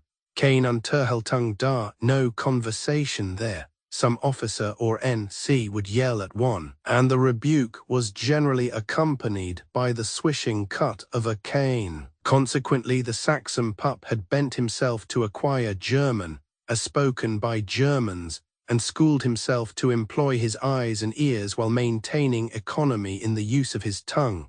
He had found out his whereabouts from an envelope he had picked up, and other things from listening to the officers' conversation and the talk of the mechanics in the big hangars. War was the thing everybody talked about. There was going to be bloody war in a twinkling. The German Navy was going to smash the British Navy into matchwood. Everybody was quite sure. The German army was going to walk over the miserable little British army, and then would be expiated the sins of the British government and the diabolical plottings of Sir Edward Grey. Throat cuttings, shootings and hangings were mentioned in connection with the above, and other personages whom British Boy Scouts hold in reverence. But one had to bear it and hold one's tongue, and keep smiling. That was the method of the chief who had said to one, "Quit yourself like a man." Brave advice possible to follow by day when alien eyes were watching. One could choke down weak tears and the ache of the lonely heart that cried for home and the dear familiar faces when the birds of war were roaring and whirring up the night field or down out of the sky. But at night, in the grim, unfriendly dark of the sleeping cupboard, without other witness than the thin, sore-eyed white kitten that shared one's meals and slept beside one on the hard straw mattress under the foul-smelling grey blanket, things were harder. One had got through after a fashion by rotting and making believe. One did not set down in the scout's notebook or tell the wounded friend on the stretcher how one had kissed the back of one's own hand, and whispered, "Good night, mother," and touched one's cheek with the tips of 2 fingers and whispered, "Good night and God keep and bless you, my darling boy." Amongst other things of interest picked up by day, one found out that supernumerary officer pilot von Hernung was cold-shouldered by the officers of the flight squadron, which he had captained before his fall. No longer top dog, he was made to pay for his domineering and swaggering. He resented this by swaggering more. The men talked of this in the hangars as they tuned up wires or cleaned the engines. Von Hernung was unglücklich. Nobody liked him. The squadron would not stand him long. Hadn't he insulted the Herr Squadron Captain pilot who had succeeded and challenged him and got his cartel back again? A colossal insolence, he had fumed. A challenge from a person of my rank confers an honor on him who receives it. Not a man among you stands upon my level. Deny it if you can. True, very true. The lieutenant observer who had brought back the challenge was reputed to have retorted, "Not a man among us has ever been degraded, therefore, Herr Supernumerary Officer, you stand alone, and we of the field flight do not regard your presence among us as a distinction. You may possibly conceive that." He had said it just as though he had had a stink under his nose, according to the narrator. And he had dropped von Hernung's letter on von Hernung's table, wiped his fingers ostentatiously upon his handkerchief, given the ghost of a salute, wheeled and gone out. After that the whilom favourite of fortune had turned sullen and solitary, and developed such desperate recklessness that men funked to fly with him. Subsequently the bird of war hovering gear having, after due examination by government experts, been relinquished to its captor, he had had the mechanism adapted to a Taube monoplane, and thenceforward made her dearest the sharer of his flights. You are to suppose born snatching fearful joys in the realization of cherished ambitions. Loathing and fearing, he yet admired the big red-haired man, so superbly brave in the air that seemed his natural element. Equally the man, detesting the child, grudgingly acknowledged his courage and obedience. No queerer companionship may have been than this between the enemy and the son of Saxon and Lynette. When the flight squadron shifted to Aix-la-Chapelle, a huge seething cauldron of military preparation, "Does England declare war against us?" people asked the flight officers. "It is probable," they answered, "Gott sei Dank." Upon the 3rd of August, starting at night, Bourne had made a long flight with the enemy. At midnight the Taube had hovered over a great, beautiful city twinkling with millions of electric lights. "That is Brussels you see down there," shouted von Hernung through the voice tube. "The city is en fête because of the agreement arrived at between the Emperor and the Belgian King. That means England has lost a friend and made another enemy. Do you understand, little English swine?" And von Hernung, who had brought a wireless outfit, had busied himself in picking up messages from a low-powered installation at the German embassy, and transmitting them to somebody high in authority who waited at Berlin. He had grown more and more peeved as he went about his business. Bourne could not tell why, but Frankie understood quite well. Belgium had not been content that the red cock should perch upon her British neighbour's roof, while her own house remained unscathed by fire. Frankie smiled, knowing this to have been the burden of the song sung by the tuned sparks. Broad day had found the big city humming with mobilization. Enormous placards printed in the national colours, with "Belgium refuses" and "Roi Loi Liberté" posted in all the public places, and a park of heavy artillery concentrated round the Etterbeek barracks, as von Hernung had flown back to Aix-la-Chapelle on the morning of August 4th. Bourne went on. The flight squadron had been attached to a field artillery division of the 2nd Corps, under a general named von Kluck, a huge man he with a square head and a big mouth full of broken teeth. Bourne had previously seen him at the wireless station where he had been taken on landing from the submarine. They had seen little of the aviation base from the beginning of hostilities. The powers that had promptly taken von Hernung at his word. For him were the long-distance flights, the delicate and risky missions, the dangerous reconnaissances over the Allied batteries. Driven by that gadfly of desire to regain the lost distinctions, he seemed to have lost all sense of fear and to bear a charmed life. Thus, while von Kluck's advance was opposed at Mons by the stubborn thrust of the British forces, the buzzard earned his nickname by his tireless quest for death. It eased his grudge against mankind to hunt men, and he hunted, hovering and observing, wirelessing and spotting, utilizing one machine for many purposes. In those days when war flying was as yet in its infancy, sniped at by the sharpshooters of 4 out of 7 British divisions, often waging, with automatic pistol and Krupp machine gun, fierce battles with other paladins of the wing, on the boundless lists of air. How many times the boy's heart had cried for pity when some brave bird, crippled by a spout of lead, or fired by an explosive bullet, had gone spinning earthwards, showing the 3 crosses of the Union Jack, or the blue-white red circles of France's tricolour, or the red-black-yellow of the Belgian flag upon its upper and under wings as it fell. They had bombed Paris 2 days before and bombed Ypres that morning, starting from a flying base near the city of Bruges. Bourne knew the place was Ypres because it was marked in red on the roller map. The British General Headquarters were supposed to be there. All the bombs had been used except 2, and the enemy must have forgotten to get rid of these before he landed. He was generally careful, but not so when he drank much. And lately he had drunk a good deal. There was so much wine in the country. He had come down and gone into the restaurant to quest for food and champagne. If he found, he would eat hugely and drink heavily, and then sleep himself sober. He always slept after a bout before taking to the air again. But sometimes when he had mixed drinks he got savage instead of sleepy, and then, "Do you mean that he thrashes you?" Frankie interjected here. "Rather, just look. There were bright red, newly made wheels and brown and purplish old ones on the little muscular, boyish arm from which the speaker stripped the sleeve. My back and legs are lots worse," he volunteered with the air of a showman. "I sometimes think he'd like to kill me. But he won't." The blue eyes were shrewd under the white-streaked forelock. "Because of what the Emperor said. Take the boy with you and make of him a decent German.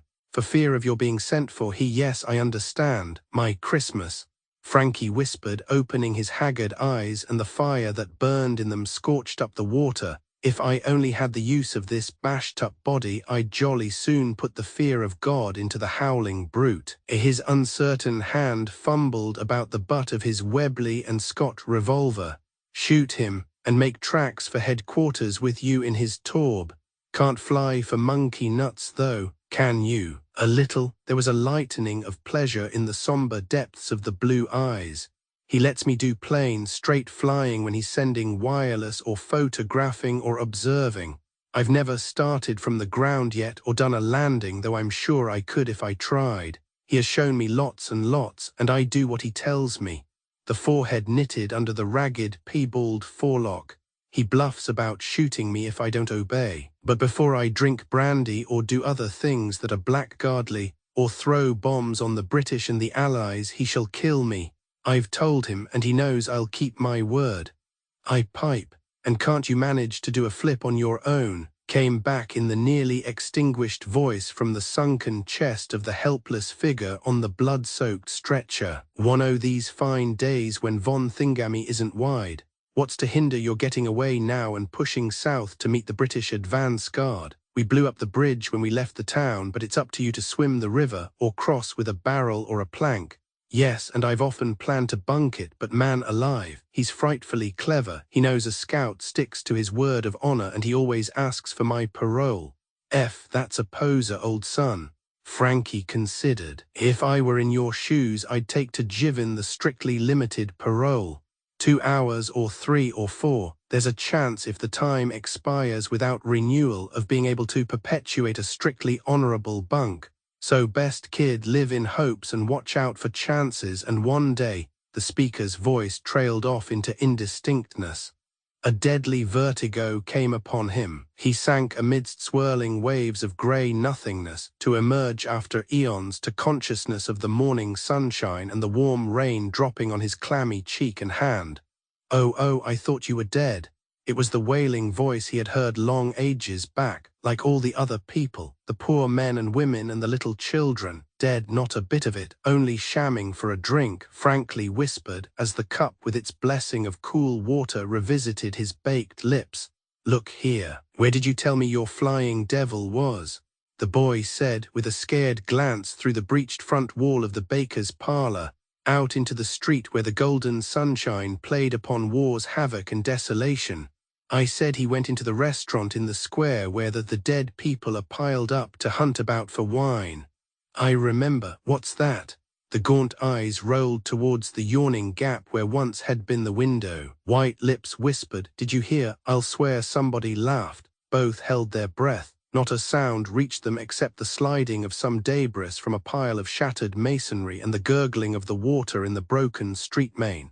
Frankie mustered breath and went on. "And now shake hands and scoot, my son, for this spot isn't healthy. Say goodbye and God bless you. And if you didn't mind, you might kiss me." The uninjured hand lifted clumsily and pointed. "Here on my forehead. Steady on, hold hard, thumbs up, old man." For sobs were racking the thin young frame and the bright tears were running. He gasped out, I can't go away and leave you two to die all alone. Die." The dreadful word at last, dropping with a dull shock through the wounded man's consciousness as a heavy stone sinks through deeps of black water. Swirling rings of mist in Frankie's brain threatened to close down and blot out all things.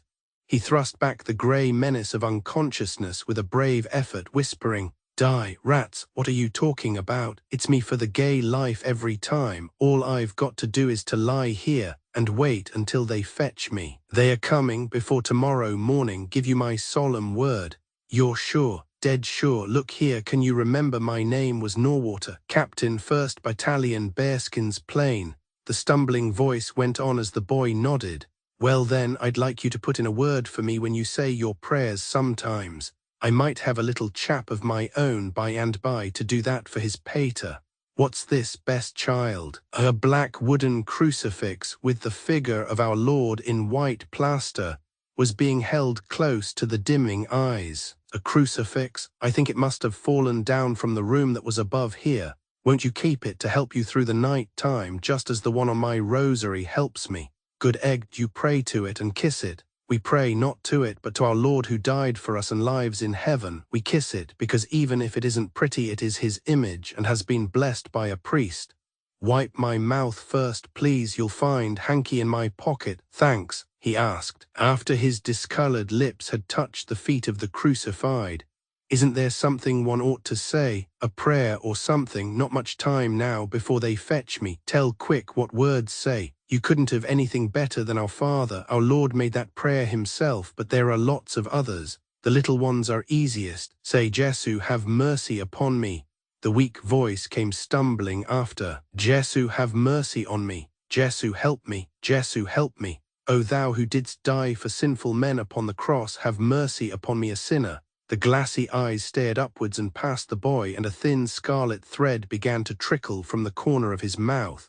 "O thou who didst die upon the cross, mercy me a sinner." The stumbling voice trailed away into silence. The glazing eyes, meeting Bourne's, said plainly, "Now go." And as the boy, blind with tears, turned in obedience to their order, a dull flame leaped into them.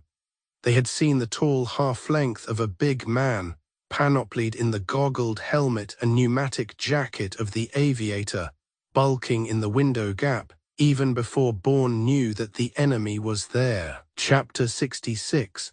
The narrow white footpath had suddenly led nowhere. Patrine had found herself standing at the edge of a 4-foot bluff, looking down upon a grassy plateau that gently sloped to the brink of the cliffs. A wire fence enclosed an aggregation of stone-grey wooden buildings dominated by a flagstaff and the latticed steel tower of a wireless installation. The white ensign flapped lazily from the halyards of the flagstaff. There were 3 hangars at a little distance away. A row of seaplanes sat on the grass before them, and some figures of men in overalls or the familiar naval uniform moved in and out and about the machines busily as ants. Where the grassland stopped at the cliff edge, the roofs of other hangars showed that were built upon the shingle. A little way out beyond the line of foam, where the long green lips of the sea mumbled at the wet pebbles, another row of seaplanes lashed to buoys, rocked like gulls drowsing after a gorge of fish. And far out to sea, where the heavy trails of smoke bannering from the funnels of rushing grey hulls betokened the war activities of the fleet in the Channel, and the conning towers of big submarines sometimes pretended to be little stocky steamers sitting on the swell. 2 strange bat-like things rose and circled and swooped, and were hidden in grey-blue mists to rise again and swoop and circle. And a little dinghy with 2 blue figures in it was pulling out from the beach in the direction of the anchored planes. "Beg pardon, but aren't you Miss Saxham?" She craned her long neck, looking for the speaker, and found him in a youthful flight sub-lieutenant, who, standing below the grassy bluff, was looking up with very brown eyes at the tall figure in the narrow skirt of tan, white and rose-pink checkers, the low-cut blouse of Gipua lace, and the knitted silk coat of rose-pink. Buckled pumps adorned the well-arched feet, clad with navy blue silk stockings of liberal open work. She sported a buff sunshade lined with rose, and a hat of rough tan straw trimmed with quills of navy blue and rose pink sat coquettishly on the beech-leaf hair. She gave the boy one of her wide smiles, evading the yes by nodding, and with a cat-like leap and scramble, he was up the grassy bluff and standing before her, blushing and saluting and holding out a scribbled paper pad. "For me. For you, if you're Miss Saxon. It's a wireless came this morning from a great friend of yours, somewhere in France." "Oh, thank you." She pulled off a loose buff glove and stretched a large white hand for the paper pad. The message ran, 6 a.m. now leaving Campigny for Calais. See Sheer in 5 hours barring accident. All my love to you. Alan, and the lieutenant had thought her pale. She kissed the paper and smiled at him bewilderingly. Lucky beggar, Sherbrand, thought the lieutenant. What a glorious woman. He extorted from Patrine, who would not be 20 until next August, the penalty for being built on a grander scale than other daughters of Eve.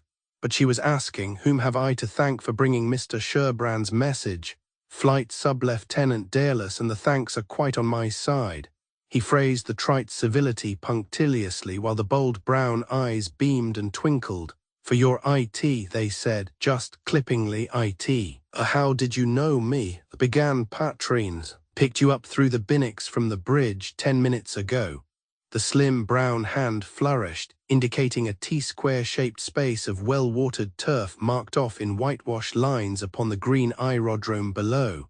We call things by their proper names so as not to lose touch, you understand. The short stretch is the bridge, and the long strip aft at right angles, that's the quarter-deck. The big hut, no, one is our wardroom. The wing commander's cabin is divided off from it. The officers' cabins are in the small hut, no.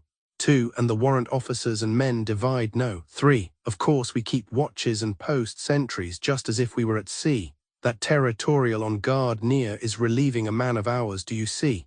He jerked his chin towards the moving brown figure. What have we to guard? Oh well, the hangars and our wireless. Another jerk indicating the latticed steel mast surmounting a telegraph hut wedded to a vibrating dynamo shed. We get reports from our patrols. Most of them are fitted with radio apparatus, and we receive and transmit messages. Long distance. Well, rather, we are frightfully swanky about our wireless plant. It's number 1 HP, not big but jolly powerful. 6 clear, silvery double notes had sounded from a brass bell, hung beneath a little white-painted penthouse sitting on the blue strip of shadow on the westward side of the wardroom hut. The petty officer who had rung the bell exchanged a brief word with the territorial and went back to the hangars from whence he had emerged. Patrine, with her heart in her mouth, asked the sub-lieutenant, "Was that a signal?" "Only ship time," said the brown-eyed one. 6 bells, 11 a.m., and our man ought to be looming up in sight. He might hit sea sheer now at any minute. In fact, he's nearly an hour late. You don't suppose? Fear had pinched and drawn and bleached her so that she looked 40 behind her white veil with blue Chennel dragonflies. Her pale mouth twitched and her black brows knotted over the haunted eyes that strained out to sea. The paper pad, crunched to a mere wad, dropped from the hand that unconsciously released it. The boy picked it up, thrilled by this peep behind the scenes of another's romance. No, there's no fear of an accident, Miss Saxon. Perhaps a bit o' engine trouble. You've got to travel slowish if she vibes too much. Or he might have spotted an aviatic and delayed to have a biff at him, on the principle that 10 Hun birds make an evener bag than 9.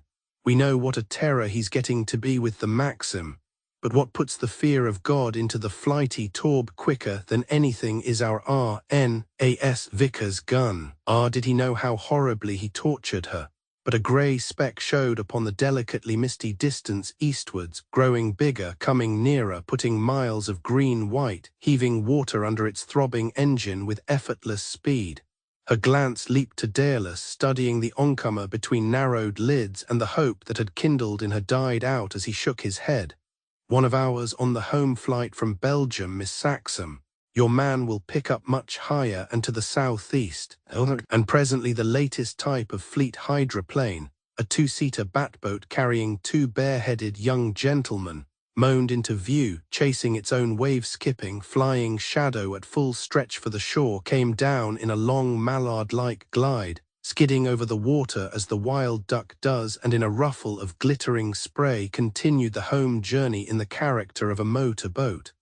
Then there was a sharp squib-like crack, and from one of the anchored hydroplanes, a rocket went up and burst in a smoke puff that hung in a little cloud of violet grey upon the sunny air, and from the hangars on the shingle under the bluff streamed figures in blue overalls or grimy shirt sleeves, and cheered and waved, standing ankle-deep in refluent water, topped with creamy sheets of foam. As the batboat with her joyous navigators rushed spluttering to the shallow anchorage and tied up beside the station planes, megaphones bellowed, motor horns tooted, somebody banged on the ship's bell, a cornet struck up Rule Britannia, very much out of tune.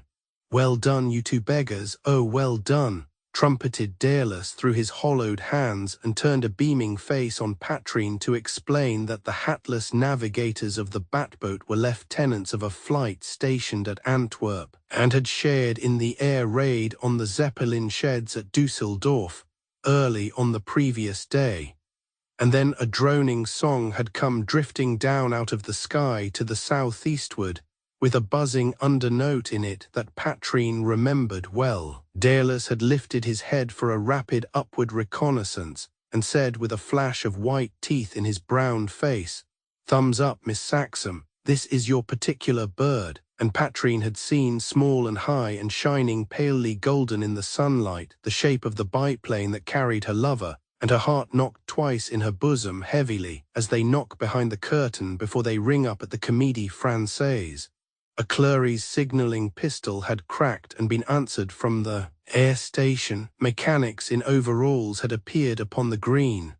Then the buzzing had stopped, and the second bird of war, rising higher to escape the backwash of light airs from the cliffs, had launched into a splendid sweeping spiral ending in a long glide, and alighted on the well-rolled station aerodrome. And Sherbrand had come home. Surely never until the thought of flight, formed in the brain cells of man and fertilized by the lust of adventure, hatched out in the bird that bears the night of today upon the air path, did lover return to his lady after a fashion so wonderful as this. The flying men have always been coming. In the book of books you will read of them. Ecclesiasticus, the preacher, foretold of the day when a bird of the air should carry the voice, and that which hath wings should tell the matter, and how these winged ones rush and roar through the prophetic pages of Ezekiel and Daniel. You have but to open them to learn. Their shapes like locusts, their armored bodies with grey-tied headpieces, like those of horses prepared unto battle, the noise made by their wings in flight, like the noise of chariots and horses running to battle, the wheels beneath their wings, the human faces appertaining to them, the inward fire that issues from them in scorching vapours, are described with fiery eloquence in the Apocalypse of the Apostle of St. John, when the fifth angel sounds the trumpet, and the king whose name is Exterminans, the destroyer, reaches the culminating point of his terrific reign upon earth. Flight makes the world no more joyful, being mainly used for purposes of destruction, but nothing can rob the flying man of his shining gloriole of romance. The boy who was building toy aeroplanes of card and elastic a few years back has rediscovered the flying dragon of the Cretaceous period, broken and tamed the winged monster into a war steed, and thundered down the forgotten roads of the pterodactyl and the ruck, to reap shining honours upon the battlefields of the mutable air. And if the girl who chaffed the boy of old worships him today as St. George, Sir Lancelot, Sir Galahad, and Le Bon Sieur de Bayard rolled into one, who shall blame her? Not I, for one. In the instant of reunion, when the tall brown figure came swinging to meet her, and the strong hard hands gripped her own, Patrine loved him more than ever. Sherbrand's was not a romantic greeting, but it thrilled her nevertheless. "They've asked us to lunch here, but it's ready at the cottage. Shall we accept? It's for you to decide." His tone had indicated his keen desire for the tête-à-tête in preference. Disappointment had shadowed his clear eyes when Patrine had voted for luncheon at the air station, inwardly longing to be alone with him, to be alone. And yet, despite the longing, the haunting sense of a sword of fate hanging over her, Patrine found the wardroom lunch a jolly banquet. They were so young, those sunburnt faces, laughing about the plainly furnished board. The wing commander in charge of the station proved to be something under 30. To Patrine, occupying the place of honor on his right hand, he did the honors like a veteran. One of the navigators of the batboat sat upon her other side, and Sherbrand was her vis-a-vis. Sherbrand was altered. She knew him older, harder, sterner, thinner to the verge of haggardness, with a deep vertical furrow graved between the thick eyebrows that made a bar of blonde fairness against the red of his deeply burned skin. He had gone away a splendid youth.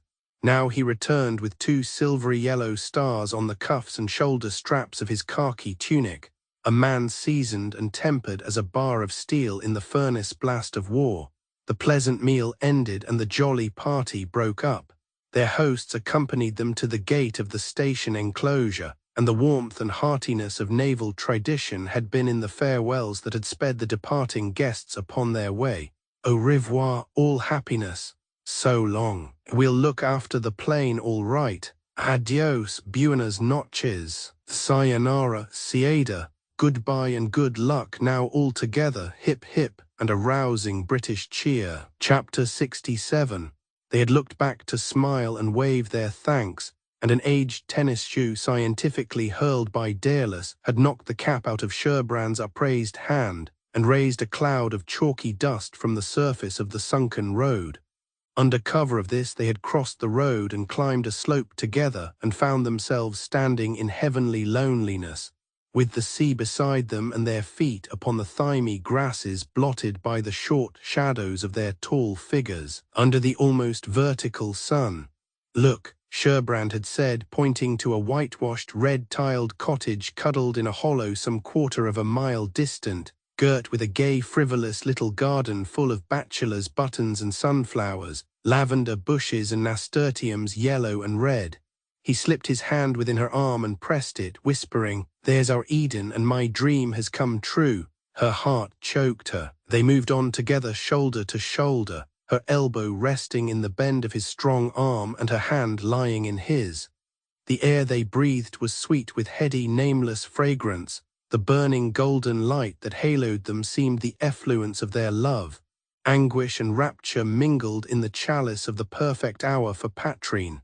Nothing but rapture was in the draught for Sherbrand, though a faint fold showed between his eyebrows as he said suddenly, "Hang it, I've forgotten to ask the station fellows to give me a night's shakedown. However, there's a decent hotel in Seashire.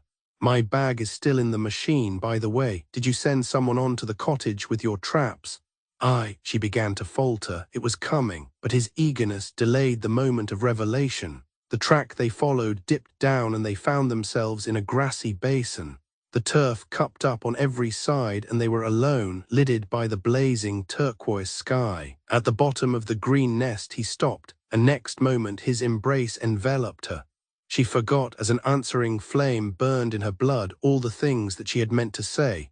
"I'll have my hour," shot through her whirling brain. "I must have something of him to keep in remembrance. He has never loved me, nor I him, so passionately as now. Oh my God!" He released her with a happy sigh, and they sat down on the shadowed side of their green nest, a deep dimple in the cheek of the sunny, smiling earth, and looked in each other's eyes.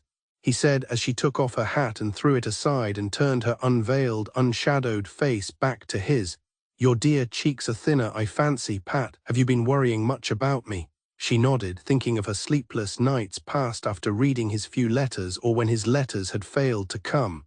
"Pretty badly in the days of the retreat from Mons. You piloted that French officer over the channel and whiff, you vanished. What has become of him? Wing Commandant Raymond.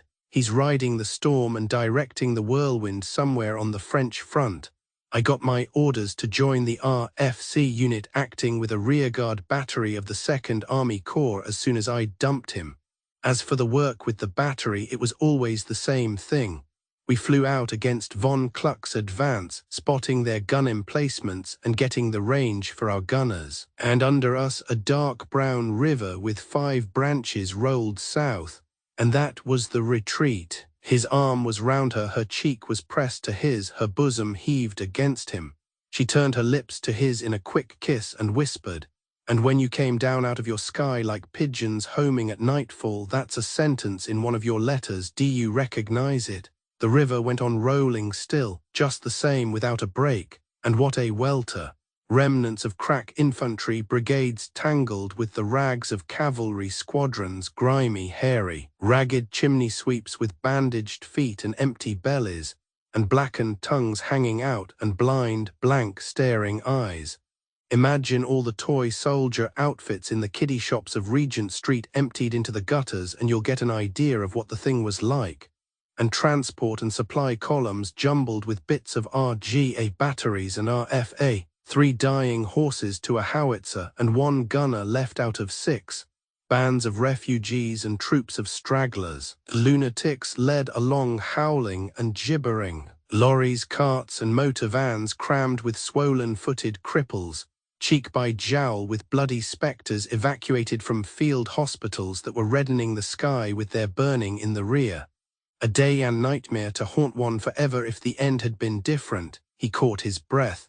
But when I remember that we straightened the muddle, brought order out of chaos, turned on the Germans and bit to the bone, I pray that the memory may stay with me always, so that I may teach your sons and mine what it means to be Englishmen. Oh, Alan, my poor boy. She caught him in her arms with sudden passion, strained him to her and then freed herself from him and moved away, signing to him that he must not approach. What you hope for can never be. I'd have told you this before if I'd been decent, but I wanted your kisses. I was hungry for the touch of you and the sound of your voice in my ears after all these weeks and weeks. Then why do you say it can never be and tell me in the same breath that you long for me and love me? His light brows were drawn into a heavy line over his stern grey eyes. Aren't you and I going to be married? Is it possible that you draw back now? Because your wife should be a pure woman, and I am not, it is possible. Don't move, don't come nearer. If you do, I'll never have the courage to tell what must be told. And he had sat still as a figure in carved khaki-coloured stone with his knees apart and his knotted hands hanging between them, and his eyes, curiously hard and pale against the strong red sunburn of his face, fixed immovably upon her mouth. When she ended, there had been a great silence, and she had looked up at the azure dome lidding their green nest, wondering why the burning, perfumed breeze had suddenly turned cold. His voice recalled her. "Why have you told me this?" To be honest, she hugged her knees. "To give you a chance for freedom before you were handicapped with me for life, poor boy. And how do you suppose it makes me feel?" He breathed roughly and gritted his teeth, wringing his hands in one another so strongly that the knuckles started death-white against the reddened skin. She heard herself saying lamely, "I knew you'd be horribly sick about it and hate me." "I don't hate you, but I want to kill him. He took you to that damnable place and..." He bit his lip and swallowed. "How long was that before I met you at Hendon? 3 days, and our day of meeting, the meeting I thanked God for, was July 18th. This is October the 14th to be particular. You must know what I'm driving at. Is there any danger?" she said in a level voice, looking at him steadily. "I have deserved it, but I think God is going to be kinder to me than to punish me in that way." Her eyes flickered and fell from his. "It was because I was so awfully afraid at first that I made up my mind to marry you, and now you know the very worst of me." "Hardly the worst." He drew breath roughly and the cloud upon his forehead lightened a little. "We'd have been man and wife before I flew for France if you'd let me have my way." "Why didn't you?" It seemed so mean, a kind of child stealing. You were so unsuspecting and so generous and so clean." She bit her lips and the tears welled over her underlids. "You shamed me into being straight with you. I'd loved you from the beginning, but it was as though my love had left off crawling and grown a pair of wings. Answer me straight." He turned so as to face her. "Did you ever love that German? To my shame be it spoken, never for an instant. After that night at the Upas, I hated him unspeakably. Only when I thought he was dead, I began to let up a little on the hate." He looked at his hands and unknotted them and knotted them and said suddenly, "You may be interested to know that he is not dead, but very much the other thing. He is scouting and spotting for von Kluck's gunners on their south and west fronts, and sometimes bombing positions he has scried out, and doing it all superbly, damn him. He has been degraded to the rank of a supernumerary flying officer for some breach of duty that got to the Kaiser, and he has evidently made his mind up to make good in this war. They pick him for all the dangerous missions. He seems unkillable, and we've tried our hardest, and wherever he goes until now I've kept this from you, he takes the Saxam's son, Born. She shaped the name dumbly with lips that were pale as poplar leaves. God forgive me, her conscience whispered. How little I have thought of Born. Yes, I mean Born. So odd was the contrast between the speaker's grim, set face and the bald simplicity of his language, that her white lips twitched with a crazy desire to laugh as he added, I've been keen for a long time on coming across the man who pinched my hawk hoverer and kidnapped my friend's son, and putting the fear of God into him with an automatic revolver or a Maxim. But now that I know this, the deadly contempt in the voice is inconveyable. A clean death hardly meets his case. Good cartridges seem wasted in killing that fellow. One wants to set one's heel down hard on him and scrunch. He had sat silent, staring before him yet a moment longer. Then he gathered himself together and got up from the grass, glanced at his wristwatch and said, holding out his hand to assist her in rising, Well, let's be going. It's 3:30. They'll expect us to tea at the cottage.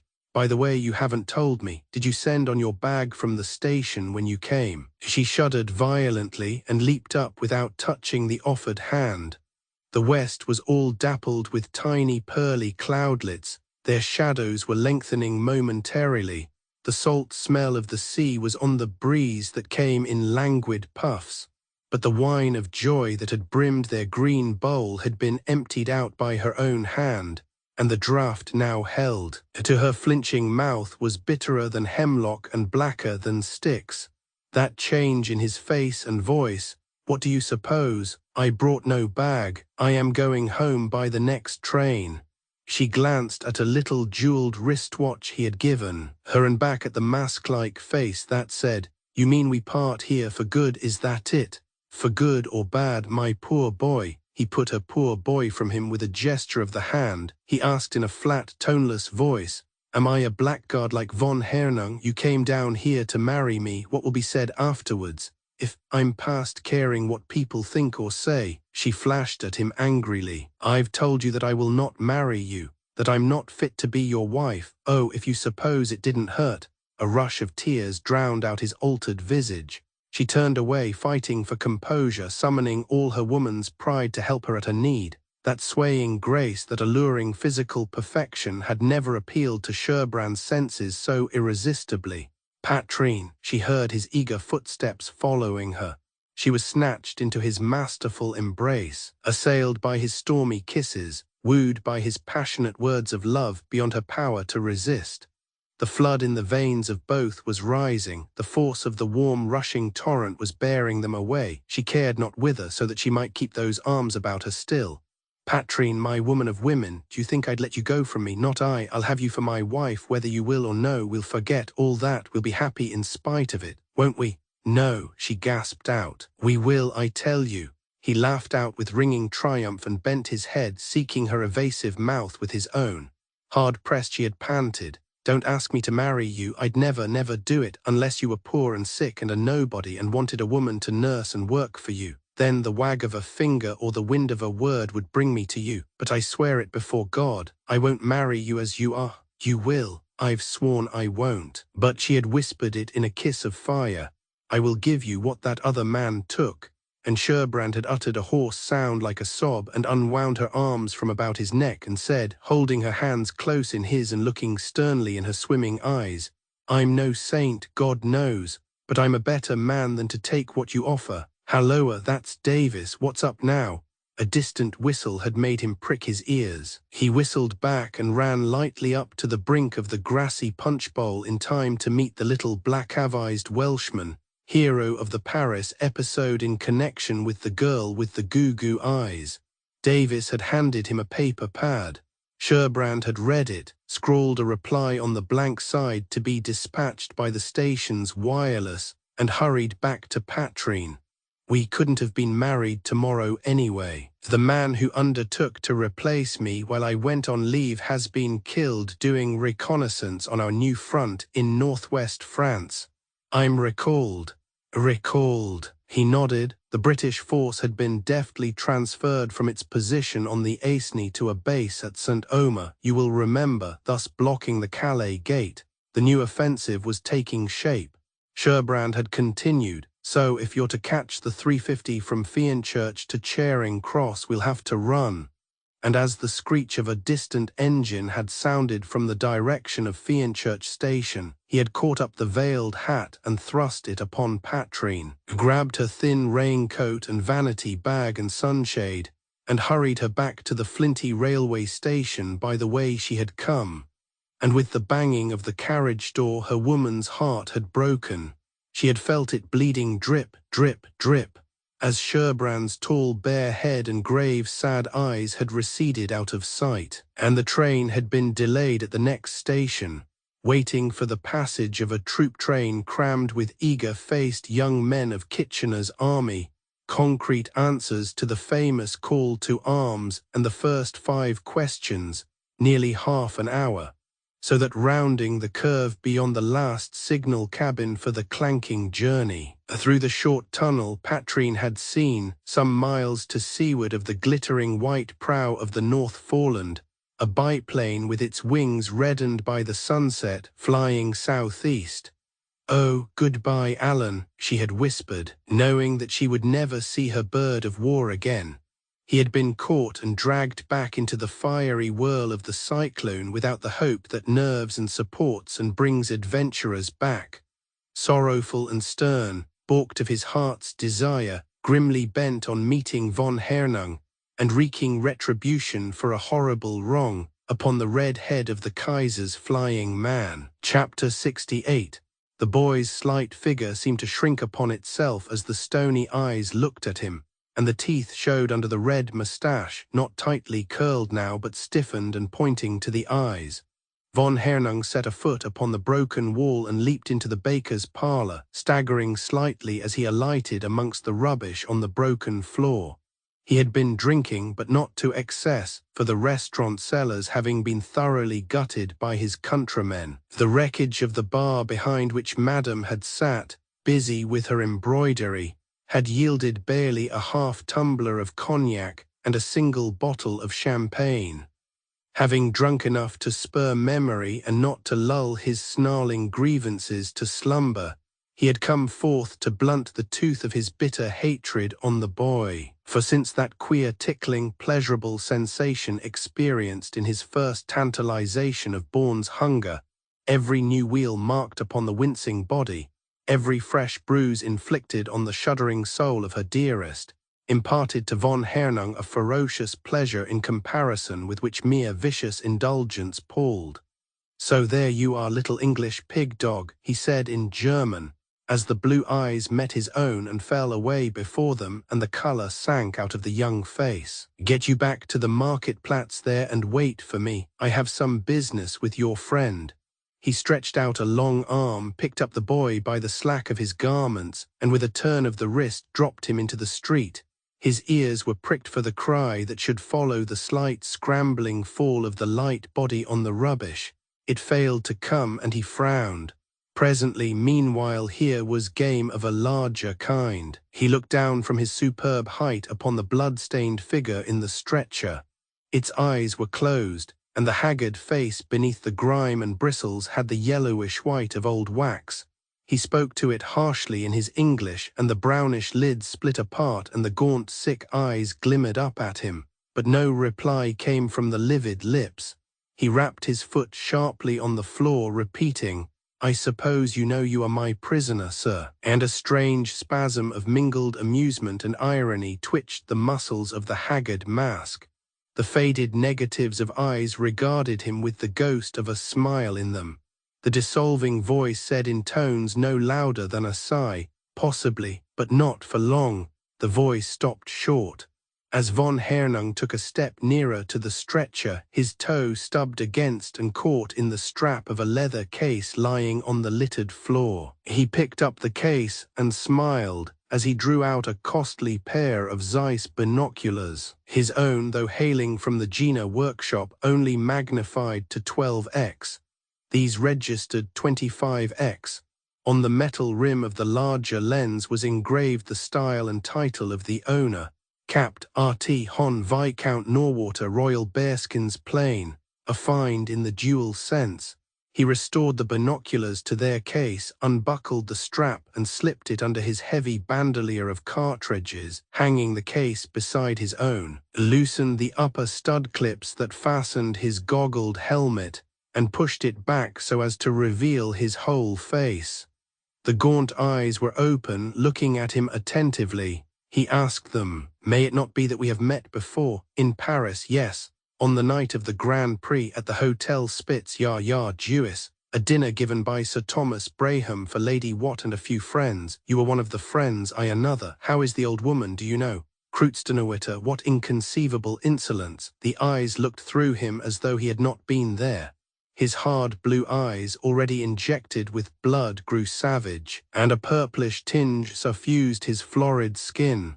He reflected an instant, pulled a capacious silver spirit flask from the deep side pocket of his pneumatic, half-filled the drinking cup that capped it, and knelt down beside the stretcher, saying quite pleasantly in his gutturals, "See, here is some capital cognac. Let me give you a sip, eh? Then you will feel better." He poured a dram between the teeth, and waited through a spasm of coughing, wiped the blood and mucus from the gasping lips with a rag of the torn clothing, then pulled a stool from amongst the rubbish, sat down near the feet of the wounded man facing him, and took a long pull of the belauded brandy from the neck of the big flask. "That does more good than canteen coffee," he said, and sucked his red moustache appreciatively. He set down the flask on the floor between his feet, found his case, and carefully chose a cigar. "A cigar? No, you will then perhaps not object to my smoking. We of the field flight have to comfort ourselves with snuff when in the air. To burn tobacco and blaze up like a star shell and come down like a charred rocket stick, that is not at all agreeable or practice. Sapperlot, you are not a very amusing companion. Nevertheless, my fellow, I drink to your jolly good health." He knocked off the ash of his cigar, cleared his throat, and spat, just clearing Frankie's shoulder. The flicker of anger in the sunken eyes brought a glitter of malice into his own. He sent out a long swaggering stream of smoke, and knocked the ash from his cigar with the little finger of his ringed left hand, continuing, "You see, I have cut the long thumbnail that amused you when we met in Paris. The day has come, though you would not join me in drinking to its dawning, and the German eagle has dipped his claws in English blood. We Prussians have beaten out the iron scepter of world power with giant blows upon the war anvil, and the sun that never set upon the swanky British Empire has already risen to find the roast beef of old England in danger, and the triple entente a bankrupt syndicate." He shrugged and twisted his red moustache, tilted his big body sidewise, and spat at a carefully calculated angle, missing the other shoulder of the victim as he pursued. "But you do not know, Donnerwetter, how should you? Lying here like a stuck pig, yesterday in the neighborhood of Ypres took place the ultimate conclusive battle in which the German mammoth pounded the British lion into pulp. Your little British expeditionary force may be said to exist no longer. Your brigade of guards, who boast that, like the samurai, they do not surrender while yet unwounded, is practically extinct. Maddened by despair, the officers shot the few men who remained, and then blew one another's brains out. Your commander-in-chief is our prisoner. Sir Rothesay Craig has been killed, also General Calonby and General Jones-Torian. The French Generalissimo has surrendered with the 5th French Army. The 6th French Army has been chopped into sausage meat. So all is over, total kaput. If what you say is gospel," said the weak voice, and the faded eyes had the ghost of a smile in them, "why do I keep on hearing our guns?" For the hurly-burly of battle in the south had broken out afresh as though in contradiction. The crazy floor vibrated, the tottering walls shook with the distant fury of sound, thud, thud, thud, thud, and the muffled boom, crash of immense explosions, and through all the steady slogging of Royal Garrison artillery howitzers, and the tireless, dogged hammering of field artillery, 18-pounders, macht nicht. Von Hernung shrugged contemptuously, though his keen ear did not miss the fact that the guns were coming nearer. That must go on for a little, until the last show of resistance is broken down. If it be a military virtue not to be aware when you are beaten, your big-jawed, dull-brained, short-headed British bulldogs of soldiers have that virtue, of course. But comes the awakening.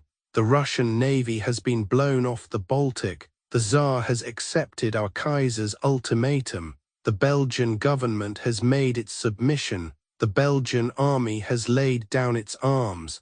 Our 17-inch siege howitzers are bombarding the shores of England from their emplacements at Calais. The army of invasion is embarking. Your British Navy, the floating bulwark of your empire, lies at the bottom of the North Sea. Ministers run from one end of England to the other, begging, coaxing, persuading your proletariat.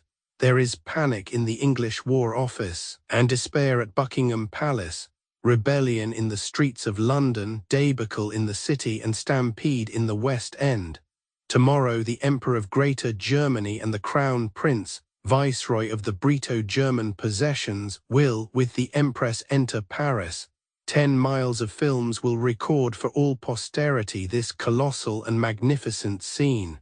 The London pageant of triumph follows. Well may you weep, my unlucky fellow, over the collapse and ruin of your proud country, for tears were really trickling from the puckered eyelids of the now flushed and quivering face. Himmelkreuzbemenilment, you are not weeping, you are laughing, you dirty English swine. What else do you expect when you're so dashed amusing? Gasped Frankie painfully. Roll along with some more of it, why don't you, Anatole? You do not believe me, no. You think that I am rotting. Von Hernung shrugged his huge shoulders and laughed with forced heartiness. Always to rot, that is the English custom. He added with a cruel relish, Desto besser, you will die more pleasantly, for of course you will die. This is the 3rd day you have lain here alter jung, and you have the smell and colour of gangrene. You are a lump of carrion, Norwater, not worth the taking away. Possibly not. The eyes met his calmly, though their laughter had died out. It angered von Hernung to be balked of the ferocious enjoyment he had promised himself. He finished the cognac slowly, seeking in the fiery drink a spur to inventiveness, and sucked his moustache slowly as he capped and pocketed the flask. I am hellishly sorry, I assure you, Norwater, he said, adopting a bluff and hearty manner as he sucked the stump of the nearly finished cigar. One is hardened to death and wounds in war, but one is human, and I have been on friendly terms with many Englishmen and Angename Englanderin such as Lady Watt, whom I have known for years, and that superb brunette Mies Saxum. We flirted desperately that night in Paris. Later on in London she became my mistress. You lie, you aeroplane-stealing cad, said Frankie feebly but with great distinctness. Von Hernung swore and spat full in his face. Its nostrils winced disgust, but the brown eyes were indomitable, and from the blue lips came a mere thread of human utterance, pregnant with scathing irony. I say to you what the Belgian woman said to your Kaiser when his horse splashed her. This kind of filth wipes off. You think so, eh, you? Von Hernung clenched his fist and might have dashed it in the eyes that defied him, but for a sudden, significant change in the sound of those distant guns. The barrage of the German field artillery was becoming intermittent. The slogging of the British had increased in energy. A flare of red spurted into the Kaiserman's pasty cheeks, and his hard eyes lighted eagerly. He forgot his rule of sleeping off liquor before again taking to the air. With a confidence in his own powers largely justified by his successes, his mind leaped to the scene of conflict. Now, when the German batteries were weakening, was the moment for the arrival of a pilot aviator of the Imperial Field Flight, skilled as aerial observer and signaller, and known to be indifferent to risk. Here was the chance one had hoped for: restitution of the forfeited decoration, restoration to the Emperor's favor, reinstatement in the lost place upon the regimental roster. promotion, the bestowal of new honors danced before him like little gaudy demons, drowning with their buzz the voice of prudence, luring him to the essay. "I am compelled to leave you now, Norwater," he said smilingly to the man on the stretcher. "Thanks so much for our interesting chat. I shall carry away a pleasant recollection and leave you also a memento in the shape of a bomb, which I shall drop on you when I have climbed to a suitable height. So gut a bend, alter young, though before I go there is a trifling formality." He knelt down by the stretcher, and without unnecessary gentleness rifled the pockets of the wounded man.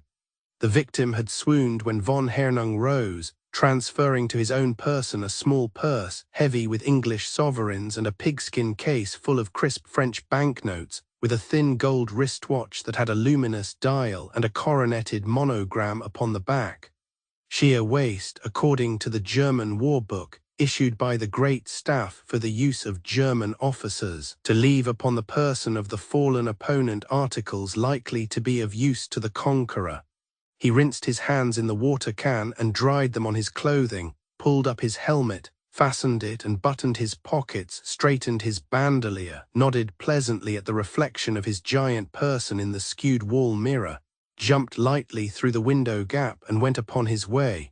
The slight figure lying so still upon the stretcher had never been remarkable for beauty of proportion. The sharpened face with its hue of old wax, the discoloured stains and the hair and grime upon it, had never been handsome even in health, but thrown back and tilted upwards with the rosy glow of the setting sun touching the high brow and violet shadows framing the sealed eyelids and close-shut mouth, it did not lack the quality of nobility. There was something knightly about the still form. He revived to pain and loneliness and burning thirst, the squalor and abomination of desolation, the louder, nearer thudding of the German drum fire, and the dogged reply of the unweakening British guns. He might have deemed the events that had taken place illusions born of weakness and fever, but for the testimony of the looking-glass that hung away upon the wall. There was the familiar vista of the market square, with the charred ruins of town hall and clock tower, yet sending up thin columns of bluish smoke into the radiant air. You could even make out a corner of the great stack of stiffened, blackening bodies. Nothing was wanting but that the Taube should still be resting on the cobblestones like a drowsy white vampire bat glutted with human blood. But the Taube was not there. From high overhead the buzzing note of the hoverer came down to Frankie. He could see through the rents in the penthouse of broken flooring the white, winged shape hanging poised overhead. He even fancied he could descry the helmeted, goggled head of von Hernung peering over the bulwarks of the bird body, the jut of his elbow, and the pear-shaped wire cages in which the bombs hung ready to his hand. The thought of Margaret and the child was an exquisite agony. The thirst for life, delectable life, revived in Frankie ragingly. In dreadful expectation of the deafening crash and the rending pang and the burning bite of the greenish flame, the haggard eyes were straining upwards when the terror went out of them and their lids flickered down. Let the fellow do his worst. Where was the good of hating? Christ had prayed for his murderers when they nailed him on the tree. The numb hand feebly made the sacred sign, and the tension passed with the terror. There was a dull boom high overhead, and some heavy objects fell in a neighboring backyard. Little bits of metal rattled on Frankie's plank penthouse, and some warm drops pattered on Frankie's face and wetted the hand that lay upon his breast. Not rain, but something sticky and thick, with a sickly, well-known odor. He lifted the hand. Oh, horrible, the heavens were raining blood. Too weak to even guess at what had happened, he fell again into a stupor. The hollowed chest heaved at longer intervals beneath the first aid bandaging over which had been thrown the khaki coat. Long cold breaths expired through the panting nostrils. The eyes showed a glassy line of white between the parted lids.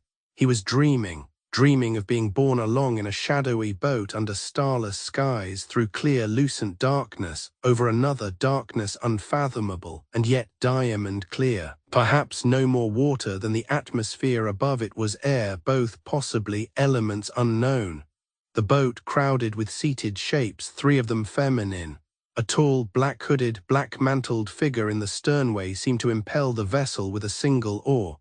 "Is this stuff water?" The quiet voice of a man seated beside Frankie had asked the question. Frankie slipped his hand over the boat's low side and withdrew it shining but not dripping, thinking, "It is and it isn't. Fairly odd, wonder where we're bound for, that fellow sculling. Reminds me of old Charon in the 6th Aeneid when I swatted Virgil at school." "Me too." Thought seemed to pass current as speech, for though Frankie had not voiced his reflection, the tall man who sat next him had answered instantly. "But if this is the ninefold, what about the cold and venomous waters, consuming iron and breaking the rarest vessels?" The speaker dipped his hand over the side and brought it up all shining but not dripping, and touched his lips with it, and went on, smiling. "Besides, if you and I are alive, where are our golden bows, and if we are dead, where are our oboli? We ought to have 'em. It wouldn't be good form not. Why, your Braithwaite of ours, how is it I didn't know you? Why did I suppose?" Frankie broke off. For Braithwaite's very recent exit from the stage of life had been performed after a highly coloured fashion, when the Germans had showered heavy shells of high explosive upon the little Belgian town. "That fellow sculling," he said to cover the slight embarrassment. "Somehow I fancy I've seen him before. Ah, now I recollect." Braithwaite was answering the thought of the previous moment. "I did get crumped up pretty badly, should have come off lots worse hadn't it been for Cruz. He threw himself in front of me when the shell dropped so near us." He spoke of the sergeant major of his company who had been killed at the same moment. "Don't you recognize him? Cruz is the man who's sculling. I caught a glimpse of his face just now. It can be nobody but Cruz. Beggin' your pardon." The soft South Irish brogue sounded more apologetic than contradictory. The thick, sturdy figure of the speaker, uncertainly descried in the clear obscurity, leaned anxiously over from the opposite seat.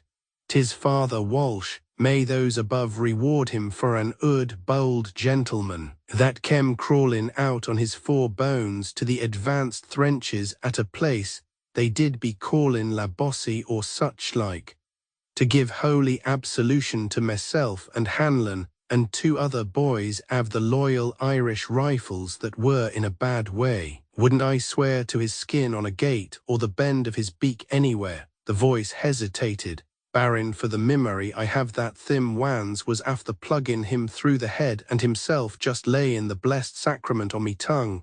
"Beg pardon." A woman's voice joined in the conversation.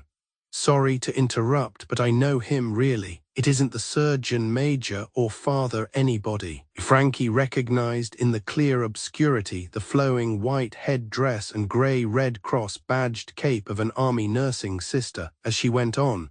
"It's just our civil surgical specialist who died of double pneumonia septic at the Harfleur Military Hospital.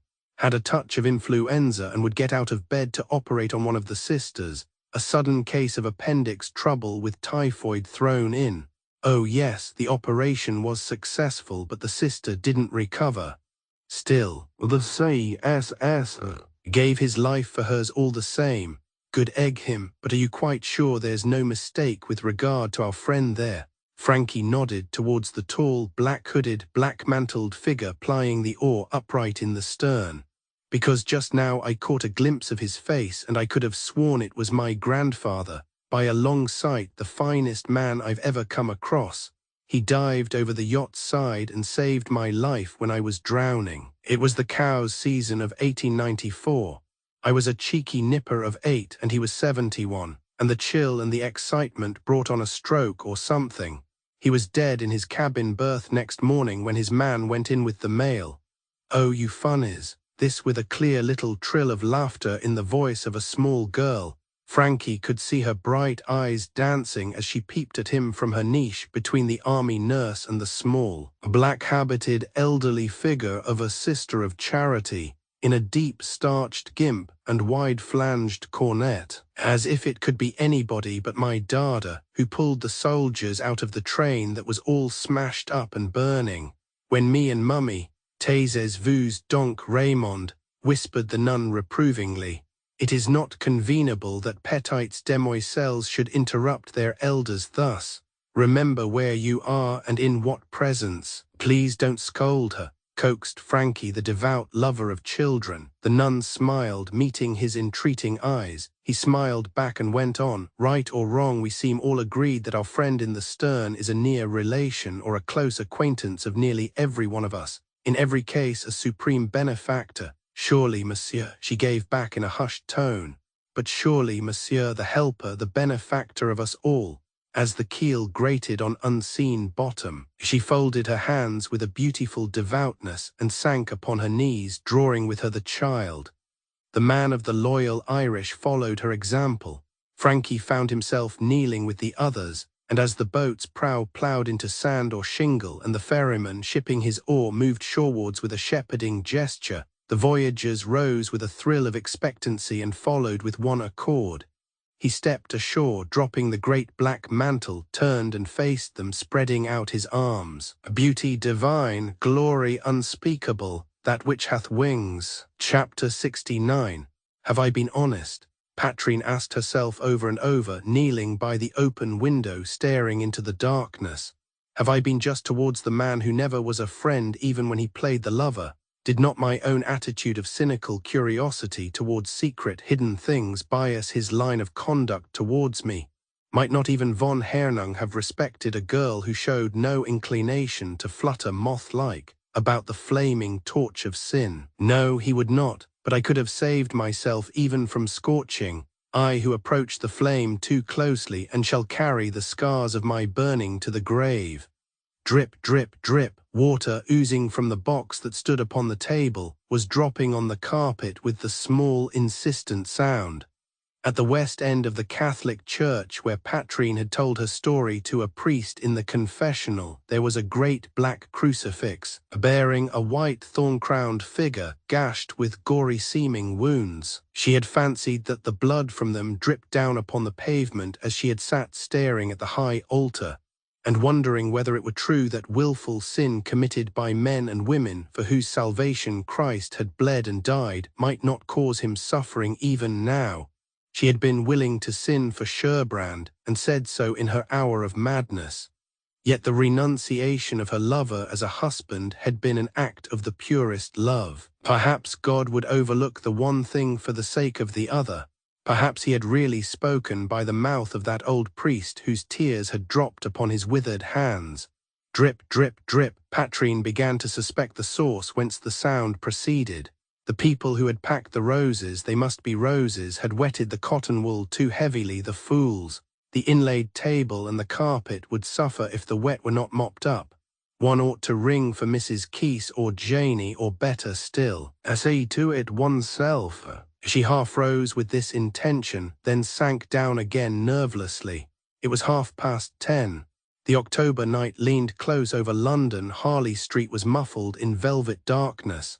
The veiled gleam of electric lights showed at its junction with Cavendish Square. The rumble of the tube train came from Portland Place. The faint shriek of the Northern Express sounded from Euston. A Brocken hunt of motor buses screeched and clanked up the Marylebone Road and faded into distance. The rumble and roar of Oxford Street showed signs of diminution. It was possible to hear stray sentences spoken by people passing upon the pavement below. I don't care, this from the shorter of two female figures that had halted before the house, the edge of light-coloured skirt showing below her cloak, and the gleam of white cuffs framing the gloved hands with which she gestured, suggested a hospital nurse to Patrine. Taxation without representation is a crying injustice, and the men will wake up to it one of these days. And Mrs. Clash may be a noisy person, and Fanny Levin may drop her H's. I do myself when I get stirred up. But they are in earnest, and they've suffered cruel. For their convictions, look at this petrel, that one that always takes the chair. She's a physical wreck with the treatment she's had, and I know what I'm talking about. Haven't we had suffragettes brought to the hospital for treatment over and over, after they'd been pitched out of political meetings by stewards and half-throttled by police? What I say is, Moses, how late? We shall get locked out of the home if we don't run for it. And their light, hurrying footsteps and the unmistakable frou-frou of starched print accompanying passed away up Harley Street. They must have come from the mass meeting of suffragists that had taken place at the Royal Hall. It had been a memorable evening. The atmosphere of the Royal Hall thronged not only with the members of the WSSS, but with representatives of many other women's unions and associations and societies and leagues, was highly charged with electricity. Mrs. Petrel, resolute-lipped, quiet-eyed, clear of diction, and composed of manner, knew, as she sat in her chair beside the little table in the middle of the crowded platform, and better even than the plainclothes police among the audience, that at any moment the storm might break. She had advocated with all her much-tried strength an armistice for the war period, involving a temporary abandonment of militant methods and inflammatory addresses, in favor of a policy of active help and practical sympathy, alike honorable to her head and heart. Other societies, unions, leagues, and associations might have followed the lead of their presidents, but would the WSSS accept her program? Militancy had been its motto and the breath of its nostrils through all these troubled years. Since the outbreak of war, Flaming Fanny had busily sown the whirlwind, advocating fresh demonstrations in conjunction with a system of unlimited strikes. Woman must hold her hand now that her help was needed.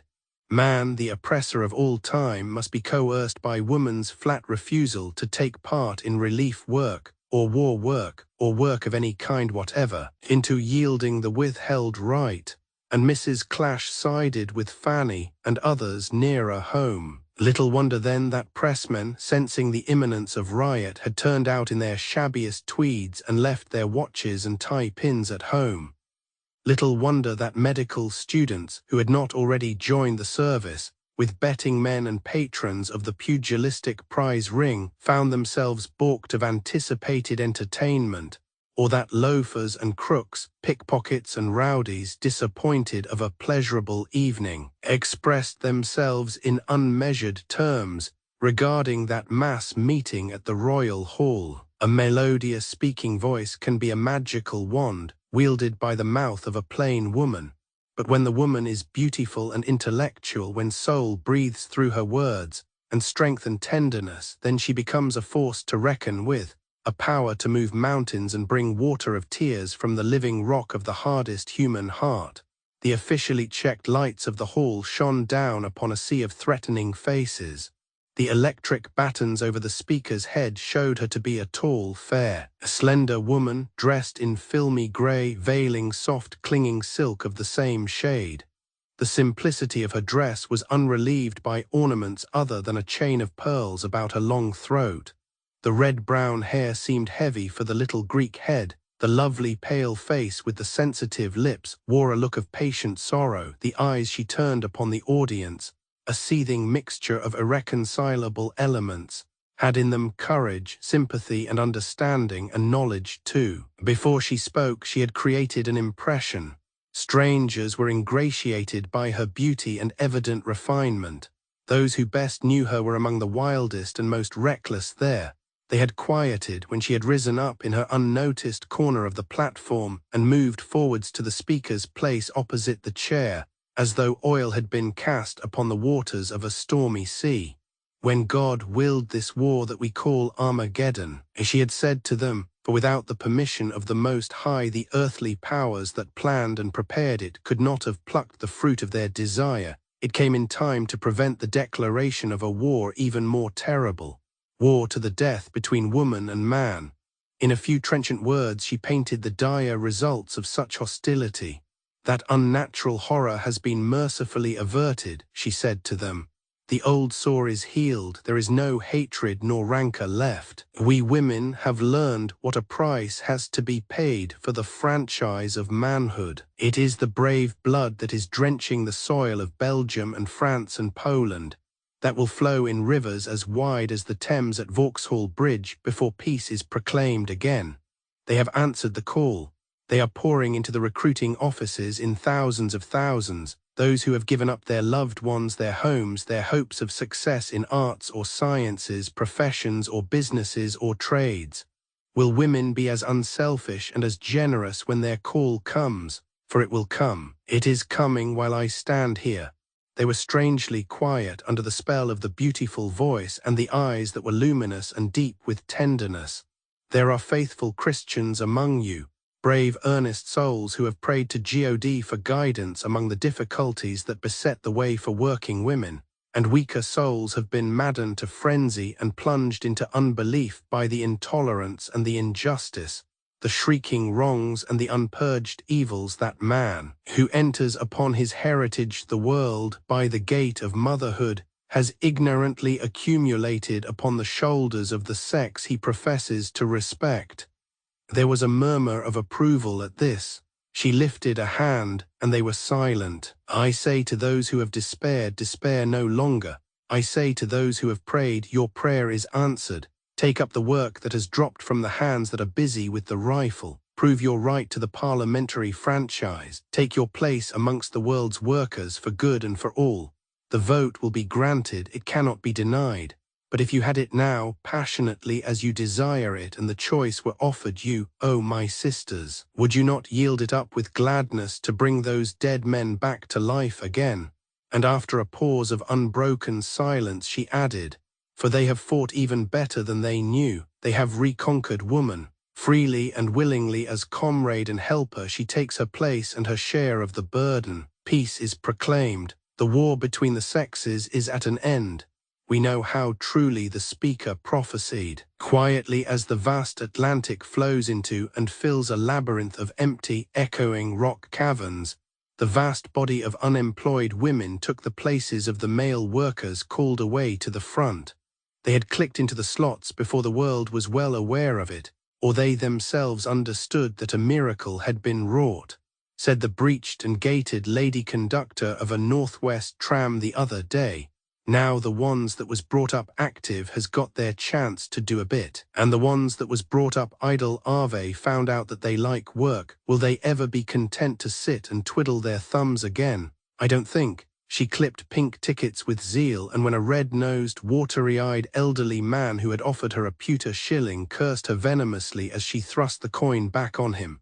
You, op it, she said to the offender, and caught him neatly by the scruff, hauled him down the corkscrew stairway, and deposited him in the Camden Road without turning a hair. Chapter 70. Von Hernung had quitted the earth sober to discover at the height of 1,000 meters that his potations had dulled his brain.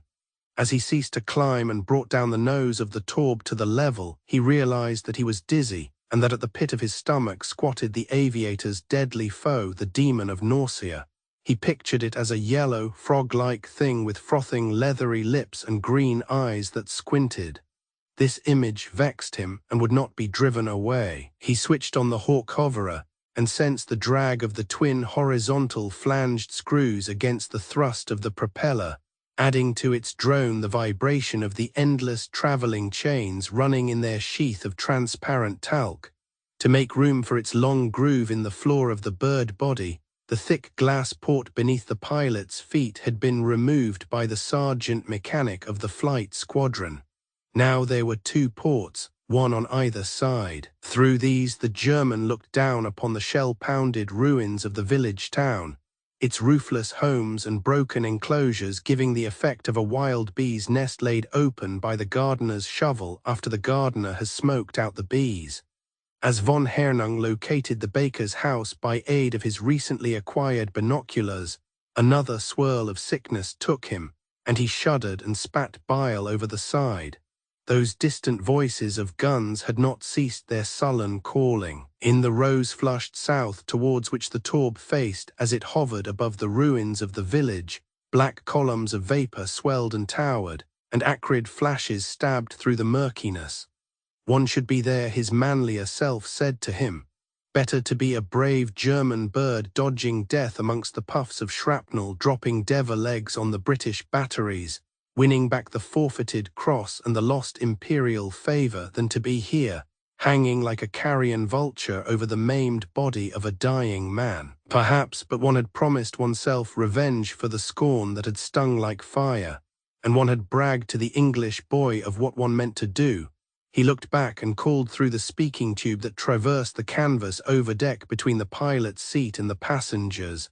Unstrap yourself and come to me and take the control stick. Schnell, do you hear? What is that you say? He put the voice tube to his ear and heard the shrill pipe answer through it. You think it best to tell me that you take back your parole? The big teeth grinned under the red mustache. All right, said the enemy. While we are in the air, you are free to jump out if you like and run away. When we get to the ground again, that is another matter. Come now, sit in front of me and take over the controls. And as the boy obeyed, creeping beneath the intervening deck and under the canvas partition, the enemy moved back upon the pilot seat, keeping his feet on the lower controls and separating his knees so as to leave a ledge for Bourne to occupy. Still laughing, he took spare safety straps that hung on each side against the bulwarks and clipped the patent pneumatic studs to the belt that girt the boy. It did not do to run risks. Some day it might occur to the Emperor to order von Hernung to deliver up his captive, and the little devil was useful hellishly. He had come into the world 12 years ago possessed of the flying gift. He had taken to the air as naturally as a young crow or pigeon. A tap on the shoulder, a word shouted in his ear, and he knew what you wanted. He understood now why his overlord required the unrestricted use of his arms at this moment. The small hands twitched as they gripped the lever, and shudders convulsed the slender frame. Noting this, von Hernung grinned. His qualms had left him for the present. He was once more master of his stomach and lord of his cool and steady brain. Through the back of his head the boy could see him, leaning his big body sidewise, craning his neck over the edge of the fuselage, his hand hovering over the bomb hanging near in its wire holder, his keen hard eyes calculating distance, his red brows knitted, his full mouth smiling under its thatch of red hair. The devil leg would burst upon its impact with a roof or with the ground, 1,000 meters under the Taube.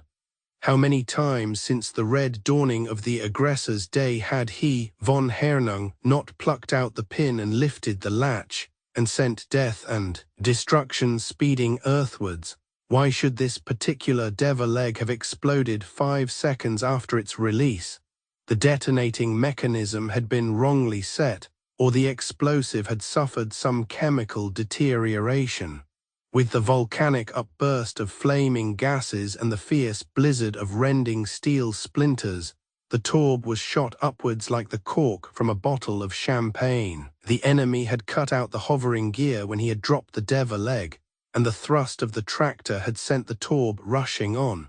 Thus, though she had been bumped about on waves of rising gases, though daylight shone through holes in her wings and body, a wheel had dropped like a stone from her undercarriage, and a piece of her tail had gone fluttering and swerving earthwards, no serious damage had been done to the machine.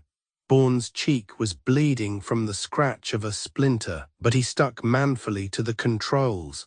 Steer south, he had been told, when I switch off the hoverer, and he had waited, his teeth set, his brows knitted, his eyes on the compass and his heart crying out to God to save his newfound friend. He knew it was because he had prayed so hard that the bomb had exploded prematurely. Would the enemy try again with the one that yet remained? But the enemy made no sign. One dared not look round or speak to him. Was he in a fit, or sick, or merely shamming? One could feel the big body heaving at one's back as it lay huddled against the canvas partition, with rolling head and arms spread wide and knees that straddled and sagged. Jerk, the Taube heaved her after part as a cow gets up and nose-dived. Von Hernung's feet had slipped from the controls and her rudder was flapping free.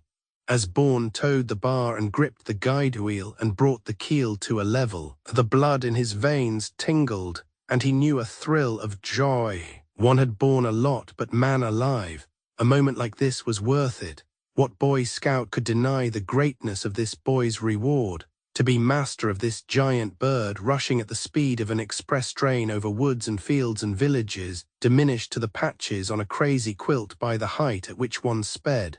To hear the shrill breeze harping in the wires and the roar of the flashing tractor, and change the din at a finger touch to the silence of a glide. West, where the sun was setting in red fire, were signs by now familiar. Linked specks that were big grey German troop trains ran over the shining gossamer lines of the railways going south. Where the shining lines looked like scattered pins, the railways had been blown up by the Belgians or the British. Things like caterpillars crawling over the white ribbons of the highways were German motor lorries dragging great howitzers, or army supply and transport, or marching columns of robust, bullet-headed German infantrymen. A blot of grey upon a town was where a division rested. Strings of grey spiders hurrying south would be brigades of cyclist telegraphists or sharpshooters, and processions of drab beetles scuttling along field ambulances or staff motor cars. One would have said that a green-grey blight had fallen upon Belgium, swiftly advancing, stayed by nothing, devouring as it moved. East, where the shadow of the Taube raced beside her like a carriage dog. Black streaks that were barges still crawled on the canals, and peasants' carts crept over the roads, and there were no columns of troops in view nor uglier tokens of the war. Though the red and brown towns showed scant signs of life, late root crops were being harvested, plough teams were breaking up the stubbles, factory chimneys were smoking, and acres of linen web yet spread to bleach along the river banks. Later in the month, the grey-green blight was to sweep over all this region as the Boche retreated before the thrust of the 1st and 4th British Army Corps, from Houthulst Forest to Menin-on-Lys. Those voices of the guns were nearer now. They talked on incessantly. You felt the air that carried you vibrating as you flew. The solid earth heaved up in waves under the dusty golden smoke drifts veiling the south horizon. Black pillars of smoke and debris climbed and collapsed against the dusty gold. Grey imperial staff cars were parked in the courtyard of a chateau with pepper-box towers. Officers sat at tables on the vine-covered terrace, while a farm close by was doing duty as a casualty clearing station. You could pick out the flutter of the Red Cross flag on a broken tree beside the gateway, and the come and go of the bearers carrying laden or empty stretchers, and the white armlets of the Sanitätskorps men who drove the ambulance cars. To have seen over and over again what grown folks learned from newspapers was to be a man seasoned in war whilst yet one's bones were young. Well worth the hardships one had borne, this sheaf of ripe experience. Good to know one had obeyed the chief who said, "Quit yourself like a man," so born flew on. The fiery chrism of a strange second baptism was on his forehead. Gates of wonder seemed opening on the horizon towards which he hastened, guided by the big broad arrow of the reinforced compass and the thudding of those nearing guns. Some perception of great issues at stake and marvelous impending changes, ushering in the revival of the forgotten days of chivalry, may have come at this hour to the child so strangely caught and whirled into the dizzy circles of the maelstrom of international war.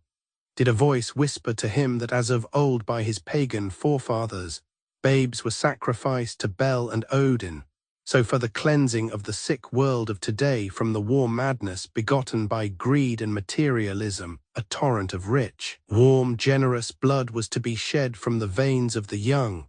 Could he dream that the lower mankind sank, the higher men were to rise, mounting on stepping stones of obedience and courage, to those heights where the human may walk with the divine, that through long years to come, bright boys in myriads would drain the wine of death from the chalice of self-sacrifice, and pass to God who kindled in those clean young souls the fire that made him burn to die for men. The enemy was rousing from his doze or dwam or swoon or whatever had been the matter with him. The big body was heaving into an upright posture, the big foot was knocking in Morse on the bottom of the fuselage. The boy looked down and saw blood running there, or was it the red of the sunset? "Shut off and look at me," rapped the foot, and its thrall obeyed and shrieked at the sight of the horror he was strapped to, glaring with wild eyes, and spitting unintelligible sentences with bloody splinters of shattered teeth and red rags of palate and tongue. "I am damaged, is it not so? Something hit me when the bomb exploded." Something like this came in strange sounds from that inhuman face. and the boy shrieked again and again, straining at the belt that bound him to his terrible companion, conscious of nothing but overmastering fear. "Quit yourself like a man." He heard the words through the drumming in his ears, and his heart left off leaping. His brain cleared. He realized that the Taube was diving to the ground.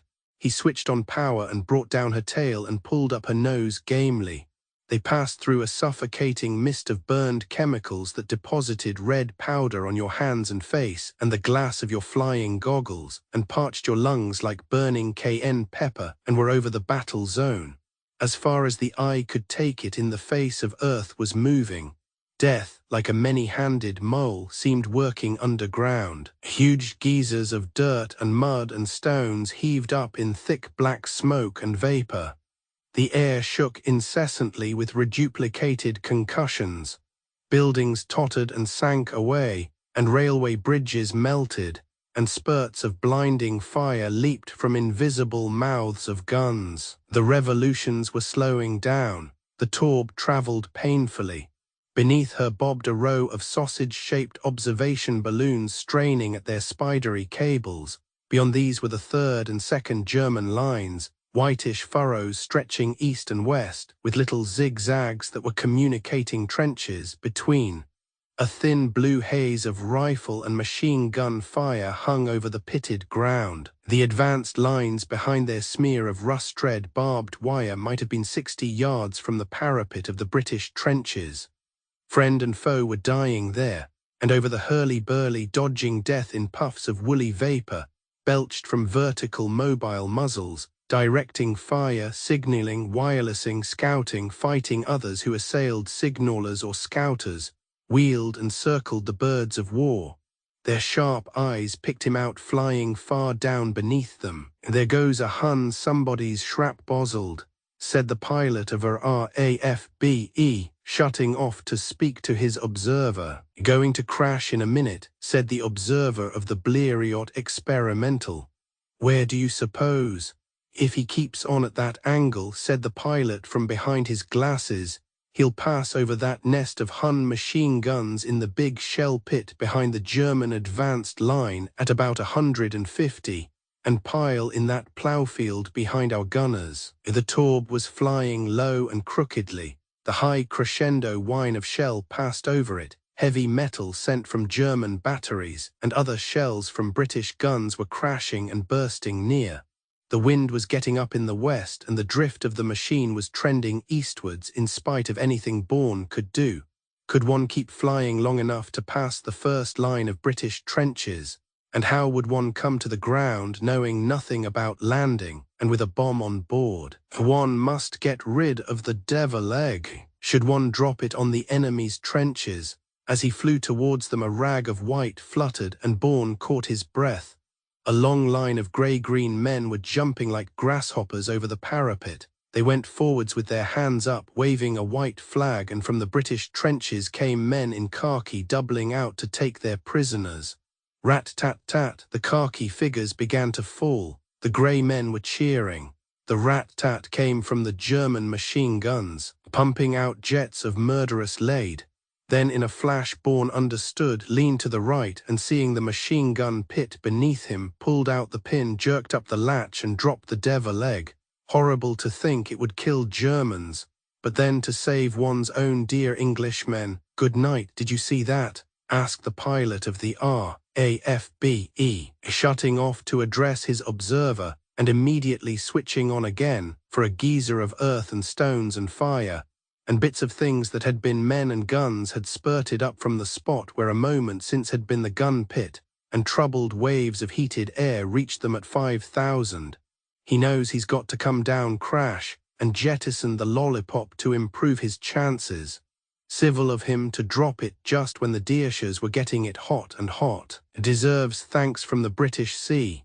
In sea, though his Kaiser won't be particularly pleased with him, reflected the RFC observer as the Taube, flying like a bird with a wounded wing, crossed the lines of the British trenches, dived staggeringly, and crashed down in the ploughed field behind the slogging guns. Chapter 71. Drip, drip. The slow dropping of water on the carpet and the sweet, heavy fragrance of roses brings me back as it brought Patrine. She got up and pulled down the dark blue blinds with the precaution that was becoming habitude with us at this date, in view of that often bragged of menace from the sky. She switched up the lights and moved to the table, roughly pulled off the string that tied and lifted the lid of the cardboard box. A rich, sweet fragrance that was almost musky enveloped her as she lifted the thin paper.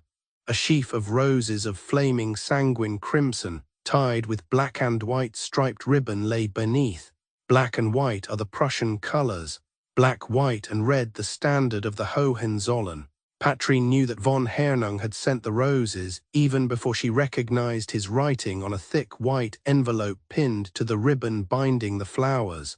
If Isis desires news of her dearest, she will open and read the letter. From one who does not desire to forget. The letter contained a lock of hair, jaggedly cut, she knew from whose sweet head.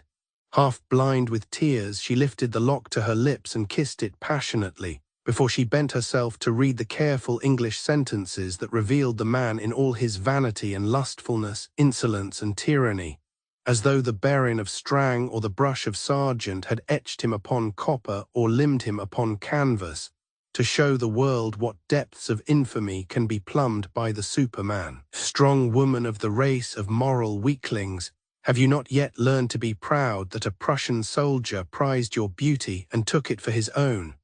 When the fierce men in the proud German field grey have swarmed over the soil of England, when amidst the squadron of night birds whose feathers gleam mysteriously in the pale moonlight, thy lover flies onward, singing his war song, laden with his cargo of explosives, when the red cock crows on the roof trees of London's wilderness of houses and London's fire bells, amidst terrific explosions, ring out the last battle of the century, will Isis then think of me? Revolvers, carbines, bombs, and poisoned arrows are among the gifts I shall bring thee in the hand that wears the mascot pearl of black and white.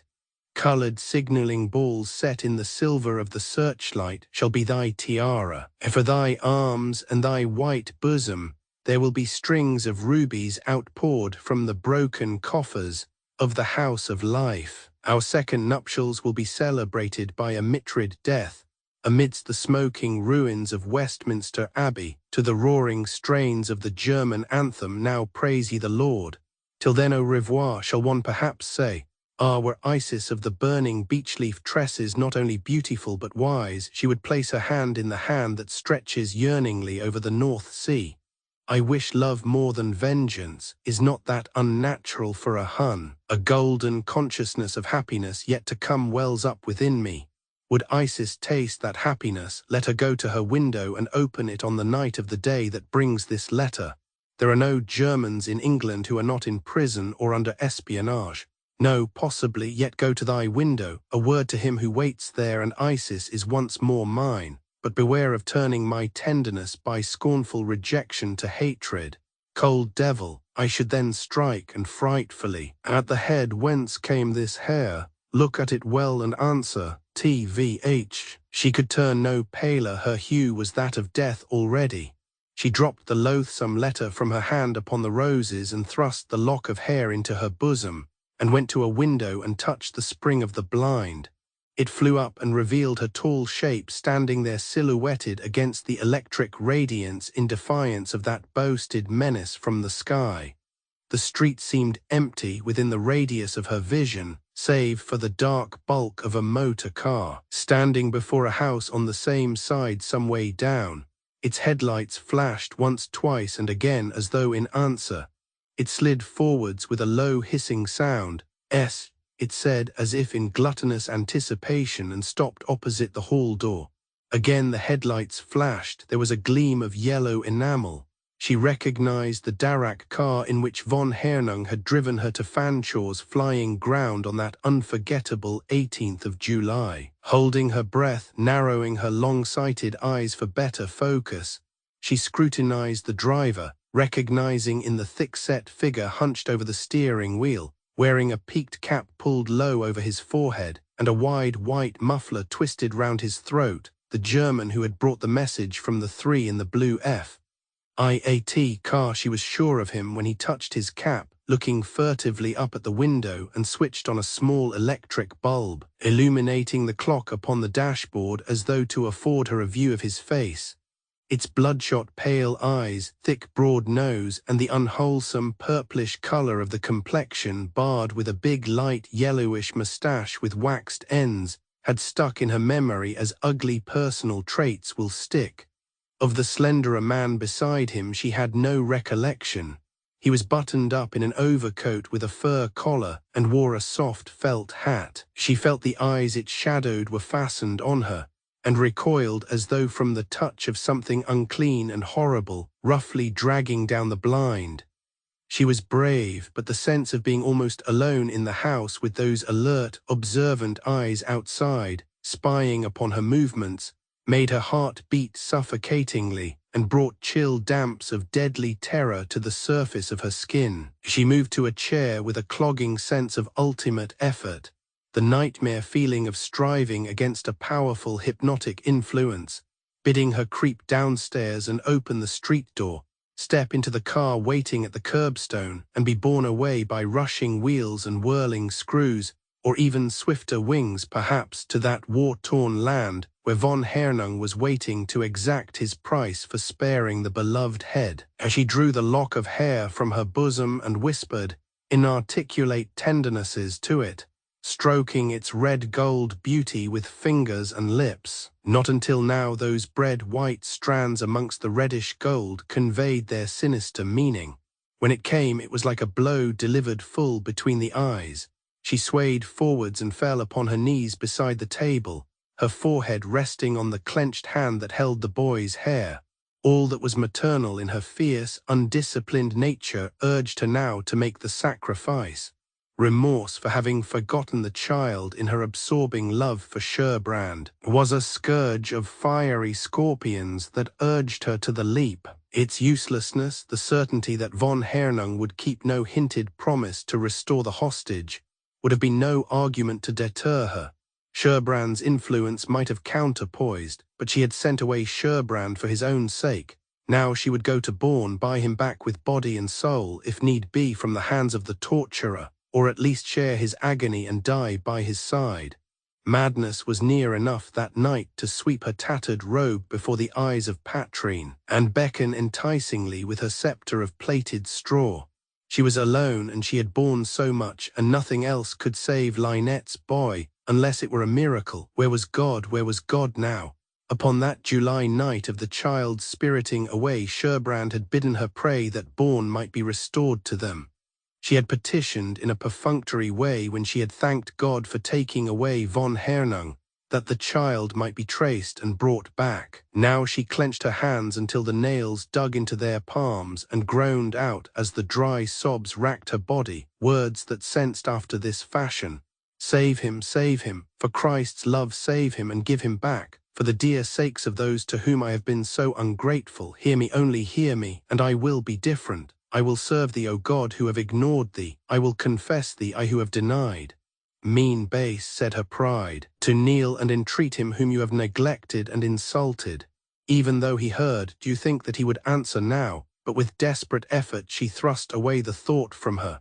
The hound of heaven had leaped upon her flying. She felt his teeth in her garments, holding her back from the invisible hands that dragged at her. She knew that unseen forces of good and evil were engaged in furious battle for her soul.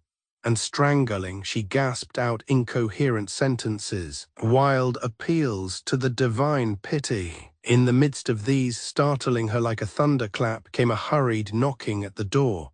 Miss Pat. It was the voice of Mrs. Keese, and as Patrine stumbled to her feet and stood wild-eyed and shaking, the little matronly figure in the black silk gown of housekeeperly dignity appeared upon the threshold of the room. You wanted me, Mrs. Keese. Is it about the yellow car, have they? The hoarse voice and the white, wrung face conveyed to an ardent lover of Patrine that something was wrong with her doctor's niece. Tragedy was in the air, but discretion is the better part of value, and nobody knew better than Emigration Jane what fierce passions could boil in the Saxon blood. No, Miss Pat, It's not the car yet, though I fancied I eared one stop here a minute back. It's the telephone in the consultin' room ringin' and Chu's gone to bed. A Chu's being the trained maid who admitted patients and received messages. And me with the best will in the world never could make eed or tail of them telemessages, except the ulloing. And perhaps you'd come and write down for the doctor whatever it is they've got to say.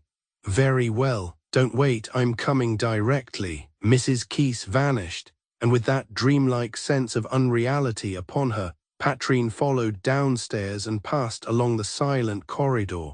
The electric lamp above the doctor's table had been switched on. She took the doctor's chair and rang up and waited, sitting where Saxum had sat when Lynette's sweet lips first touched his forehead, where the big man had planned self-murder in the darkest hour of his despair. The frayed patch on the Persian rug beneath her feet had been worn by Saxum's usage. The triptych frame that held the portraits of Lynette and Bourne drew Patrine's eyes as she sat waiting, and the clench of her big white hand upon the table ledge, the bend of her black brows and the stern sorrow stamped upon her face made her likeness to the doctor more than ever apparent now. "Halloa," she called, and the brusque harshness of her own voice was startlingly like Saxum's. A sense of destiny oppressed her. She felt as one stifling in a vacuum, drowning for lack of air. Her prayers had rolled back upon her soul unanswered. The sense of spiritual desolation intensified her desperate loneliness. No good to pray and cling until you broke your nails to that great rock that upholds the crucifix.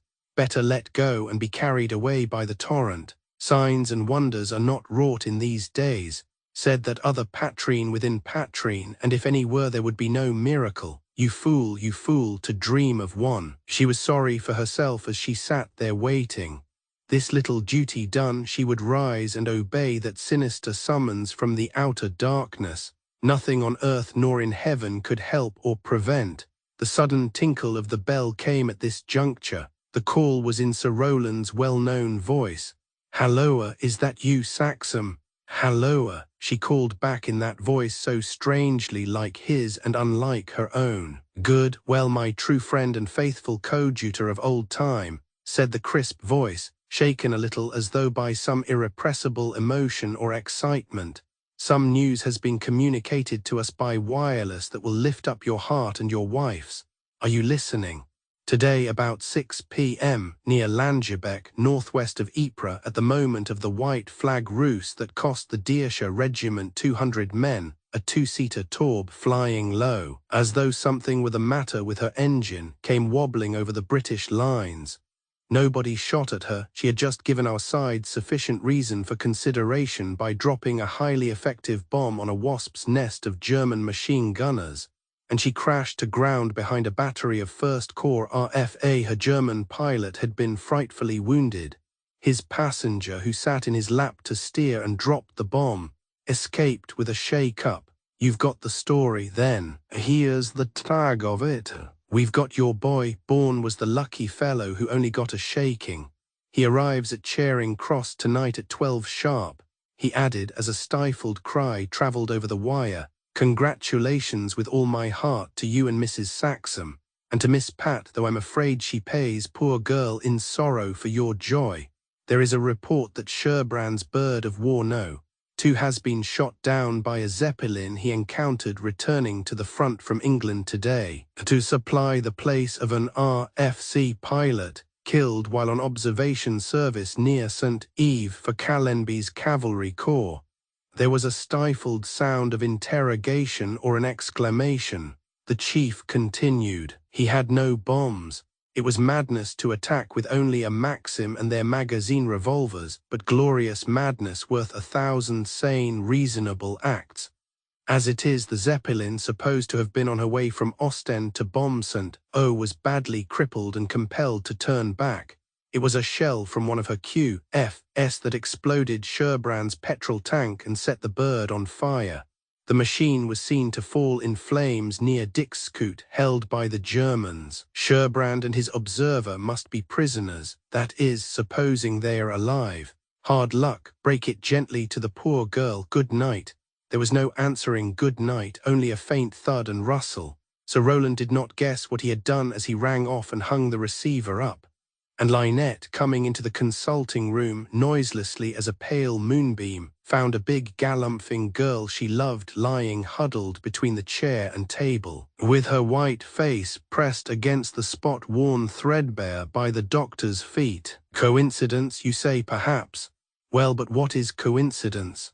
Is it a dust wind careering over the desert in the neighborhood of the pyramids, playing with straw and twigs and dead locusts' wings, and one stray fragment of printed paper, as a mounted division of the British Expeditionary Force encamped upon the slope not far from Gizeh, ride out with the dawn to exercise their horses on the plain that is partly flooded by the Nile? Or is it the ragged quarter-sheet torn from an English newspaper that wraps itself about the spurred ankle of the big blonde young Englishman who rides the vicious chestnut mare? Long lines of horses marching in threes for miles, black and coffee-colored natives in flowing jubbehs mixed up with tanned young British centaurs in sun helmets and khaki shorts, and the rag of paper clings to the leg of the one man there whom its news concerns. She who is dearer than all save honor is once more a free woman, and his faith and constancy are to meet their reward. His letter lies before me. A sentence penciled more blackly than the rest stands out upon the yellowish paper. If this be accident, it is incredible. If design, it is miraculous. And I had rather thank heaven for a miracle vouchsafed than owe even such happiness to chance. When the deep swoon gave place to semi-consciousness, the pale lips uttered nothing but broken words. Locked away safely behind them was the glorious news that would have changed two people's lives. Thus Lynette was still ignorant of her own great happiness, when, having helped Patrine upstairs to her room and put her tenderly to bed, she dismissed Mrs. Keese to her own slumbers and took her place beside Patrine's pillow, listening to the sighing breaths that were growing deeper and fuller, keenly alert for the sound of the doctor's latchkey and the doctor's step in the hall. It was close upon the smallest hour. Something had detained Saxon. Sitting in the darkened room beside the long prone shape beneath the coverings, Lynette was free to lean her head against the back of the chair she sat in and yield herself to the bitter sweetness of memories of her lost boy. What the sorrow of Shakespeare wrought in deathless lines no halting pen like mine dare strive to portray. Enough that the beloved little ghost that haunted the woman whose heart was breaking was closer than ever to Lynette on this night. All day the sweet obsession had thrust itself between Bourne's mother and solid, tangible things. The red-gold sheen of the boyish head, the gay blue challenge of the laughing eyes, the coaxing tones of the treble voice had tortured the senses they deceived. She had thrust him away with both hands, for ordinary, commonplace duties claimed, and yielding led the way to madness. He had come back again and again to be driven away once more. Now that her hands lay idle in her lap, now that she was withdrawn from the world and its realities, the beloved little ghost returned and had his will with her. Sitting in the haunted gloom, a strange conviction came to Lynette. This was not grief, travestying in the figure of the absent, but a visitation from the world unseen. Bourne was dead and had been dragged back from the threshold of the beyond by her own unbridled yearnings. Could there be a punishment more terrible than this? Only those who have loved and lost, and clinging to their faith in a future life strive to bear patiently the burden of bereavement, can comprehend the torture of this woman in this hour. The presence grew more torturingly tangible. The empty shell of the house that had been Bourne's home was full of his callings, his movements, his play, his laughter. She heard his quick, soft breathing behind her chair in the darkness. Once she could have vowed that a hard little boyish hand brushed against her cheek. Then she was alone once more except for the unconscious sleeper. And then the torture began all over again. Bourne was coming home late from the Hendon flying ground. The long months of misery, the horror of the war had been a dreadful dream. She heard the long biara of the electric hall bell under the impetuous, insistent finger The small scurry of his entrance, a squawk from the maid who answered night calls, a whispered word or two, and the clumping of the heavy little brogues upon the stairs. Would he trip at the corner where he always stubbed his toe? She wondered, and she plainly heard him stumble. Then her hair stiffened upon her head, and a long shudder rippled through her. The little clumping brogues had stopped before Patrine's bedroom door. "Mother," his voice called, and his well-known thump came on the door panel. The handle clicked. She controlled her shuddering and forced her stiffened tongue to speech. "Come in, my own." The tall door swung slowly inwards, a wedge of brightness from the lighted landing through his shadow over the white enameled doorpost. The darkness of the room soaked it greedily up. Then the doorway was a square of radiance with a little ghostly figure framed in it. All the light was behind him. She could not see his face, but she felt his eyes upon her. Then the voice that her ears were sick for said with a quaver in its treble, "It's dark, but I can hear you breathing.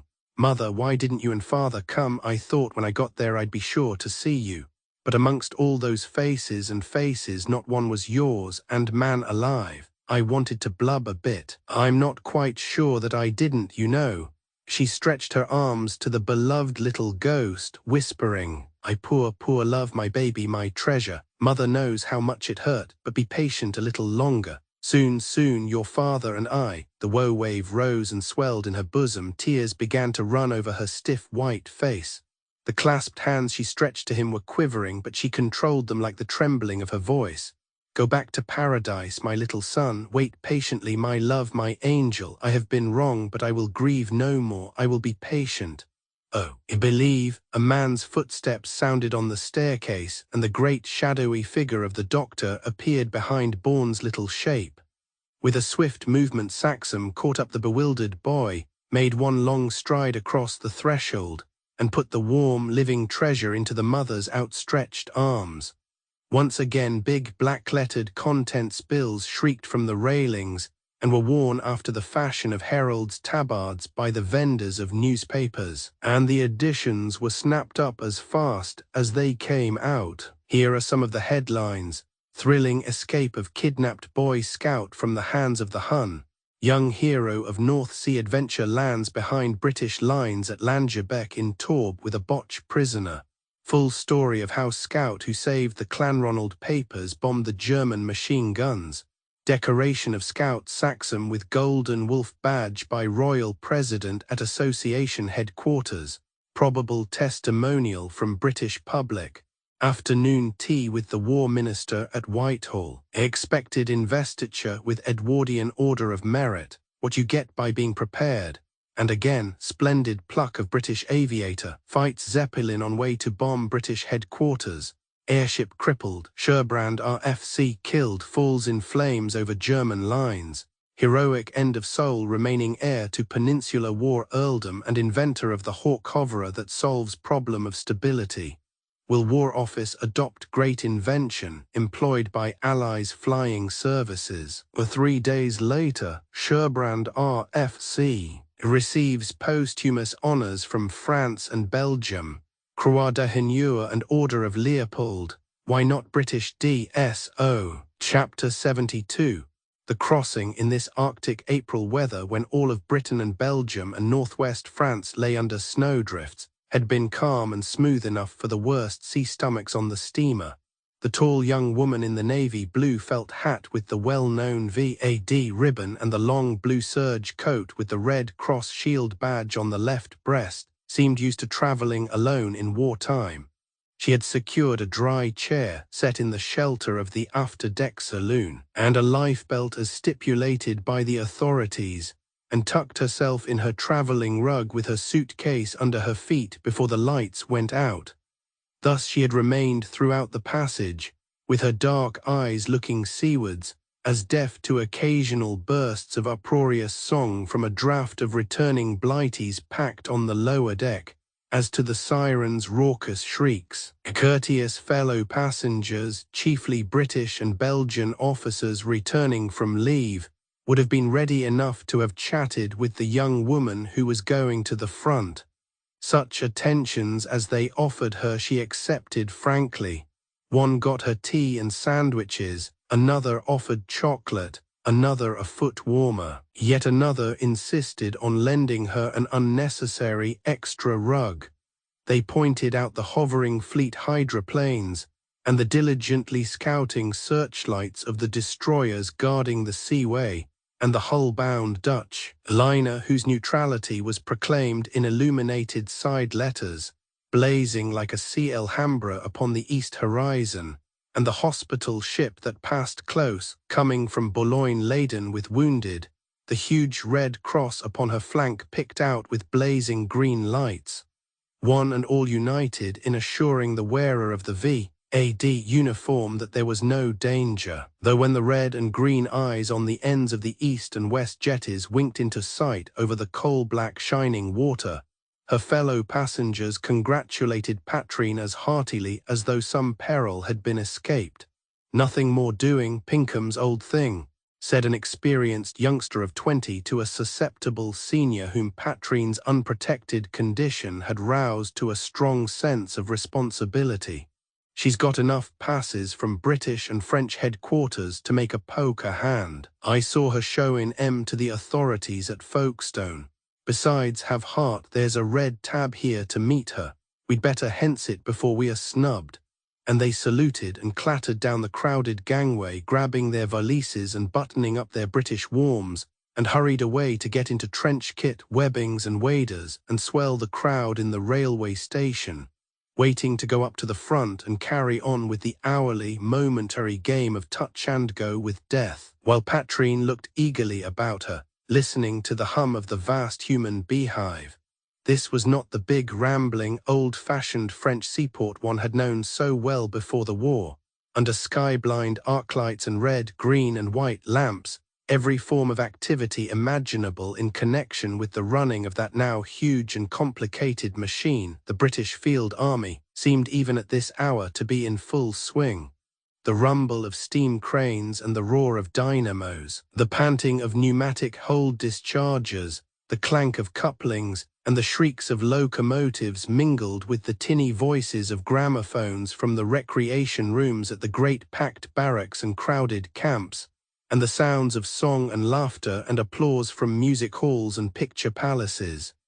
"Yes, it goes on most of the time," said the red tab who had come to meet Patrine, an officer upon the staff of the commandant of a headquarters not far from a certain place where Miss Saxham wished to go. "The army's got to be rationed and equipped and horsed and foraged, and timbered and coaled and petroled and munitioned, as well as cobbled and engineered and patched and tinkered and nursed, don't you follow me? And these base ports are jolly useful. Nobody goes to bed much, I fancy. Perhaps they'll make up the sleep they've lost by and by after the war.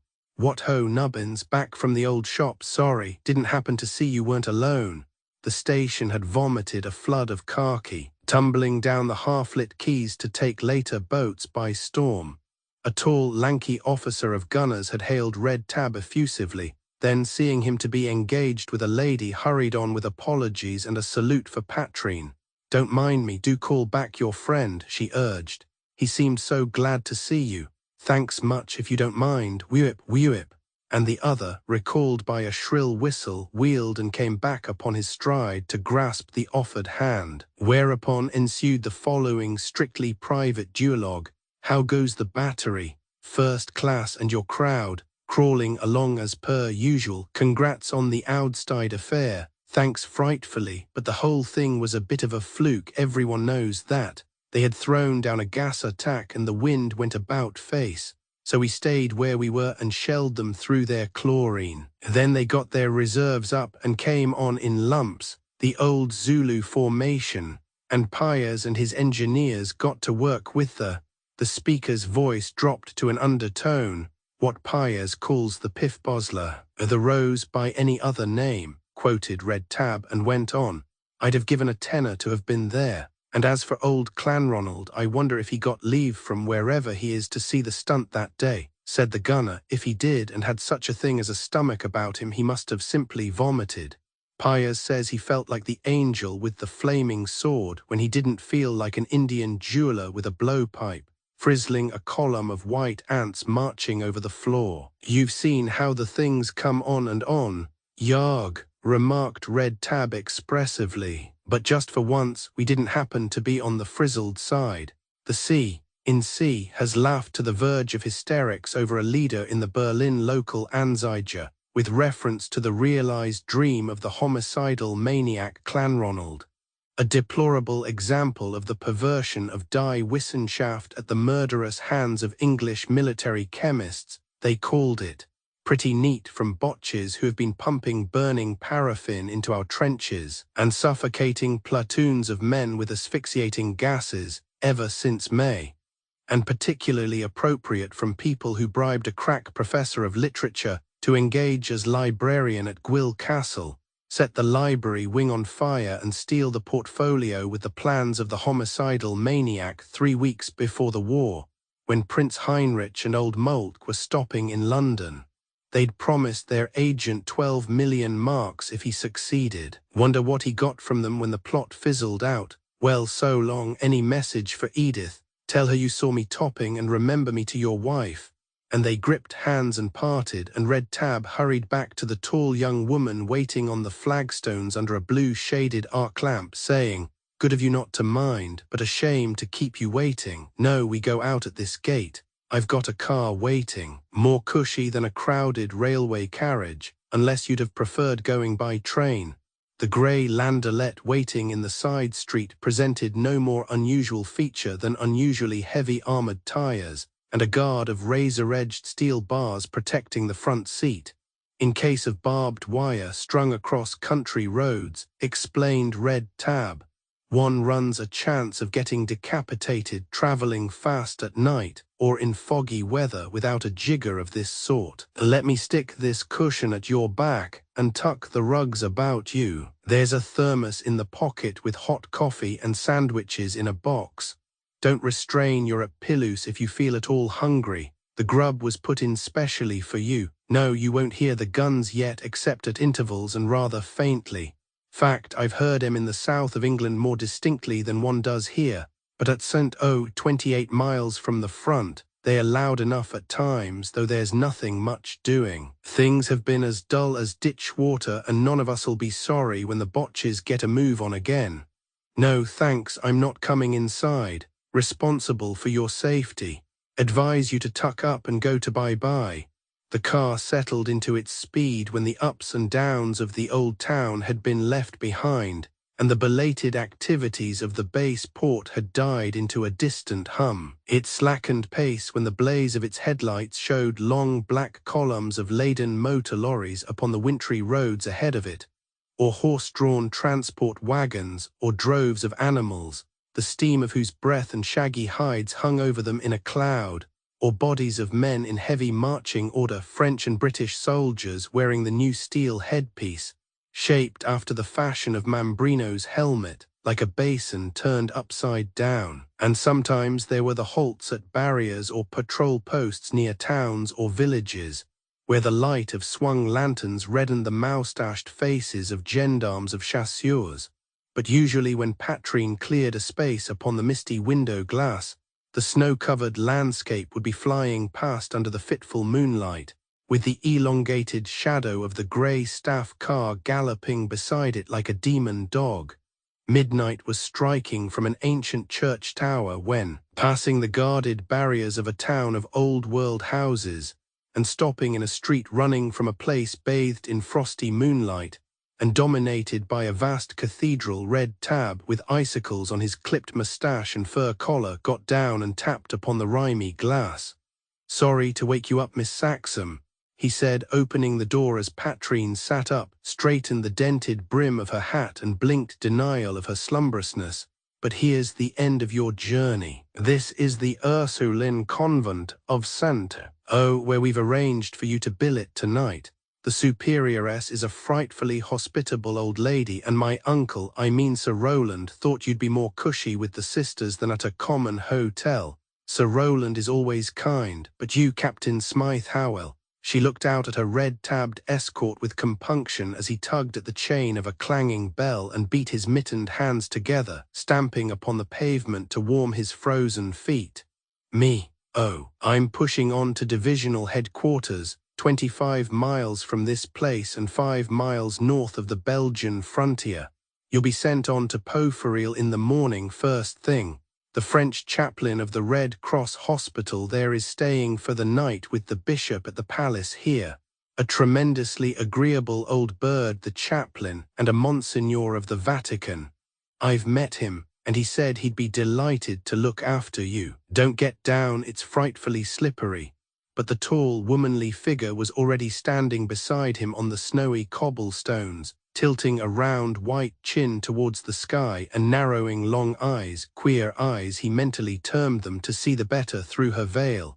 What glorious stars! He liked the soft warmth of her voice as he answered. Magnificent, aren't they? Look at Draco blazing away high over the north transept of the cathedral. That would be Aquila, I rather fancy, lowish on the horizon over that ruined tower. That's a bit of their famous abbey. Great Scott, did anything startle you? He asked. You said, I know I said it, but I didn't mean to. There again, she pointed as forked tongues of pale rainbow-tinted fire leaped up from the northern horizon, throwing into momentary relief the cathedral's stately bulk and the huddled housetops. Those are botch fireworks, star-shell rockets, and so forth. They regularly treat us to a display before they begin to pound us again. Where are we fighting? Oh, pretty busy north, as far as Ypres and as far south as La Bassée. French on our right, French and Belgians on the left of us. More French holding Verdun. My hat, what gorgeous fighters, men of steel with muscles of vulcanized rubber. And we thought the Gaul and absinthe drinking degenerate. I tell you, we wanted this war to open our eyes for us. Perhaps they did too. Here's one of the sisters coming now. Hurrying felt slippers with rope soles shuffled over stone pavements. The key grated and the bolts shot back. A little sister portress in a close gimp and flowing black veil with a blue-checked apron tied over her habit swung back the heavy door, holding her lantern high. Just heaven upon how cold a night Madame had arrived from England. Madame must be perished, but there was coffee and soup trays show not only for Madame but for l'officier, and also the chauffeur. Madame la supérieure would never permit that either should proceed without nourishment. If l'officier and his attendant preferred not to enter, the sister would wait upon them in the car. And so Patrine, after taking leave of her red-tabbed escort, was led away to the Mother Superior. A little bright-eyed, kindly religious, full of solicitude for Mademoiselle, who, confessing to having emptied a thermos of hot coffee and a box of sandwiches during the later stages of the transit, was borne away from the guests' refectory up and down several crooked flights of ancient stairs to a whitewashed apartment, containing a prie-dieu and a big plaster crucifix, a great walnut bed with faded directoire curtains, a minute washstand, a faint smell of scorched wood emanating from the perforated metal registers of a calorifer, and a bad little coloured print of Lord Roberts, within a stitched border of yellow immortelles and faded laurel leaves, that had been green and fresh 6 months before. Patrine spent a white night in the town where the old brave heart of the great soldier had given its last throb for England, not because those thudding guns in the north and east kept her wakeful, or because she had never stayed in a convent before. She was going to Sherbrand, her flying man who had been supposed to be dead and found to be living, and who had written to say that he did not want Patrine. The letter lay against her heart, and her hands were folded tightly over it, as she lay staring with shining eyes at the drawn curtains, flapping in the chill breeze, stinging through the open window that had been fastened with a nail when the English guest arrived. Chapter 73. Pathetic echo of air tragedy. Sherbrand RFC not dead or prisoner, rescued by American Red Cross ambulance, in hospital near Ypres, will recover but blind for life. The clamorous headlines had followed close on a telephone from Sir Roland. Patrine had learned what it means to cry for joy, an unforgettable experience. She had discovered that one who kneels down to thank God for a boon so marvelous has no words left to offer him, nor even tears and sighs. She had written again and again to Sherbrand, saying only, "Let me come to you." Passionate, pitiful, tender letters, answered after weeks of delay by one page in the stiff, neat handwriting of the American Red Cross nursing sister who acted as amanuensis for the blind man. April 1915. You have said that you wish to visit me in my blindness. I thank you for the expressed desire, but I cannot receive you here. I have never been the kind of man who bid for pity from women, and the ties that you broke voluntarily 6 months ago I do not wish to renew. My mother has been here to bring me some things, the French and Belgian decorations, guest patrine, and has gone away again. She understands that it is best for me to remain here because, although the war is over as far as I am actively concerned, I can hear the guns and breathe the breath of battle and know when the planes pass overhead and follow them in thought. There is little else a blind man can do except make toys or baskets. Do not think me bitter or discontented. I am neither, quite. I wish people had been told I brought down the Zepp, that's all. With gratitude for your kind and friendly remembrance, yours most sincerely, A.S. A formal letter, but between the cold, stiff lines Patrine had read reproach, and love and yearning. An unkind letter, but could she judge him harshly, her poor blind eagle, sitting in darkness never to be lifted, listening to the guns and the battle song of the birds of war drifting down out of his sky? There was mass in the convent chapel at 7 next morning. A military chaplain offered the divine sacrifice, and the rush-bottomed chairs were occupied by soldiers, French chasseurs and zouaves, Senegalese and Negroes, English guards and Irish fusiliers, Highlanders and a German or two, all patients from the hospital under the management of the Ursuline sisters, a big building next door to the convent, that had been a young ladies' boarding school in the days before the war. The chapel was a dusky place, so dusky that though the red carnations and white Eucharist lilies in the altar vases struck vivid notes of color in the light of the altar candles, the ruby spark of the sanctuary lamp and the bright flame of the paschal candle were barely visible in the brooding gloom. You could only tell the place to be crowded by the deep-toned chorus of masculine voices joining fervently in the Confiteor and Credo. Pale green flashes momentarily lit up the crimson and purple and tawny tracery of the round east window, and the distant thudding of the guns at the front made an accompaniment to the sacred rite.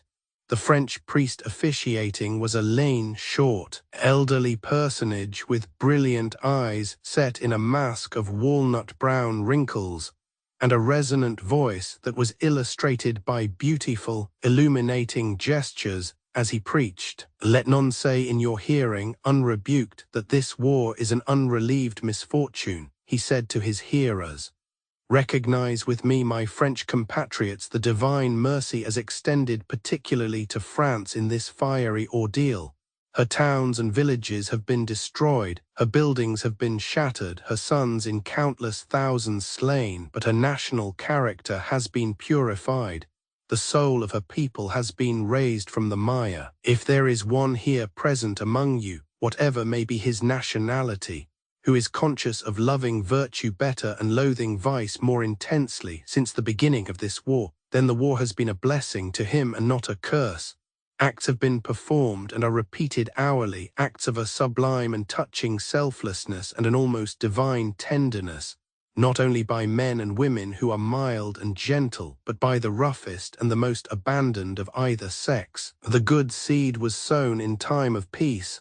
Ah, yes, my children, but it might have perished. What was it, she asked herself, that led me out from overheated, crowded rooms, oppressive with the scent of flowers and perfumes of triple extract, where the tango and the turkey trot were being danced by half-clad, painted women and effeminate young men, and set my feet upon a mountain slope with the free winds of heaven blowing upon me?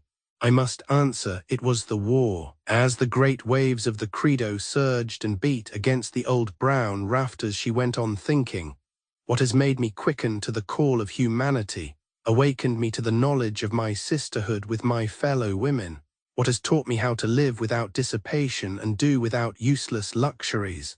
Again, the war, and oh, what has taught me the meaning of love in all its fullness, and set within the shrine of my heart this great sacred sorrow, and kindled in my soul the pure altar flame of faith.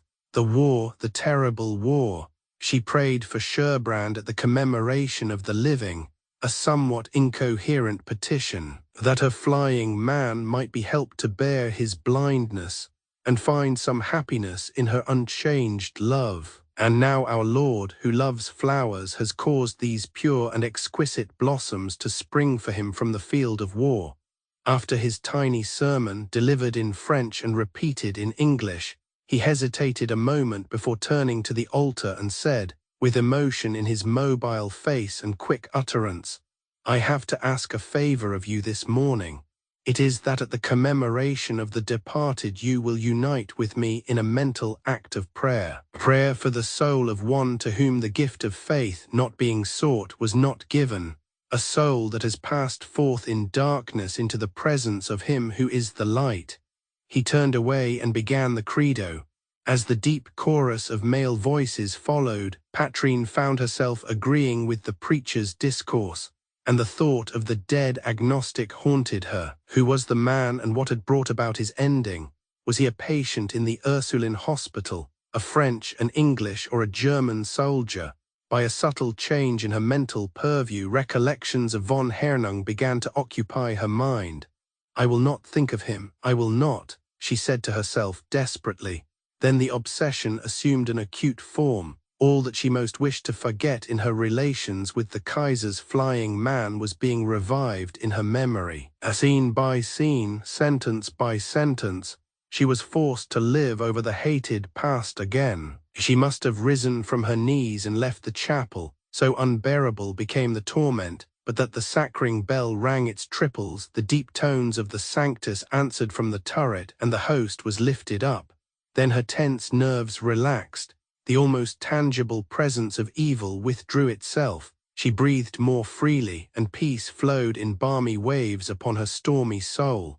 In prayer for herself and those who were most dear to her, she lost the sense of the unseen hands plucking at her garments and the soundless voice whispering at her ear.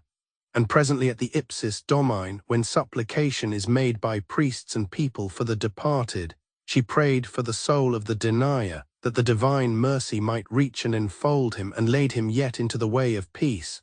Christ is risen, who created all things and who hath had pity upon mankind.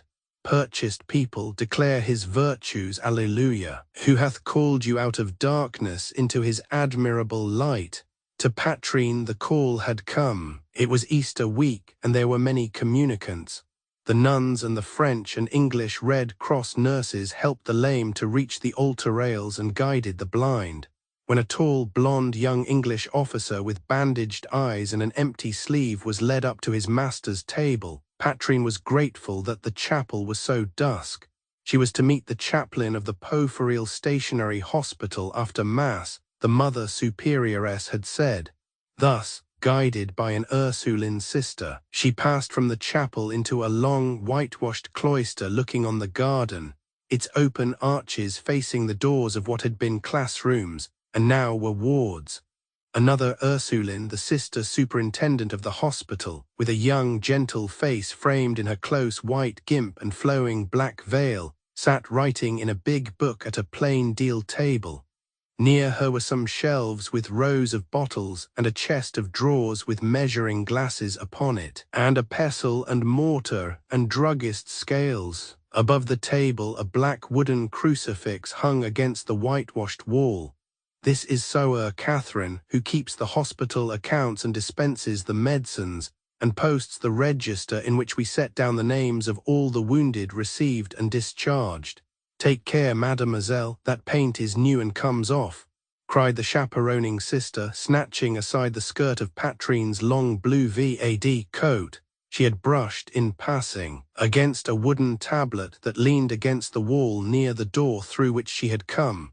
A big square of black painted deal surmounted by a gabled and eaved cross of German pattern, and bearing an inscription in white Gothic lettering, "Higher Route im Gott ein deutscher Fliegend Offizier." That is for the grave of the German officer who died yesterday. One of the Bavarian soldiers is painting it. He has not finished. He has only gone away for a moment to get some more cerus from Mother Madeline. Sister Catherine offered the explanation. She added as the tall English girl glanced at something that lay on the deal table beside the register. That is his flying cap, poor man, and the belt that shows his rang militaire. They will be placed upon the pall when they carry him to the cemetery. But pardon, one should have observed before that mademoiselle was suffering. What, mademoiselle is not ill, not even a little fatigued? Then what mademoiselle needs is a petit déjeuner, and Patrine was whisked away to the guests' refectory to be refreshed with pistolets and coffee. Monseigneur would follow a little later. Madame la Supérieure had arranged for Monseigneur to take déjeuner with l'Aumônière. Later, Monseigneur hoped for the pleasure of meeting the English mademoiselle. Mademoiselle's tall, rounded figure, ushered by the little active Ursuline sister, had barely passed through the glazed swing doors leading from the cloister to the convent, when the short, spare, elderly priest who had celebrated Mass entered from the chapel, followed by the convent aumônière who had served him at the altar. Even as the nun rose from her table, the vividly clear eyes of Monseigneur, set in the mask of dry walnut-brown wrinkles, dropped on the painted headboard propped against the wall. That is for him. The supple right hand of Monseigneur waved towards the chapel, then extended itself to the sister, who curtsied and kissed his amethyst ring. For him, Monseigneur, answered the aumônière to whom the question had been addressed. Dieu veut avoir son âme. The left sleeve of Monseigneur's decidedly rusty serge soutane bore the well-known brassard. Its scarlet and white peeped between the folds of his heavy black mantle as he made the sign of the cross. His name is missing from the inscription, he commented, producing a battered silver snuff-box and helping himself to a generous pinch. Why, might one demand? The initials will be painted in presently, Monseigneur. There will be no name by desire of the deceased. He preferred anonymity. The amethyst ring of Monseigneur's prelacy flashed violet as he dusted the brown powder from his upper lip with a blue checked handkerchief.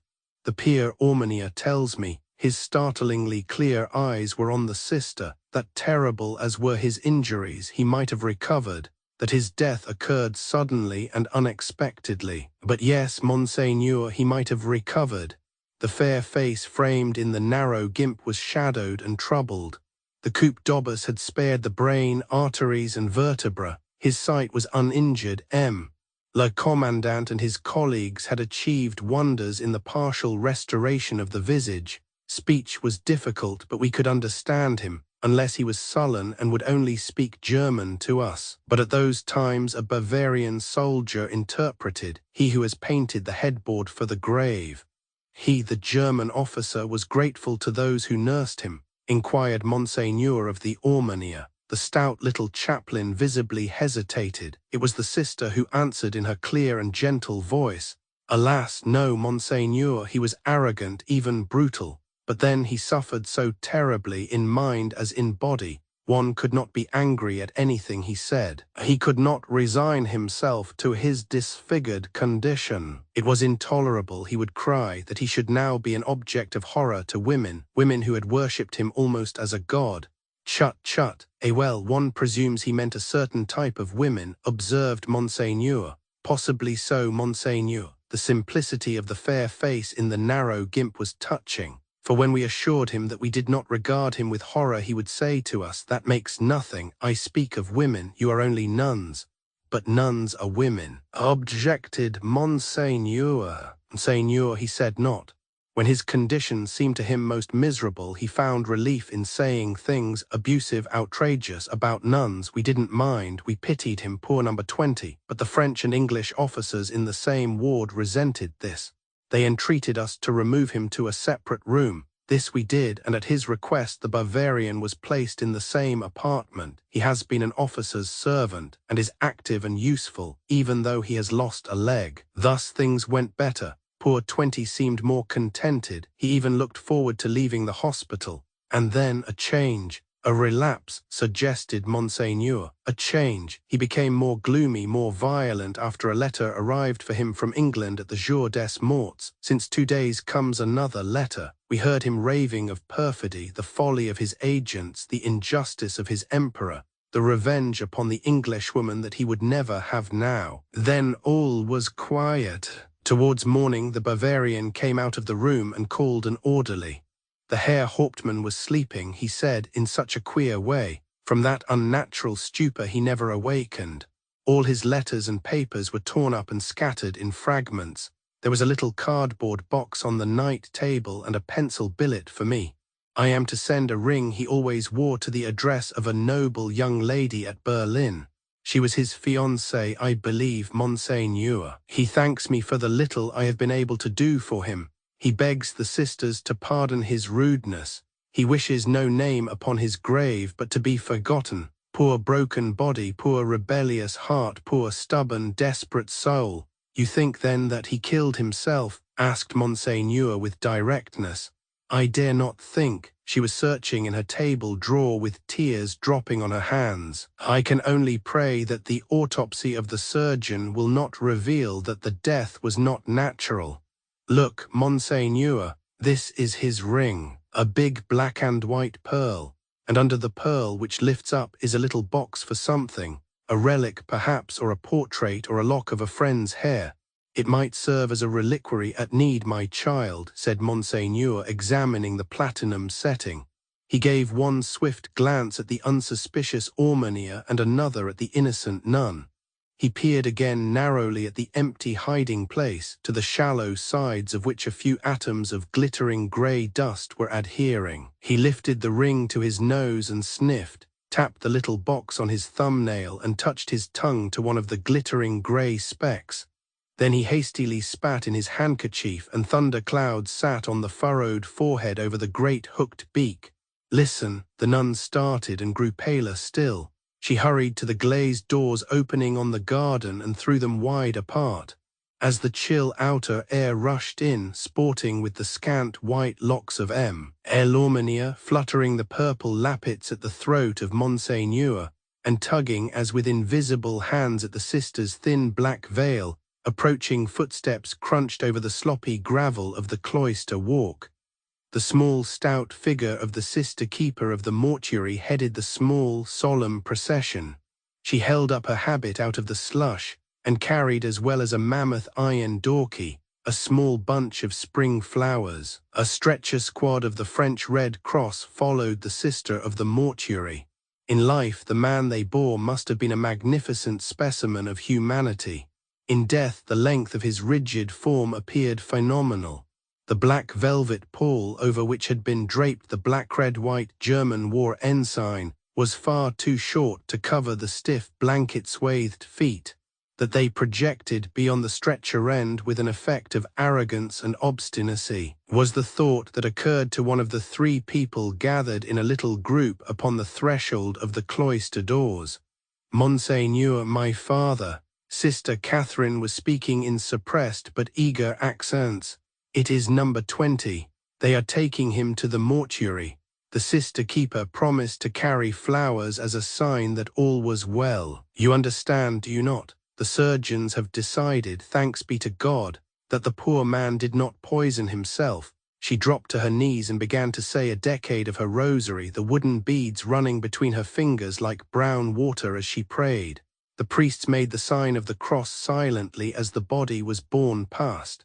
When the last feather of the black eagle had vanished and the crunching of footsteps on sloppy gravel had thinned away in distance, the nun rose. You feel happier now, my sister, do you not? Monseigneur asked kindly. Much happier, Monseigneur, she said, for now I may pray for him. Monseigneur, who had retained the ring, shut the hiding place with a decided click, snapped into its slot the end of the bar that held the magpie pearl in place, and said as he restored the bauble to the nun, "Who knows but that some ray of divine grace may yet shine upon that darkened soul? Do as the owner begged of you and pray for him by all means." "That I will," she said fervently. And you also, will you not pray for him, the poor, proud pagan who believed no resurrection possible, unless one were to exist again as a vapor or a tree? Alas, I fear I have sinned much in yielding to the feeling he inspired in me," she added, meeting the keen glance of Monseigneur's vivid eyes.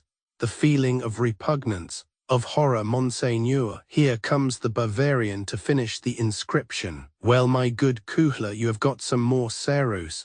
The glass doors had been darkened by the shape of a one-legged man on crutches, a black-haired, swarthy fellow dressed in the maroon flannel uniform distinctive of the hospital. A little pot with a brush in it dangled from one of his big fingers. He glanced up under his heavy brows with a muttered word as he passed the sister, and returned the greeting of Monseigneur with a clumsy attempt at a salute. "You are better, you are getting on," said Monseigneur to him in German. "Better, mein Vater, and getting on, that is well, and you have only a little bit to do and then your work is done." "Done, mein Vater," echoed the one-legged man. He went to the headboard where it was near the door leading to the chapel, leaned his crutches against the wall, and began cautiously and painfully to let himself down. Monseigneur and the aumônier hurried to his assistance, saw him safely squatted upon his folded sack, took leave of the sister, who knelt to receive the blessing of the hand that wore the amethyst ring, and vanished through the farther door at the urgent summons of a bell. The sister turned again to her big ledger. A list of articles appertaining to the deceased would have to be checked and verified. 2 pairs of binoculars, surely the one bearing the name and address of an officer in a British Guards regiment, ought to be sent to the Allies' headquarters at St. O. 2 purses, one full of English sovereigns, a stout roll of French banknotes in a pigskin case, and so forth. When next she looked round, the Bavarian was wiping his brushes. The finished inscription now stood: "Higher Route im Gott ein Deutscher Fliegend Offizier T. VH 30 Jahre alt." "You are sorry for him, are you not, my good Kuhler?" the nun asked mildly as the Bavarian scrambled to his solitary foot and stood supporting himself against the wall. "Sorry, my sister." He spoke in thick Teutonic French and looked at her under his lowering black brows as he reached his crutches out of the corner and tucked them under his arms. "Why should I be sorry? He's dead, and so an end of him. Total kaput for another officer." He saluted the sister and stumped out. Chapter 74. Under a blue sky, the forget-me-not blue of April, tiny blizzards, mere dust of snow alternated with slashes of sleet. The road running east from Poferil was villainous, bad pavé in the centre, and on either side morasses of mud from which rose at irregular intervals, scraggy poplars hacked by shell fire and barked by the impact of innumerable iron-shod wheels. An almost continuous line of transports bumped over the abominable pavé. Staff cars with British brass hats and red French capes gold-braided, motor guns and caissons, motor lorries, motor ambulances, motorcyclists, pedestrians, chiefly Belgian peasants in tall peaked caps and long blue blouses, caked to the knees in sticky mire. Odd detachments of French artillery, a squadron of chasseurs in the new uniform of sallow blue, a half-battalion of magnificent, singing Canadians, loaded on the dark green motor buses that used to run from Holloway to Westminster Bridge, where French police were posted at crossroads, and a working party of British engineers were mending the highway, filling up shell pits, and the cunningly concealed emplacements where a battery of French 75 had been in action a few months before, and the shrapnel-riddled houses of a small village yet harboured a few wizened Flemish peasants, was the point whence you first caught sight of the towers of the ancient capital of Western Flanders, rising above a bank of grey mist, sucked from the thawing earth by the warmth of the April sun. An historic city of gabled houses, a city on a river long lost and vaulted over, a city as famous through its industries of cloth weaving and the exquisite manufacture of cobwebby lace of Valencians, as precious to students of art and literature by reason of its stirring history, and the wonders it enshrined. A matchless city, the glory of Flanders Occident, with its cloth hall of the marvelous early Gothic facades, its Renaissance needlework and ancient steady hues, its glorious cathedral on the north opposite the Halles, with the unfinished tower by Martin Untenhove and the triumphal arch in the west porch by Urban Tailebert. Since October 1914, when a British brigade with 2 battalions of another B had successfully withstood the desperate attacks of the flower of the Prussian Imperial Guard, the beautiful old city had suffered bombardment, furious, purposeful, desultory or intermittent, from the enemy's 11 2-in long-range Krupps. That first battle, fought upon a line extending from a few miles northeast of the city, had been succeeded after the partial lull of winter by a second, a stubborn and sanguinary renewal of the struggle, rendered hideous by the use of the Boche's trump card, flaming oil jets and asphyxiating gas. Now the pride of Flanders Occident stood as it stands today, like the heart of a martyr calcined but unconsumed in the cold ashes of the pyre. Its sad and stately dignity was marvelously beautiful, under the blue April sky with its lashes of wintry sleet. Its gardens were dressed in green spring livery, the grass was peeping between the cobble-stones, the scorched and broken chestnut trees that had shaded the promenades on the site of its ancient ramparts were thrusting out their pinky-brown finger-like buds, and above the shell-pitted waste of uncut brass now representing the Plain d'Amour, where the reviews used to take place and the kermesses and athletic club competitions, where the aerodrome is cut by the line of the canal that receives the waters of the subterranean river, a lark was singing joyfully as it climbed its airy spiral, and a blind man was standing by the twisted ruins of a British aeroplane, drinking in the music that rained from the sky. In the battered Rue Delverding, behind a block of the ruined prison, the car that had brought Sherbrand waited. A grey car with the Red Cross and a miniature replica of Old Glory on the bonnet. The Belgian chauffeur smoked cigarettes and read the Independence Belge industriously. The American VAD orderly smoked also, surveying the wreckage at the end of the wide thoroughfare, between whose gaunt and roofless walls was revealed a vista of the Grand Place, where the west facade of the cathedral reared, a calcined skeleton above the ruined Halles, and the belfry whose massiveness defied the genii of destruction for a few weeks to come. Yet he kept his eye on his charge solicitously. No creature is so utterly unaided by the senses, so pathetically defenseless as a recently blind man. Drives were part of the treatment prescribed for Sherbrand by the American surgeon of the hospital at Pau-Ferril. The chauffeur and the attendant were instructed to humor him, and his humor craved solitude and the sense of space. This excursion to the plain lying northwest of the stricken city where death and ruin were burgomaster and bishop was not the first by several.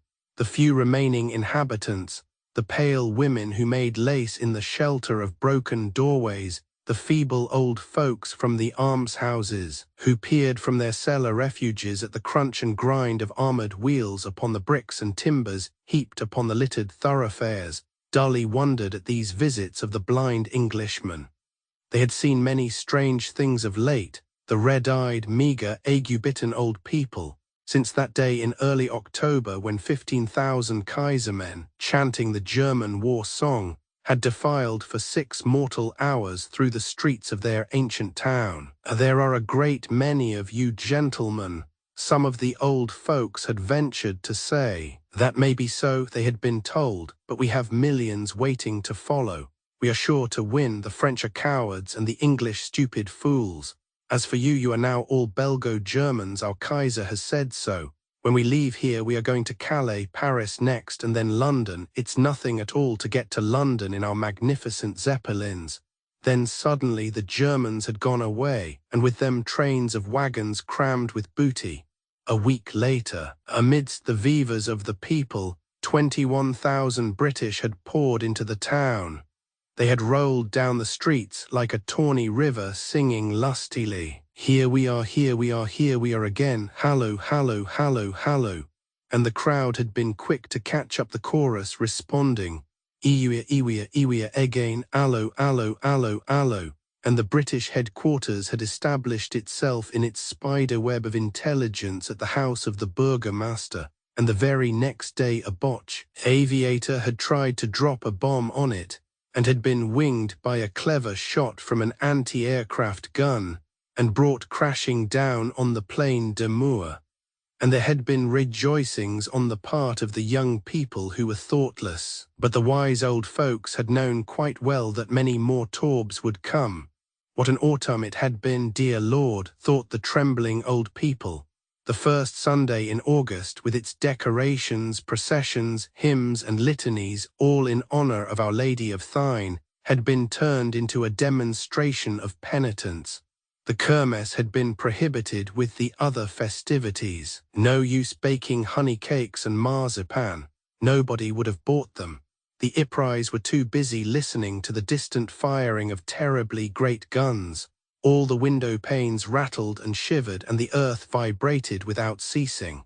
Each morning brought dreadful news, contradicted every afternoon and confirmed at night.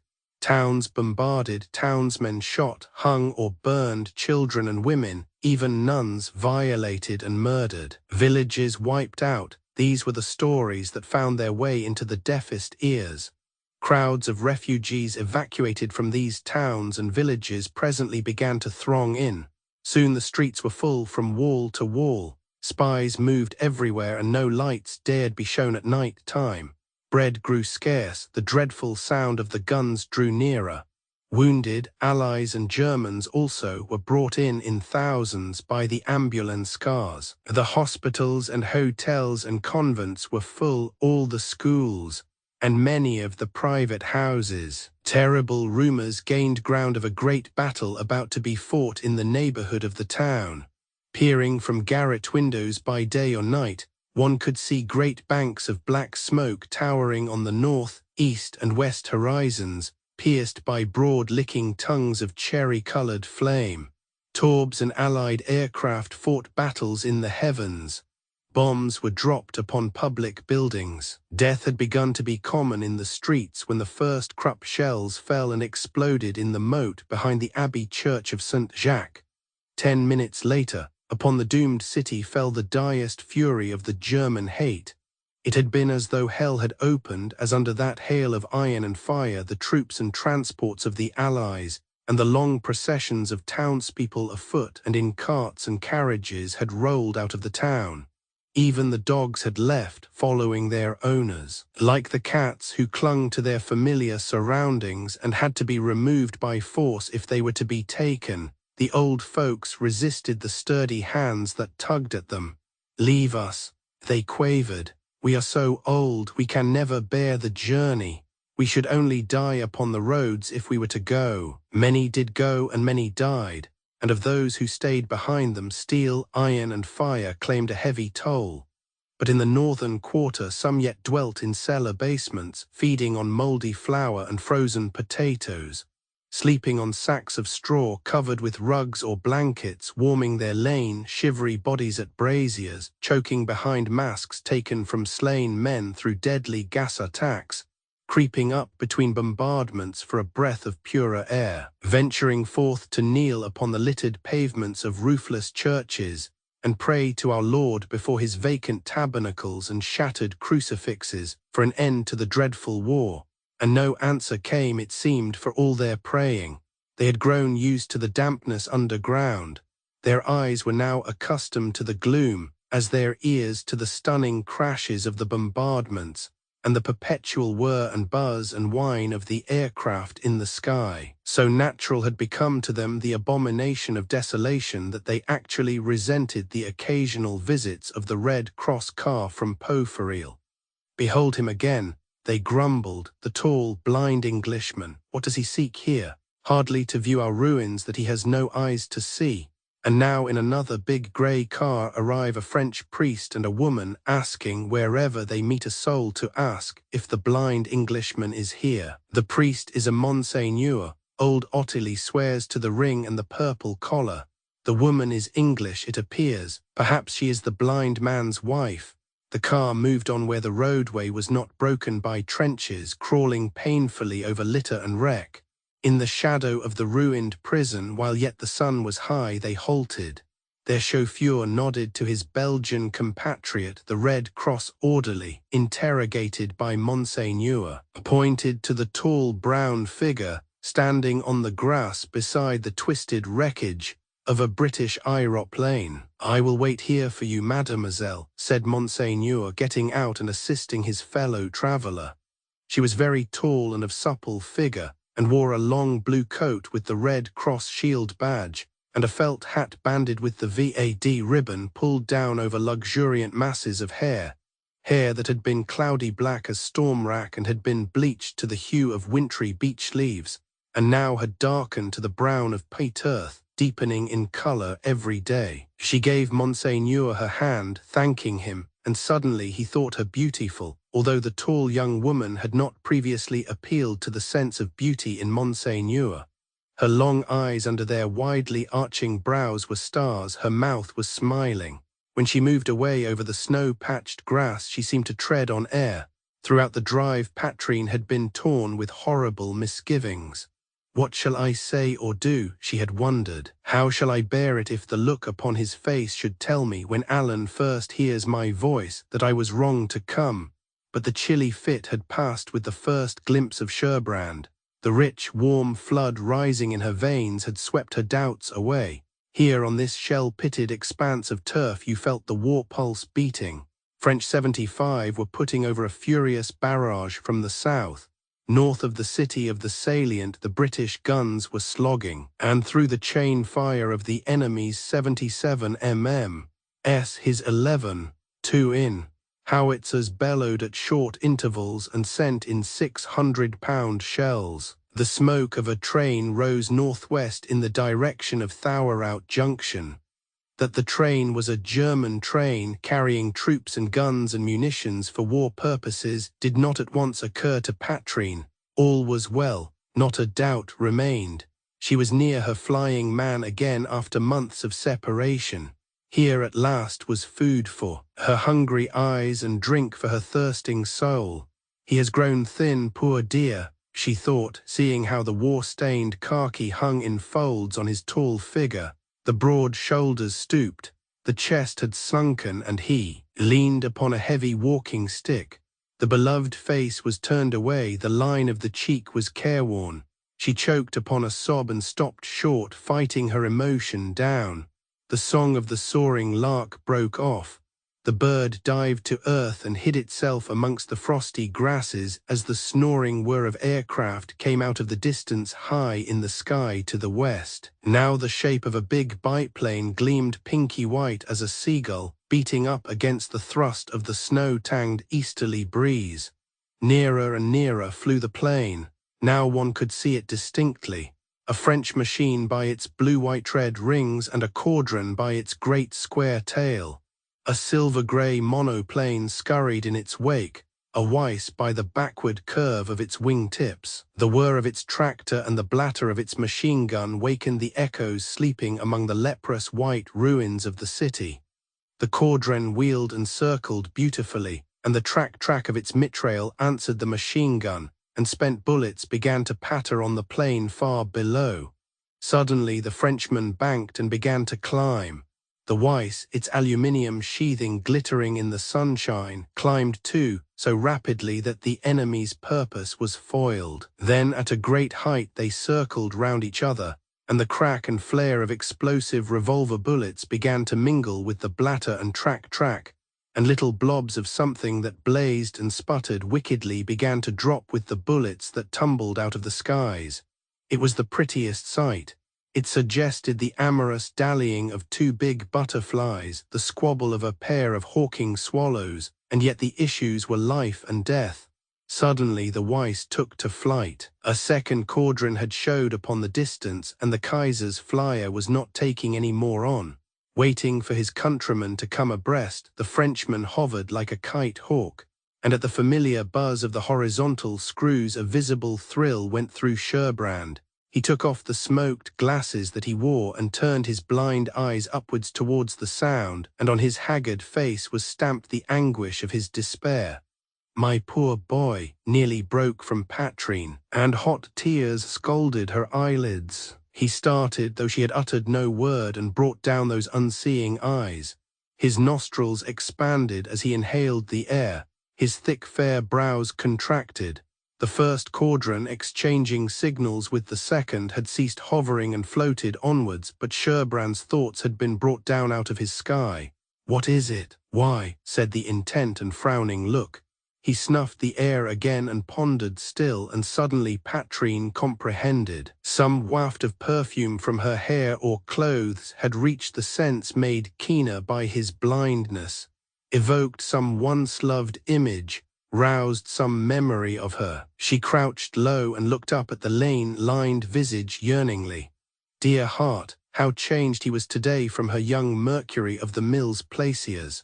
And yet this altered face of his, marred by the broad, new-healed scar that traversed the left cheek and temple, and the cloudy look of suffering in the prominent grey-blue eyes, was dearer than ever to Patrine. How bravely the ribbon of the Croix de Guerre and the purple, green, and silver of the Belgian Order showed against the war-stained khaki. What woman living would not glory in such a lover, welcome the sacred charge, rejoice to be his guide and minister? "O my blind eagle, to sit mateless in the darkness shall not be your fate, God being good to me." Some words like these were on the lips of Patrine, but the words were unspoken. He was turning those cloudy, troubled eyes towards his unseen sky again, as though trying to project the vision of his soul through the depths of aerial distance. Then he desisted as though wearied by the effort. His stern face softened to dreamy tenderness. His lips moved. Very quietly but with infinite wistfulness he uttered her own name. Patrine, Patrine. He was thinking of her, he was dreaming of her, he was still her lover. She knew a joyful shock, a checking of the pulses. Then her blood whirled on its crimson circle as though arteries and veins were brimmed with wine. Her bosom heaved, her eyes were misty jewels, and out of the wonderful silence about them came to her the low, sweet soughing of her long-lost wind of joy. She moved to Sherbrand, kissed him full upon the mouth, and called him Alan, and a great cry broke from him, a cry of wonder, triumph, and joy. As his arms swept out to enfold her, she knew that she had conquered. She had not been deceived in reading love between the formal lines. Life has nothing more to give, was Patrine's thought as his arms held her. It seemed that death would be a tiny price to pay for such a wonderful moment as this. My love, did you really think we could live without each other?" she stammered through his eager kisses. "Did you know I would have to come and carry you back home by the hair of your head? Did you dare to dream that I or any of the people who love you could get on without you? Your mother and Aunt Lynette and Bourne and Uncle Owen and Sir Rowland, who managed things for me to come to you, and Margaret and her boy, for there is a boy, a regular topper born last November with eyes just like poor Frankie's, and you're to come back and be kind to him and his mother because you promised Frankie you would, so that old ghost of your succession to the Viscounty is laid, and I'm glad of it. Another stone heaved out of the way that leads me back to you." She went on, holding him as he held her embraced, pouring herself out in a swift rush of eager utterance. "Come back and help us readjust values. Everything's changed, everything's altered since the beginning of the war. We women have found out, even the idlest and the vainest of us, that the things we used to live for really meant nothing. What we have called society is a box of broken toys. The plays we have laughed or cried at, the books we have read, the music we have gone rabid over, the frocks we have sported, the flirtations we have revelled in, the scandals we have discussed, none of these mean anything, count for anything, weigh anything. Nothing is real but life and love and death. Not life like the life we used to know, nor love like the love we talked of. A life of work and help and prayer and hope and courage, and the kind of love that has wings and doesn't crawl in the mud. Nothing like the death we used to dodge and blink and dread so, but something nobler, something that leads through the gate of the grave to God. Don't you see that the war was sent to change us? Don't you see, he cried out, I shall never see again. An ugly spasm wrenched his jaw aside. They think I take it pluckily, but every night I dream it over once more, and the sky is rushing back, and the ground is swirling up, and the bird is toppling, spinning downwards in a trail of smoke and fire. I can hear my observer screaming, poor, poor fellow. How I escaped burning I don't know. Then comes the crash, and the grey void of nothingness out of which, eons later, I crawl into a blind man's dreadful world. A world that is all sounds and voices and sounds and touches. A world where I must live and die in the dark, she said in her deep, sweet voice, with her velvet cheek pressed against Sherbrand's. With me. And suppose you saw me and could not feel nor hear me. She felt him shudder as he answered, the thing would be hell. Well then, let me try and make the best of it, for both of us, my dear one. She pressed closer to his breast, magnetizing him with her touch, her breath, her presence, summoning all her forces of womanly allurements to charm him from despair. Couldn't I reconcile my lover to the dark? She whispered. Are you cold, dearest? He asked, for as the last words left her lips, a sharp vibration had passed through her. You shivered as though you were. Perhaps. I hardly know, said Patrine, thrusting away the loathed memory of the Upas. Perhaps the wind has shifted, or a goose walked over my grave. She changed her tone, and began to tell him how Margaret had evicted her uncle Derek and his Lepidopthingambobs, and handed over the caravanserai in Hanover Square to the Red Cross people for a hospital, and how all the wards were to be covered with vulcanized rubber, not a corner to catch a dust speck anywhere. And she went on to describe her journey in search of Sherbrand, and her disappointment at finding him absent from the hospital at Poferil, and the kindness shown her by the Monseigneur who had escorted her from St. O, and subsequently insisted on accompanying her here. For it's supposed to be risky, she ended, smiling. He says to me it seems like spitting in the face of a dead body, that the Germans shell the poor place nearly every day. It's true, they've pitched high explosive in once already this morning, and as I mean to marry you tomorrow, said Sherbrand, we had better be off out of it before they repeat the dose. He added, there's an English Catholic priest at the hospital, and I've my special license still tucked away in a pocket. She exclaimed in delight, then you never meant to give me up, own it, you didn't. It was you who took your solid oath you wouldn't marry me, unless you were poor and ill and wanted a woman to nurse you and look after you. Her voice broke. And work for you, oh boy, no, not boy anymore, my man of all the men that ever were or will be. Don't refuse me the right my love gives me of working for you, she urged.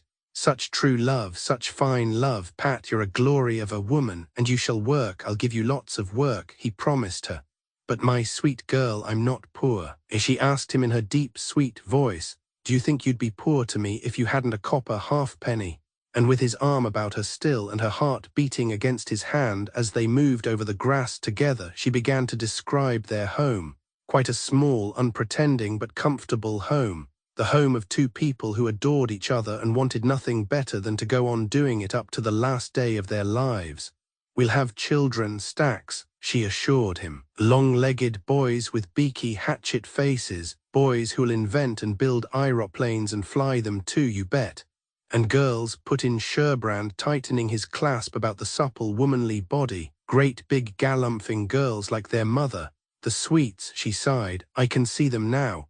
Ah, that's what I shan't do ever, said Sherbrand. Don't you think they'll be bored with their blind father sometimes, Pat? Just let them dare, let them, that's all. As she winked away, the tears crowding to her eyelashes. Besides, you mayn't be always blind. I'll never give up praying. Didn't that American surgeon at the hospital say that cases of functional blindness from shock, like yours, supposing there is no serious lesion in the brain, have been known to recover sight suddenly and completely? Don't shake your head. Isn't there a chance, a blessed possibility to cling to and fight for? Ah, if you were cured, don't you know I'd send you back to the front next day? Don't you, Alan? Yes, yes, you do. And the bright drops rushed in spate over her underlids and hopped over the front of her long blue coat to lose themselves among the frosted grasses as she went hotly on. Don't you believe, you must believe, I'd lay down my life just for the glory of doing that. Perhaps I didn't to care much about England before the war, but now I've found out what it means to be a pup of the old bull mother. I'd meet death jumping rather than fail CF doing my bit. What's up? Someone had whistled shrilly behind them, and she wheeled to see Monseigneur and a Red Cross orderly beckoning and signalling, standing on a heap of rubbish on the outskirts of the plain. Sherbrand, for whom the call was meant, waved his stick and whistled in answer. The orderly, at a gesture from Monseigneur, got nimbly down from the rubbish heap and started to cross the intervening stretch of grass. "Why is he coming?" began Patrine vexedly. "To fetch the blind man, I suppose." Her long eyes blazed resentment. "If anyone but yourself had called you that, send him back," she pleaded jealously. "From henceforward nobody is to fetch you or carry you either except me." So Sherbrand laughed in his companion darkness, waved again and shouted to the orderly to go back. What he said was lost in the racket accompanying the arrival of a German HE shell, for still at intervals during each day and sometimes at night time, the sad dignity of the deserted city of the salient was outraged by these monstrous messengers of hate. The thing came from the enemy's position east of the city, and fell with a hideous droning note in the wooded park by the Dixmude Gate. A shattering crash followed, as though the roof of the world were tumbling in. The green park of budding trees was rent and splintered, cratered and riven, as though a dinosaur had died there of acute rabies, biting and tearing and howking up the earth. Love is a wonderful wit-quickener in necessity. It taught Patrine Saxham, the woman of limitations, exactly what to do at the moment when the great shell droned down to ground. Irresistible as a mountain torrent, she leaped straight for the blind man before her, hurling him backwards by the sudden impact, overbalancing and bearing him down, pinning him with the sheer weight of her vigorous young body, covering him as nature teaches a tigress to cover her menaced cub, whilst their ears were deafened with the appalling detonation. The solid earth heaved and billowed under their prone, locked bodies, and the air surged and winnowed about them as though beaten by the passage of huge invisible wings. "Is this death?" she asked herself. Then for both was her half-conscious prayer. But death passed by in a blizzard of scorching gases, splinters of rending steel, gravel and stones, splintered timber and pulverized soil, leaving a huge cloud of reddish-yellow billowing over the plain d'amour. A brown powder that stank of verbena thickly coated all visible objects. Hair, skin and clothes were tinted to uniformity, and a smothering oppression burdened the lungs. Yet as Patrine lay gasping, nerveless, beaten, that fierce new-kindled instinct of protection lived in her, potent, vital with possibilities as the spark in the battery or the germ in the cell. The great test had found her not wanting nor unready. The dross of self had been burned away in the flame of a passion high and pure. The crown of a noble womanhood was hers in that great moment when her body had made a rampart for the shielding of her love. Under the heave of her bosom, Sherbrand's broad chest panted. He lived, and her heart went up in a rush of passionate thanks to heaven. She moved from him, quaking in every nerve and fibre, crouched beside him, found her handkerchief and wiped the pungent dust from his face. It was pale. The mouth and eyes were closed. The nostrils fluttered with quick panting. Head had struck against the ground when her leap had hurled him backwards. He had been stunned, she told herself. He would revive soon. "Patrine," he choked out, opening his eyes. "Pat's here by you, my darling." She slipped her strong arm under his neck and helped him to sit up. "You're not hurt." His lungs pumped hard and his reddened eyes ran water. He blinked it away and caught her hands, crushing them in his grip. "You're sure you're not?" Quite sure, and you're all right." "Aren't you?" "As right as rain, except for a bump on the head." He freed a hand and rubbed it. "When the shell came over and the ground rose up and hit me, how did it happen?" "I hardly know. Oh, Alan, God has been good to us, hasn't he?" There was no immediate response. Sherbrand's lean face was working. He rose to his knees and thus remained an instant in silence that gave thanks. Then he got lightly on his feet, reached down and lifted Patrine, and thus they stood, the girl clinging to the young man's broad shoulders as he held her, the tears from her own still smarting eyes tracing white channels in the dust that masked her quivering face. "You and I, my hat," she gasped. "What a precious pair of scalawags. You lose nothing in not being able to see my flying man. Just now, oh, but the station and the park." She stopped in sheer astonishment. For the deadliest fury of the high explosive had wreaked itself on the bit of municipal woodland, with the electric train station that had neighbored it and the abattoirs in its vicinity. It had been clean wiped out. "Come," said Sherbrand, tightening his clasp as he felt her sway against him. He was supporting, he was guiding as they turned their faces south. Here the death that had passed by had left more traces of its passage. The rent carcass of a gaunt cow that had grazed upon the plain de Moor lay in a steaming crimson pool among the frosty grasses, and beyond, some 30 paces from the Rue Delverding, where the automobiles waited near the ruins of the prison, Monseigneur in his flowing black cloak knelt over a stained bundle of ragged blue clothing and shattered humanity, and the Belgian and his fellow chauffeur were bringing a stretcher from the Red Cross car. "The poor orderly has been wounded. No, killed," flashed through Patrine's mind as Monseigneur glanced towards her, gesturing with a supple hand in a swift, expressive way. "I must go over there, I may be wanted," she mentally added, controlling her sick shudder, and reached back to take again the hand of her blind man. But a sudden exclamation from Sherbrand brought round her head, and the strange look stamped upon the face she loved arrested movement and checked utterance. "What is it? What has happened?" she forced her stiffened tongue to ask him. "Oh, Alan, tell me you are not ill." "Not ill," came from the twisted mouth, wrung and convulsed with, was it joy or anguish? He shut his eyes, striving for calmness and coherent speech and wrestling with a fierce emotion that made him sway and totter like a drunken man. "Give me your hand, both your dear hands. Don't mind my shutting my eyes, it'll steady me to tell you. Just now when you let go of me something happened and I saw." He choked upon the last word. She faced him, white and wild and desperate, and cried in a voice quite strange to Sherbrand's ears, "You saw? My God, do you want to drive me crazy? Do you mean you can't mean? Does the truth sound so insane?" His voice broke in a sob. He opened the shut, quivering lids through which the tears were streaming, and the grey-blue eyes that looked at her were no longer the dead orbs of one blind. Life and light throbbed in their depths. They glowed with such a radiance as the eyes of the first lover may have shed on the face of the new-made Eve. What was he saying in shaken tones of mingled awe and rapture? "I saw what I am seeing now, trees and green grass and blue sky, and your face, your dear face that stayed with me when the big dark blotted out the rest, more loving, more lovely than ever I have dreamed it. Oh, Pat, did ever any man get such a wedding present?" His tone changed. "My sight for me and death for that poor chap there. Can it be Carpenter, the American who's been so good to me? And the priest helping to lift him, the old man with the noble face. Not Monseigneur, our chaplain at the hospital. He's beckoning, come, let's run." So these happy lovers with death as travelling companion drove away from the city of the salient.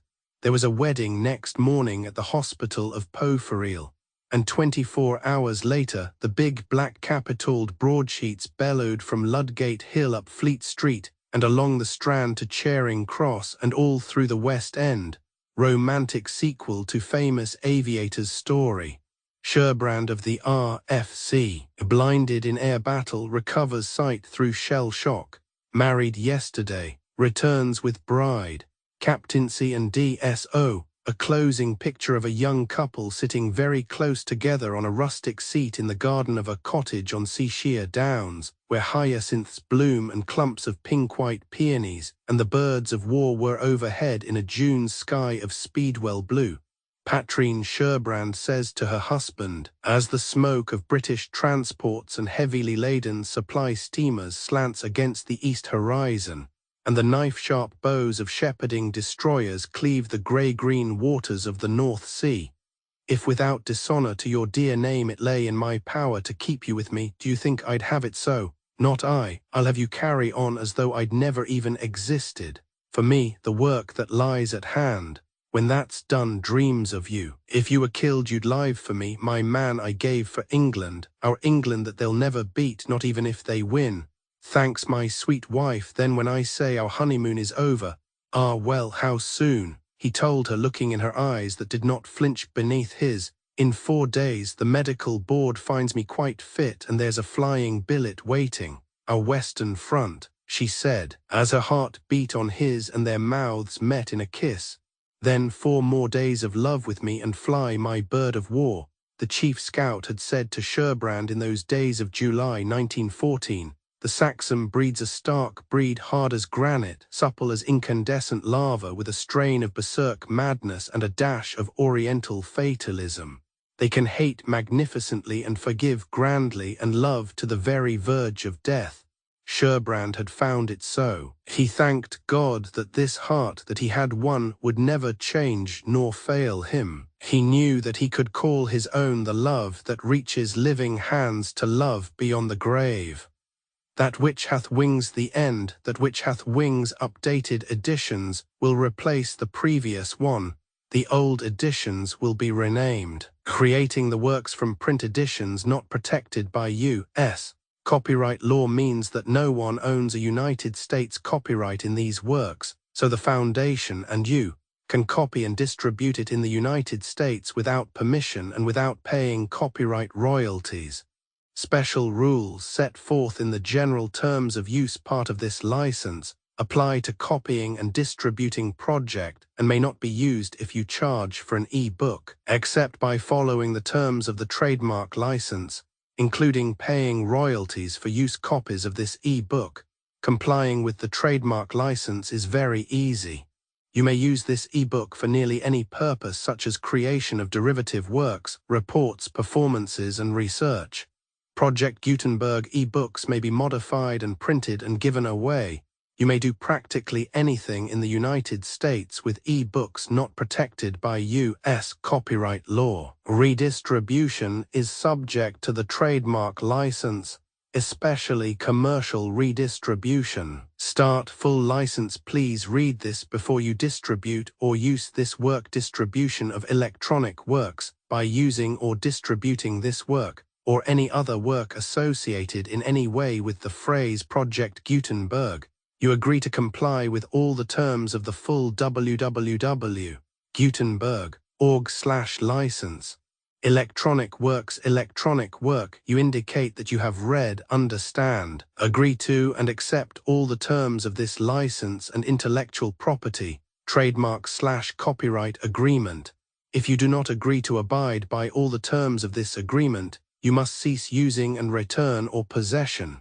If you paid a fee for obtaining a copy of or access to by the terms of this agreement, you may obtain a refund from the person or entity to whom you paid the fee as set forth in paragraph 1(e)(8). Used on or associated in any way with an electronic work by people who agree to be bound by the terms of this agreement.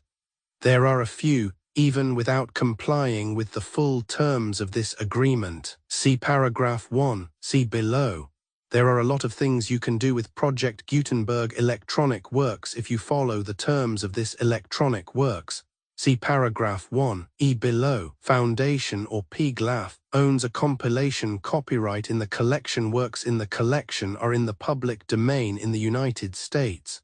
If an individual work is unprotected by copyright law in the United States, and you are located in the United States, we do not claim a right to prevent you from copying, distributing, performing, displaying, or creating derivative works based on the work as long as works in compliance with the terms of this agreement, for keeping the comply with the terms of this agreement by keeping this work in the you share it without charge with others. 1(d).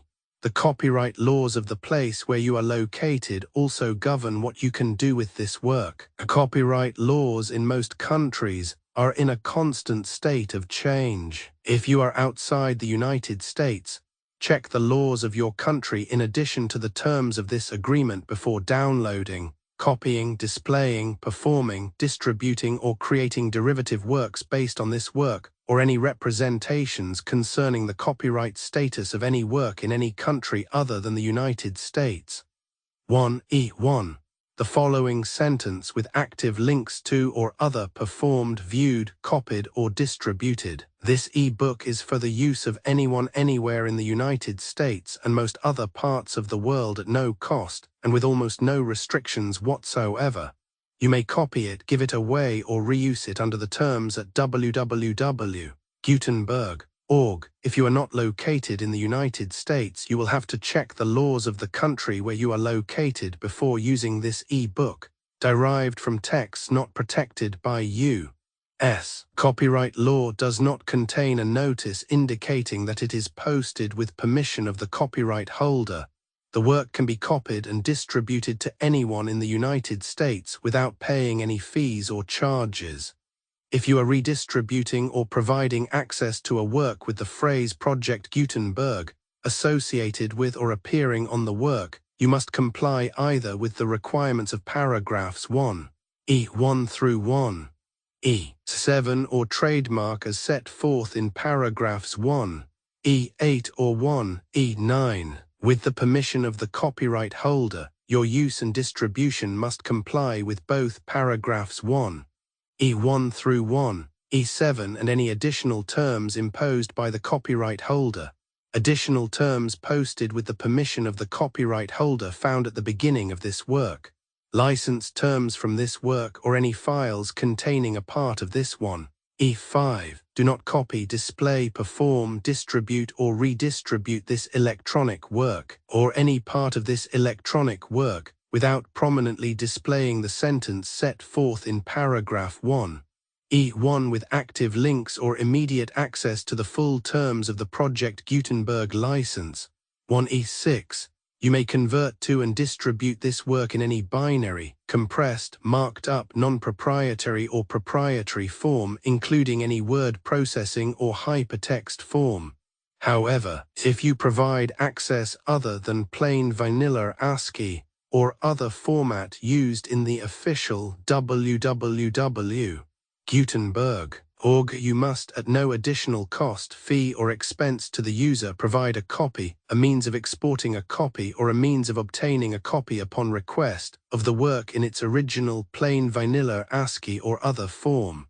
Any alternate format must include the 1E7. Do not charge a fee for access to, viewing, displaying unless you comply with paragraph 1E8 or 1E9. 1E8. You may charge a reasonable fee for copies of or provided that you pay a royalty fee of 20% of the gross profits you derive from you already used to calculate your applicable taxes. The fee is owed. Agreed to donate royalties under this paragraph to the Project Gutenberg Literary Archive Foundation. Royalty payments must be paid within 60 days following each date on which you prepare, or are legally required to prepare, your periodic tax returns. Royalty payments should be clearly marked as such and sent to the Project Gutenberg Literary Archive Foundation at the address specified in Literary Archive Foundation. You provide a full refund of any money paid by a user who notifies you in writing or by email within 30 days of receipt that S/he license.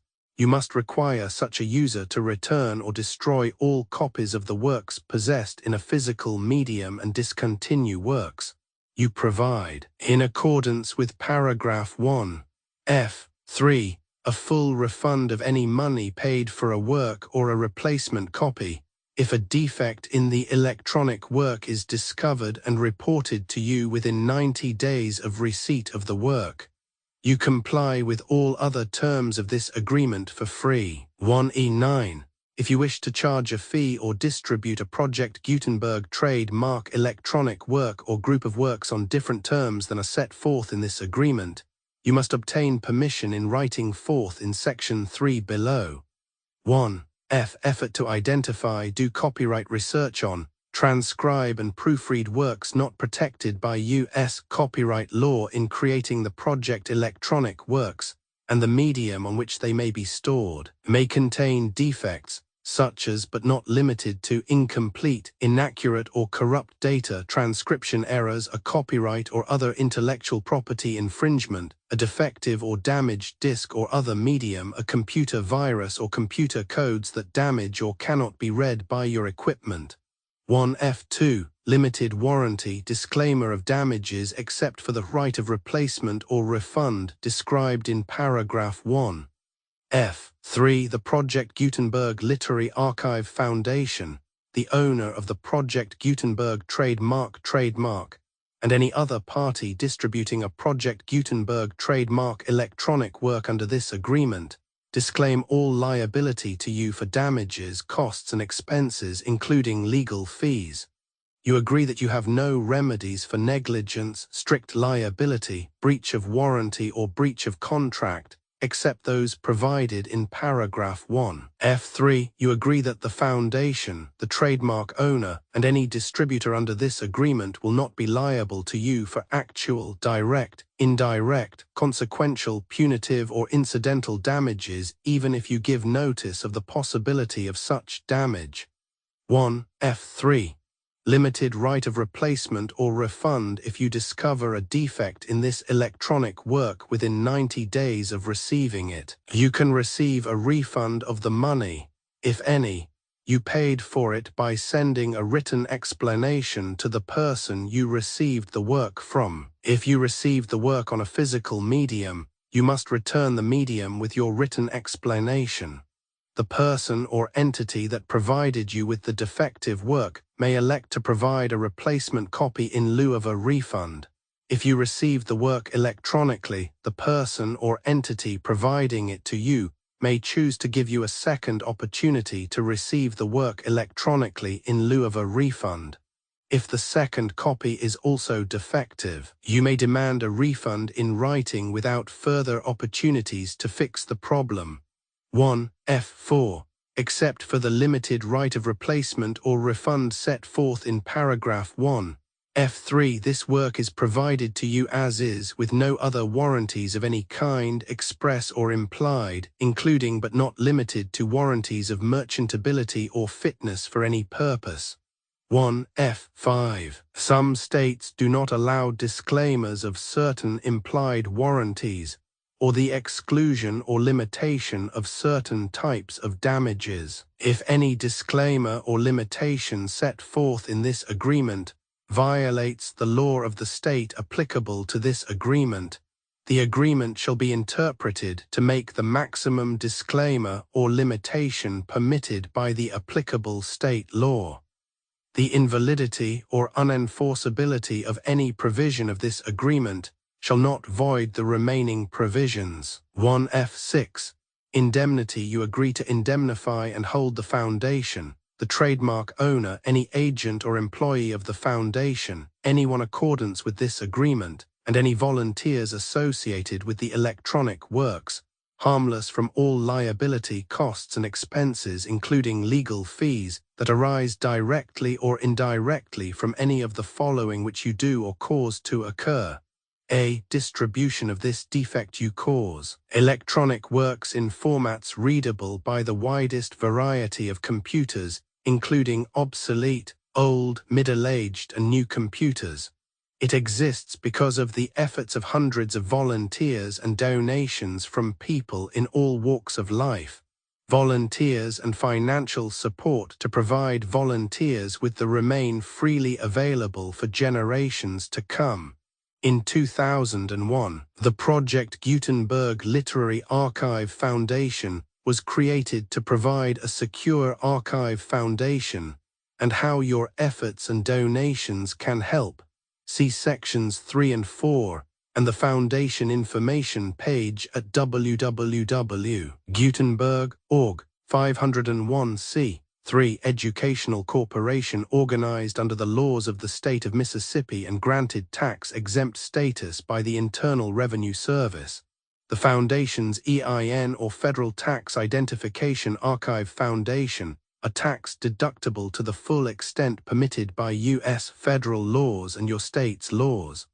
The Foundation's business office is located at 41 Watchung Plaza #516, Montclair NJ 07042 USA, +1 862 621 to 9288. Email contact links and up-to-date contact information can be found at the Foundation's website and official page at www.gutenberg.org/contact Literary Archive Foundation public support and donations to carry out its mission of increasing the number of public domain and licensed works that can be freely distributed in machine-readable form accessible by the widest array of equipment, including outdated equipment.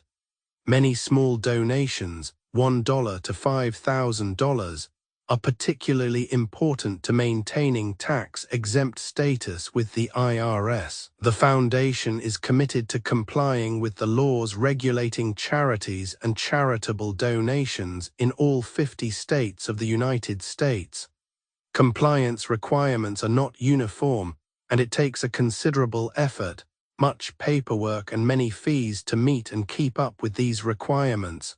We do not solicit donations in locations where we have not received written confirmation of compliance. To send donations or determine the status of compliance for any particular state, visit www.gutenberg.org/donate. While we cannot and do not solicit contributions from states where we have not met the solicitation requirements, we know of no prohibition against accepting unsolicited donations from donors in such states who approach us with offers to donate.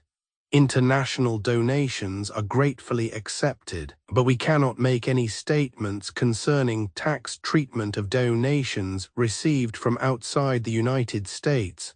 U.S. laws alone swamp our small staff, methods, and addresses. Donations are accepted in a number of other ways, including checks, online payments, and credit card donations. To donate, please visit www.gutenberg.org/donate. Professor Michael S. Hart was the originator of the Project Gutenberg concept of a library of electronic works that could be freely shared with anyone. For 40 years he produced and volunteer support editions, all of which are confirmed as not protected by copyright in the U.S. unless a copyright notice is included. Thus, we do not necessarily keep e-books in compliance with any particular paper edition.